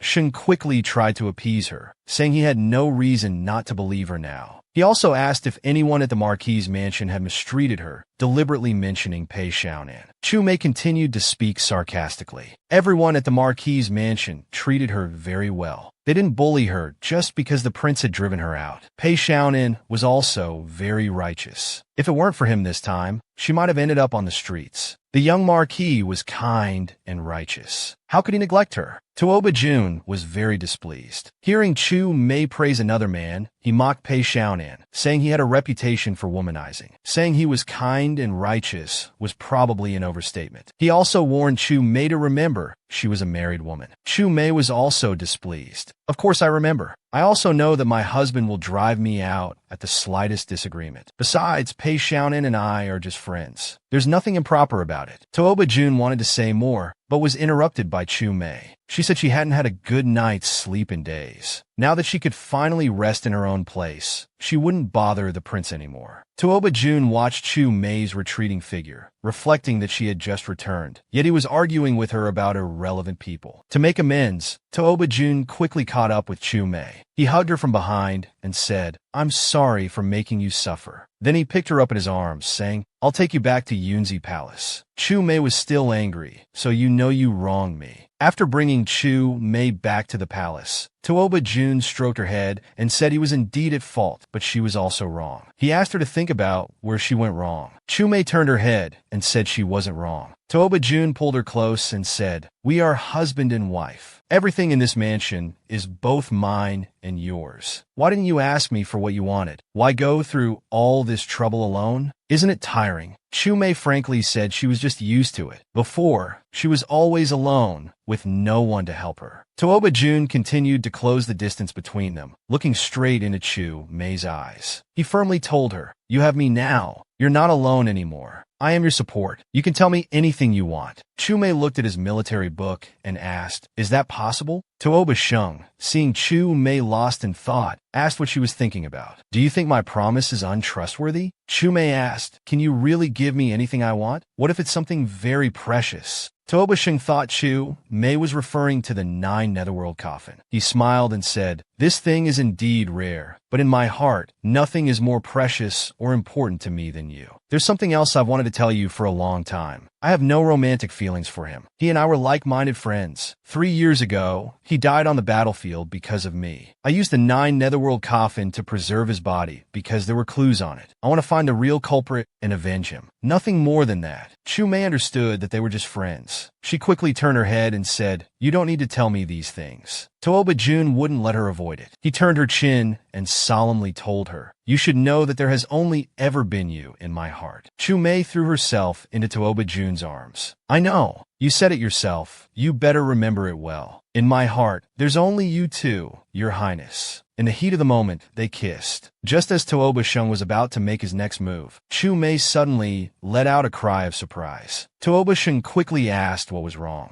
Chu Mei was seen holding her left shoulder, trembling uncontrollably. Tuoba Sheng hurried to check. On Chu Mei's shoulder appeared a butterfly mark, identical to the one on her wrist. Tuoba Sheng, watching Chu Mei tremble nonstop, asked her how she was feeling. He thought to himself that this mark had also appeared on Kuyu's arm before she died. It was exactly the same. Chu Mei endured the pain, thinking she couldn't tell him. This was the annihilation butterfly placed by the master. He would become suspicious. Chu Mei reassured him, saying she had this strange illness since childhood. It would flare up from time to time. Apart from the pain, there was nothing else wrong. Tuoba Jun held Chu Mei in his arms, asking her why she couldn't cure her own illness if she was so skilled in medicine. Chu Mei explained that her illness was incurable. Tuoba Jun knew Chu Mei wasn't telling the truth. This was clearly poison. It was this same poison that killed Kyu back then. But after her death, he had requested a coroner to examine the body. The coroner said her death was due to an incurable poison. There was no antidote. Chu Mei might die too. Chu Mei reassured him that she was fine. It would pass if she endured it. Tuoba Sheng said he would use his inner energy to ease her pain. He thought to himself, since you still can't trust me completely, there's no point in pressing you further. You won't tell me anyway. I'll give you time. Chu Mei stopped Tuoba Sheng from transferring his inner energy, saying that if Qing Lian prepared some medicine for her, she would be fine. Tuoba Sheng agreed. That night, while Tuoba Shung was taking care of Chu Mei, Luo Jui came in and asked Tuoba Shung if he was going to prepare for tomorrow's trip to Mount Ontai for the half-price blessing. Tuoba Shung told Luo Jui to lower his voice and said he had something to arrange for him to do. Tuoba Shung asked Luo Jui if he remembered the butterfly mark that appeared on Kuyu's arm after she was poisoned. After receiving an affirmative answer, Tuoba Shung told Luo Jui that the same mark had appeared on Chu Mei's body. They were probably poisoned with the same substance. I guess the person who poisoned them is from the same group. He told Luo Jui to investigate the origin of this poison immediately. When Chu Mei woke up, she found Tuoba Shung still sitting by her bed. She asked in surprise why he was still there. Tuoba Jun asked Chu Mei if she was still in pain. Chu Mei said she felt much better. Have you been here all night? Tuoba Jun helped Chu Mei sit up, leaning her against the headboard. He said, "You were sick. How could I leave?" He continued, "Now that you're awake, I can leave with peace of mind." Chu Mei asked where he was going. Tuoba Jun told her he had to accompany the emperor to Mount Ontai for a blessing. He instructed Chu Mei to wait obediently for his return, then left. Chu Mei pondered, looking at the butterfly mark on her shoulder. Could Kuyu have also been affected by the annihilation butterfly? Qinglian rushed in, telling Chu Mei that she had received a pigeon message from the master, summoning her back to headquarters immediately. Back at headquarters, the master asked Chu Mei about the progress with the military book. Chu Mei replied that she was incompetent and hadn't found the whereabouts of the book yet, but would continue to search diligently. The master stepped down from his seat, saying, "You're not incompetent. You've developed feelings you shouldn't have." The master pressed his folding fan under Chu Mei's chin, forcing her to look up at him. He said he would give Chu Mei one more chance. If she couldn't find the military book, her brother Aging, who was barely hanging on, would breathe his last. Chu Mei quickly begged for mercy, asking the master to be lenient. Chu Mei was in a panic. Hearing Mo Ju ask if she was scared, she said, "That's good. I'll give you one more chance." Chu Mei hurriedly begged for mercy, saying she acknowledged the master. He instructed Mo Ju to help Chu Mei up, asking if Tuoba Jun was not in the mansion. Chu Mei truthfully said he had gone to Mount Ontai for a blessing. Mo Ju wiped away the tears that Chu Mei had shed in her panic. He smiled and said,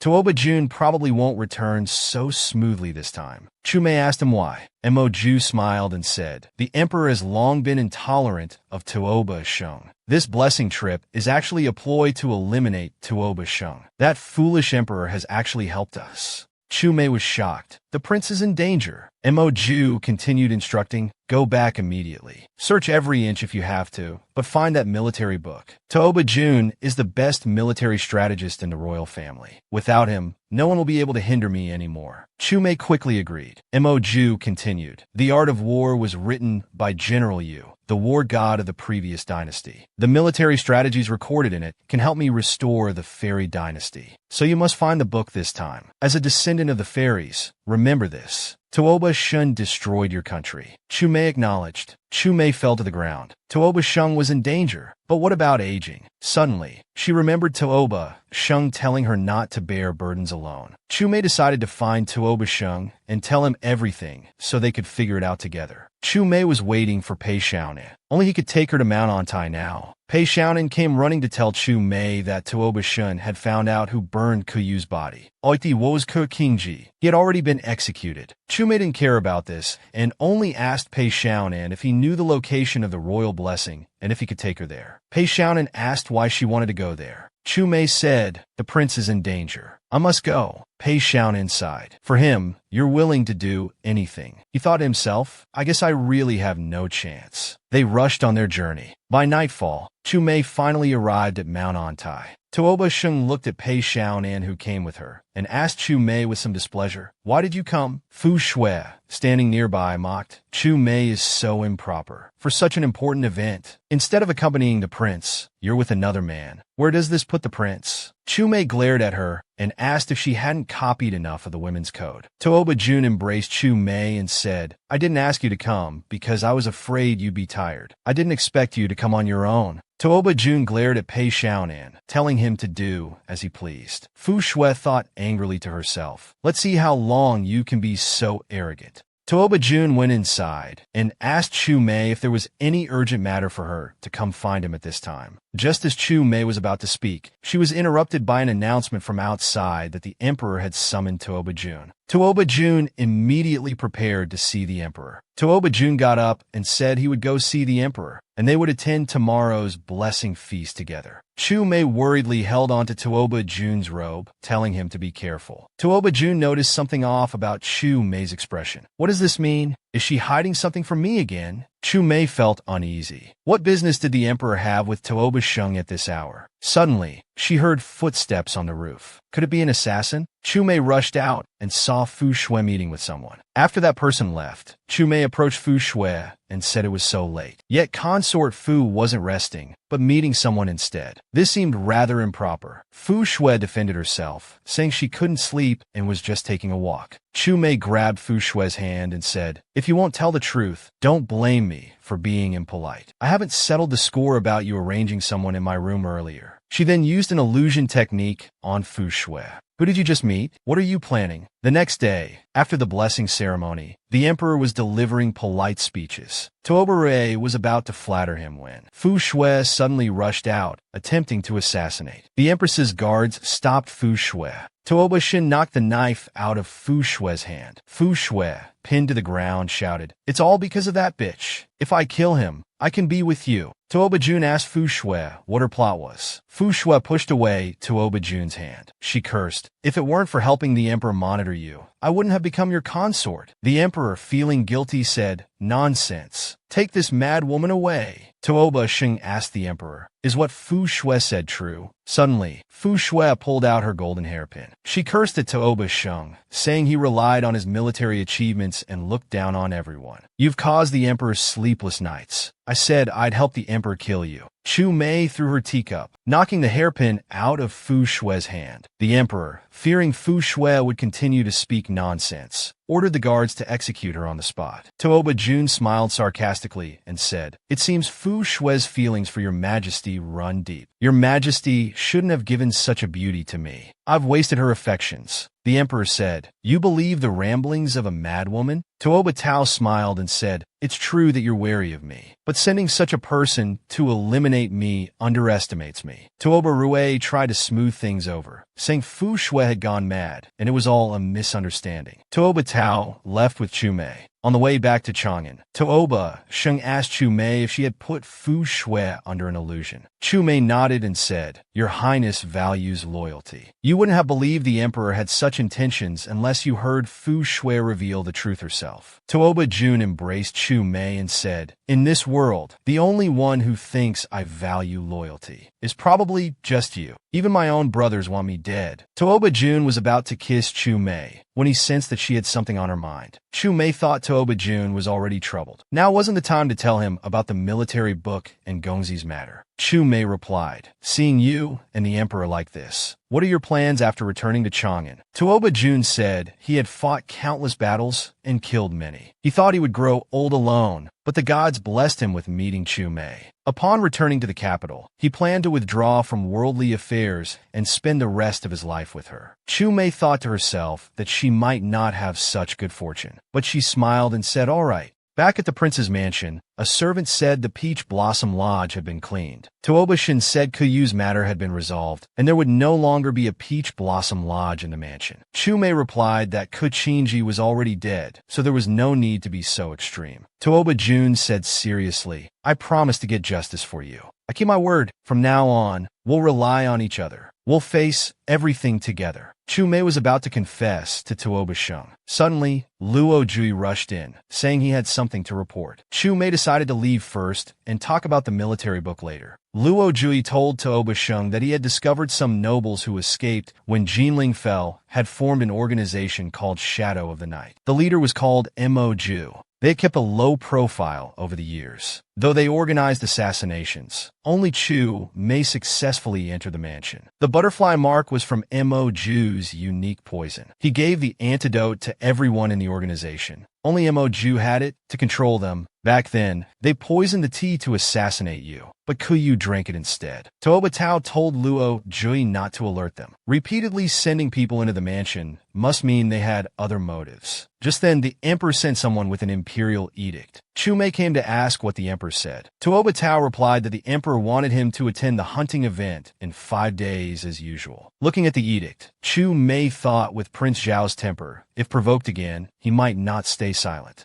Chu Mei asked Toba Tao to take her along. She was worried the emperor might try something again. Toba Shan knew Chu Mei was concerned for him. He joked, "Do I seem that useless?" Chu Mei shook her head. "No, but you said husband and wife are one. We should face things together." In the Rue prince's mansion, Toba Rue was frustrated. He had finally convinced the emperor to send Fu Shui to the northern Shan prince's mansion. I set up such an elaborate plan, yet still failed to eliminate him. Toba Tao, let's see how long your luck lasts. Someone walked in, saying they wanted to kill Toba Tao. How could I be left out? Toba Rue smiled and said, I've been waiting for you. The person who came was Zi Sangmu. He told Toba Rue he had a plan to help eliminate Toba Tao. I don't know if you're willing to cooperate with me. Prince Rue was naturally willing and asked Zi Sangmu for the details. After hearing the plan, Toba Rue went to arrange things at the northern Shan prince's mansion. Chu Mei asked Qinglian, are the things for the hunting event prepared? Hearing no response, Chu Mei called out twice more. A maid entered and asked Chu Mei what she needed. Chu Mei asked where Qinglian was. The maid replied that she didn't know. She hadn't seen Qinglian since the afternoon. Chu Mei became anxious and told them to search. A day later, the maid reported they had searched everywhere, but couldn't find Qinglian. Chu Mei told them to keep looking. Suddenly, she saw Qinglian's figure behind her, clutching her chest. Chu Mei anxiously asked who had hurt her like this. Qinglian took out a paper and handed it to Chu Mei, saying Gongzi asked her to give it to Chu Mei. She was punished for not fully assisting Chu Mei in finding the military book, so she went back to be punished. Gongzi also said if you have second thoughts again, you, me, and aging won't need to live anymore. Chu Mei trembled as she supported Qinglian, saying, since Gongzi is so heartless to hurt you like this, you rest well. Leave the rest to me. I'll go to the hunting event with the prince. I'll find a way to end all this. Arriving at the hunting event venue,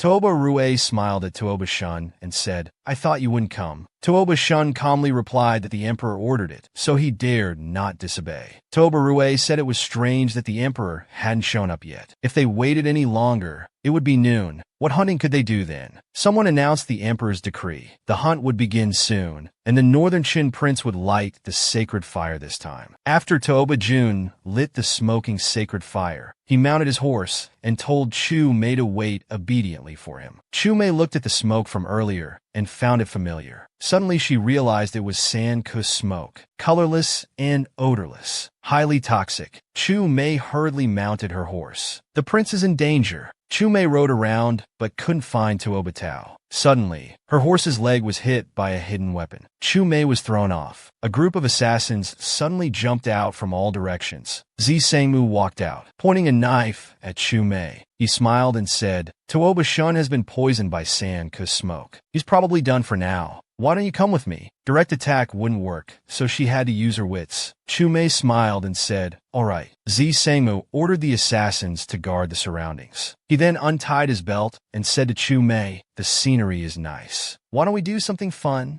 Zi Sangmu embraced Chu Mei and said, you really are something. Even your scent is so unique. Chu Mei smiled flatteringly. She pushed away the knife beside her and said, young master, holding this might not be convenient for what we're about to do. Chu Mei took the initiative to pull Zi Sangmu closer. Taking advantage of his unpreparedness, she stabbed a needle into Zi Sangmu's neck. Die, you bastard! Disgusted, Chu Mei quickly continued to search for Toba Shun. Suddenly, she heard a voice nearby saying, today is Toba Shun's death day. Toba Tao was leaning on his sword at the edge of the cliff. He looked at Toba Rue and questioned, it was you who poisoned me? Toba Rue admitted, yes. This is what I carefully prepared for you. The sand kus smoke has sealed your inner power. The more you use your energy, the faster the poison will take effect. Just as Tooba Rue was about to deliver the fatal blow to Tooba Tao, Chu Mei rushed out. She stood in front of Tooba Sheng, telling him to run. Tooba Rue kicked Chu Mei off the cliff, saying, "You bitch, you're still not dead?" Chu Mei looked at Tooba Sheng and bid him farewell. "Take care, I can't be with you anymore." Watching Chu Mei fall, Tooba Sheng jumped off the cliff without hesitation. This jump stunned Tooba Rue.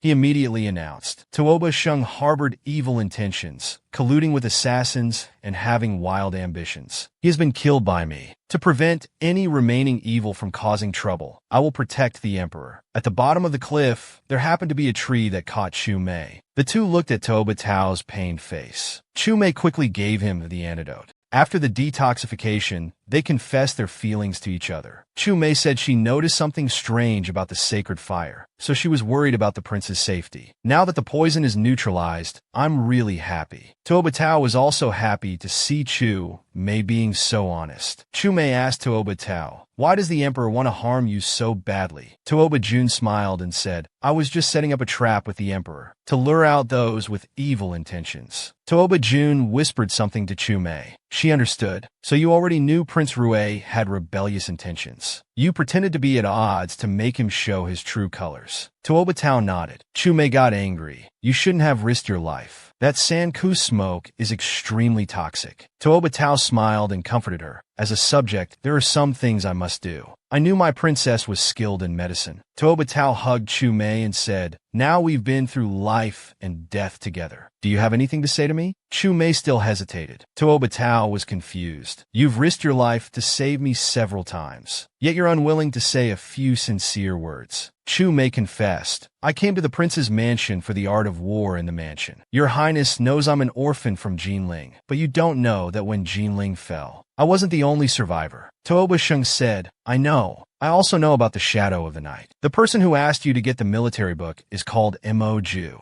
right?" Chu Mei sighed. "So you knew everything." Tooba Sheng held Chu Mei's face and said, "If it weren't for this life and death moment, were you planning not to tell the truth? I've never been so patient with anyone. You've really made me wait too long." Chu Mei frankly said, "Your Highness, I wanted to tell you the truth several times, but I was afraid that once I did, you would despise me forever. What I'm afraid of losing is not the position of Northern Star Princess." Tooba Jun pressed on. "What could it be? When people fear losing something, it's only because they want to gain something. Besides the military book, what else do you want to gain?" Chu Mei replied, "The military book is not what I want. I'm just following orders. My brother is in the master's hands. If I can't get the military book, I won't be able to save his life. I have no choice but to obey. What I want is only your Highness's true heart. Do you believe me, your Highness?" Tooba Jun said of course he believed. Chu Mei took the initiative to hold Tooba Jun's hand. "Your Highness said you never thought you'd meet me. I never thought I'd meet you either. Before, I was like a puppet, constantly working for the master to save my brother. But now I suddenly want to live for myself." Tooba Jun hugged Chu Mei and said firmly, "When we return to Chang'an with the military book, I'll accompany you to report back. No matter what Mo Ju demands, as long as I can do it, I'll agree. Then I'll keep you by my side forever." Chu Mei quickly stopped him, saying, "You can't. Mo Ju wants the military book to restore his country. When war breaks out again, there will be widespread suffering. Who knows how many people will become homeless and lose their families. Mo Ju's restoration is only for power. Although Jinling is my motherland, I don't want to plunge the world into chaos again for personal gain." Tooba Jun asked, "Then how will you report back?" Chu Mei smiled and said, "Don't worry, your Highness. In that moment between life and death, I thought of a plan, but it's just a rough idea. I need to go back and think it through carefully."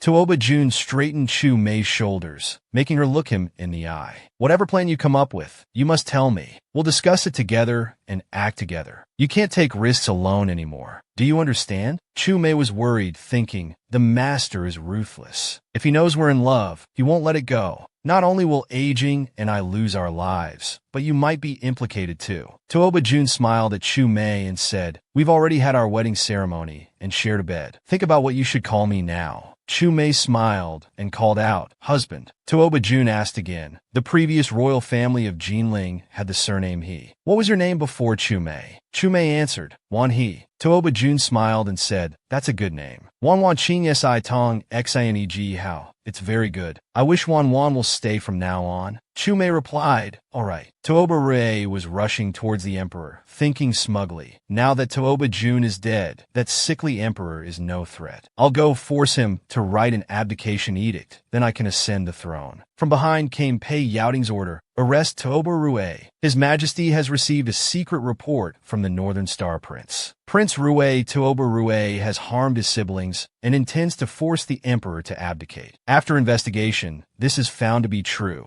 His Majesty orders Prince Rui's arrest. Tuoba Rui raised his sword to fight back, saying, Pei Yaoting is falsely transmitting imperial orders. Let's all go see the emperor, and the truth will be clear. Tuoba Rui thought angrily. Tuoba Jun just fell off the cliff, and the emperor already knows? He even sent troops. By tomorrow morning, he'll have a plan to kill 2 birds with 1 stone. Luo Jui rushed over, shouting, he's trying to escape. Quick, after him. Pei Yaoting threw a dagger. It hit Tuoba Rui's right arm. He can't run now? Tuoba Rui fell from his horse. Rather than being captured and humiliated, he'd rather end it quickly. Tuoba Jun, I admit you've outmaneuvered me. Then he drew his sword and took his own life. Luo Jui rushed over and asked, where is the Northern Star Prince? Tuoba Rui laughed with satisfaction. You'll never find him. Luo Jui wanted to press further, but Tuoba Rui had already breathed his last. Luo Jui asked General Pei Yaoting for help, saying, General, the prince is now missing. Even the princess is nowhere to be found. Please help us search for them. Pei Yaoting ordered a search of the mountains, saying they must find Prince Beichen. He told young Master Luo not to be polite, as Prince and Princess Beichen were also his friends. They must find them. At this moment, the emperor arrived and announced that the traitors had been executed. He ordered an immediate return to the capital. Luo Jui felt utterly disheartened. The emperor indeed didn't care about the prince's life or death. Pei Yaoting reported, Your Majesty, Prince Beichen has not been found yet. I was about to lead a search party. The emperor seemed unconcerned, saying, Tuoba Rui is treacherous and cunning. Prince Beichen is upright and honest. He has likely already fallen victim to Tuoba Rui's schemes. In this elimination of traitors, Prince Beichen has rendered great service, even to the point of sacrificing his life. I will build a cenotaph for him and proclaim his merits to the world. Therefore, General Pei must escort me back to the capital as soon as possible to handle this matter. There must be no delay. This is an imperial order. Pei Yaoting had no choice but to accept. Pei Yaoting was in a difficult position. He told young Master Luo, I'm afraid I can't help you anymore. The prince is a good man. Heaven will protect him. Prince Beichen will surely be safe. Luo Jui thought to himself, the emperor indeed burns the bridge after crossing the river. Even if I'm left alone, I must find the prince. Luo Jui said to Pei Yaoting, General, I understand you have no choice. Please take care of yourself too. Pei Xiaonan rushed over, saying he had heard about Prince Beichen's situation and had brought people to help. Pei Yaoting asked Pei Xiaonan to help search while he escorted the emperor back to the palace. As night fell, Chu Mei's inner strength was insufficient. She couldn't jump up despite her efforts. Tuoba Shun was poisoned and needed a few days to recover. Tuoba Shun told Chu Mei to rest, as she had been trying for a long time. Chu Mei was truly puzzled. My prince, we're trapped here. How can you be so calm? Tuoba Shun smiled and said, think of it from another perspective. Such a moonlit night, with a beautiful woman in my arms, soft jade and warm fragrance, is also a blessing. Chu Mei was frightened. My prince, have you been poisoned by something else? Let me check. Tuoba Shun smiled and reassured her that he was fine. I'm just very happy, because I can finally be with the person I like. Chu Mei responded, and so am I. You are the first person I've ever liked. From beginning to end, I've only ever liked you. Unable to control their emotions, they kissed. Tuoba Shun suddenly remembered the butterfly on Chu Mei's shoulder. He told her, when we get back, I will search the world for famous doctors to cure you. Chu Mei immediately calmed down. Now is not the time for romance. We still haven't dealt with the military book and young master's matters. So Chu Mei urged, then let's quickly find a way to get back. I have an idea. Your martial skills are better than mine. Although you can't use your inner strength, you can climb up this cliff. Then go get help to rescue me. Chu Mei tugged at the nearby vines and said, I'll weave these vines into a rope and tie it around your waist to prevent you from falling again. Tuoba Shun grabbed Chu Mei's arm, refusing. If we leave together. I'll carry you up. Chu-mei also refused. No, that won't work. I'm too slow. It will waste time. Besides, without someone holding the rope for protection, it's very dangerous. Tooba Shin still firmly refused. With no other option, Chu-mei stood on a tree, swaying precariously, and said, "If you don't go, I'll jump down." Tooba Shin wasn't falling for it. He replied, "If you jump, I will surely follow you in life and death." I mean what I say. As they were at an impasse,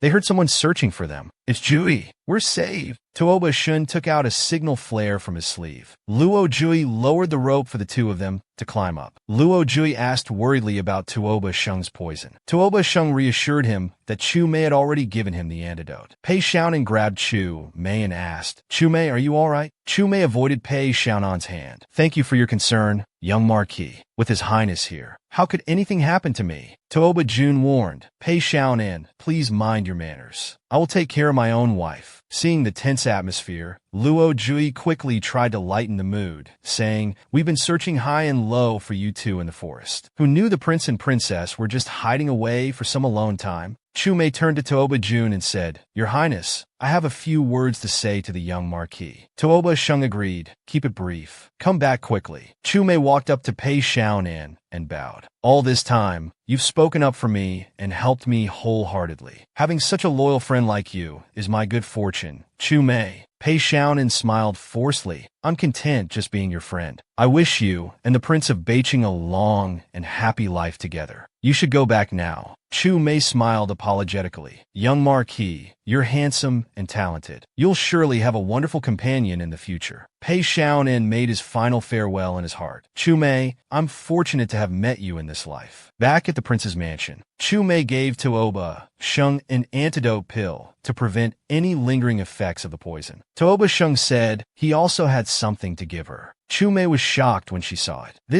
Tooba Shung continued, "This is the military strategy that Mo Ju wants. I don't know what plan you've come up with, but I'm giving it to you. Whether to give it to Mo Ju or not, it's your decision." Chu Mei trembled as she held the book, thinking to herself, all this scheming was for him. Tooba Tao grabbed Chu Mei's arm and said, "Wait, actually, the simplest and most feasible plan is for me to escort you to meet Mo Ju. We'll give him the book, and if he has any other conditions, as long as I can fulfill them, I will. I just want to secure your freedom." Chu Mei agreed. "All right, I'll do as you say." Though Chu Mei agreed verbally, she had already made up her mind. "Your Highness, I'll always remember your sincerity, but I can't involve you. After tonight, it might be our final farewell." Chu Mei took the initiative. "You've been traveling for days. Let me serve you." Tooba Tao also said, "We've been married for a while but haven't consummated. Why don't we do it tonight?" Chu Mei agreed with a smile. "After tonight, we might not have another chance." Looking at the sleeping Tooba Tao, Chu Mei apologized. "Husband, I'll go report to the young master myself. I know you don't want me to take risks, but I don't want to involve you either. The medicine I just gave you has a sleep-inducing effect. It will let you sleep soundly until morning. I'm leaving now, husband. Take care." Chu Mei left, unaware of what was happening. But Tooba Shung opened his eyes on the bed. Tooba Shung recalled that Luo Jui had told him to find the real culprit who killed Kuyu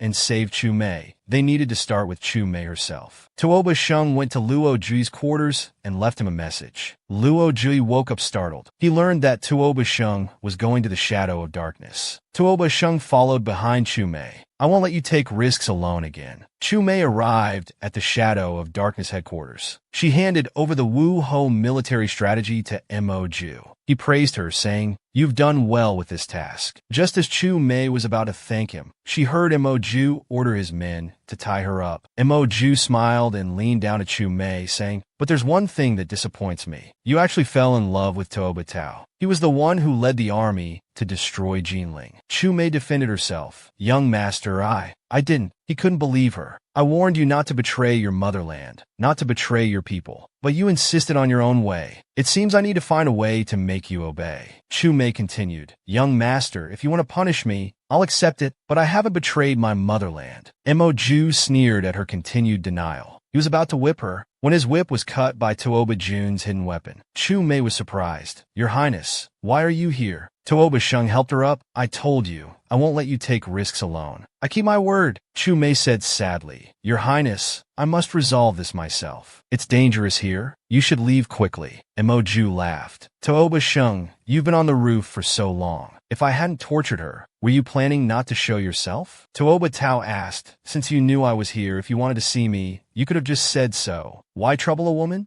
Emoju said sarcastically. "Aren't you the one troubling her? She was a princess of Jinling, growing up in luxury. But you destroyed Jinling, forcing her to live like a dog, begging to survive." Tooba Tao frankly admitted, "I don't deny destroying the country. But Chu Mei is the one I've chosen. What conditions do you have for letting her go?" Emoju said he had considered releasing her. "After all, she served me for 8 years. But she actually developed true feelings for you. Now I can't possibly let her go." "Tooba Tao, you've been investigating Kuyu's death, right? I was the one who poisoned her." Tooba Tao said he had known that for a long time. Emoju swung his sword at Tooba Tao. "So, what if you know? You can't save her. Now the woman you love most is also poisoned. You can't save her either. I want you to watch as the important people around you die painfully before your eyes. Only this can quench the hatred in my heart. The grudge of a destroyed country cannot be forgiven." Tooba Tao also raised his sword to meet him. "Since you've repeatedly targeted my people, don't blame me for being ruthless." Chu Mei stepped forward to stop them. "Your Highness, you can't." Tooba Tao asked her why not. Emoju laughed and said, "Of course it's for her brother." Emoju said to Chu Mei, "Kill Tooba Jun, and I'll give you aging. Otherwise, if you two leave, aging dies." Chu Mei couldn't choose. Tooba Jun said to Chu Mei, "Trust me, you and your brother will both be saved." Emoju laughed and threw his hidden weapon, saying, "None of you can be saved now." Chu Mei shielded Tooba Shung and was hit by the weapon. In the moment of injury, Chu Mei activated her illusion technique. Chu Mei trembled and said to Tooba Shung, "The military book was fake. I said I wouldn't betray you, and I kept my word." Tooba Shung said, "You fool. I don't care about the military book or the throne. I only want you." Chu Mei murmured, "I know. I've never asked you for anything. Now there's one thing you must help with. I thought I could complete the task, then rescue my brother and return to you. But now I can't survive. But you must save my brother. Please." Tooba Jun interrupted, "I will bring both of you back." Chu Mei smiled and said, "I believe you." Then she fell unconscious. Tooba Jun recalled Kuyu's last words before dying. "Having you as a friend, my life hasn't been in vain. I only ask that you take care of my sister. Don't let her end up like me." All the important people around him were truly hurt by Emoju. Tooba Shung grabbed a knife from the side and began fighting with Emoju. Emoju was ultimately no match for Tooba Shung. Just as Tooba Shung was about to finish him off, Emoju laughed and said, "If I die, Chu Mei won't live either. The annihilation butterfly on Chu Mei's body. Only I have the antidote. If I die, it's not bad for her to accompany me." Tooba Shun said angrily, "I'll kill you and dig 3 feet into the ground here to find the antidote." Emoju laughed and said, "Would I let you easily find something so important? My life may not matter to you, but are you willing to let her die with me?" Tooba Jun grabbed Emoju's collar and said, "Hand over the antidote, and I'll let you go." Emoju laughed and said, "Now you're the one asking me for something. You should have the attitude of someone making a request." Tooba Jun put away his knife and said, "State your conditions." Emoju smiled and said, "Cripple your martial arts. Give me the real military book, and I'll give you the antidote." Tooba Jun really wanted to agree. Chu Mei struggled to get up and said, "Your Highness, you can't." Tooba Jun smiled and said, "Trading my martial arts skills for your life is worth it." Chu Mei whispered something in his ear. Emoju asked Tooba Jun if he had changed his mind. Tooba Jun said he would absolutely not go back on his word. Then he really used his inner force to cripple his martial arts. Emoju mockingly said, "People say the Northern Qin Prince is a great hero, but he's just a fool blinded by a woman. You destroyed my Jinling, but a woman from Jinling has also ruined you.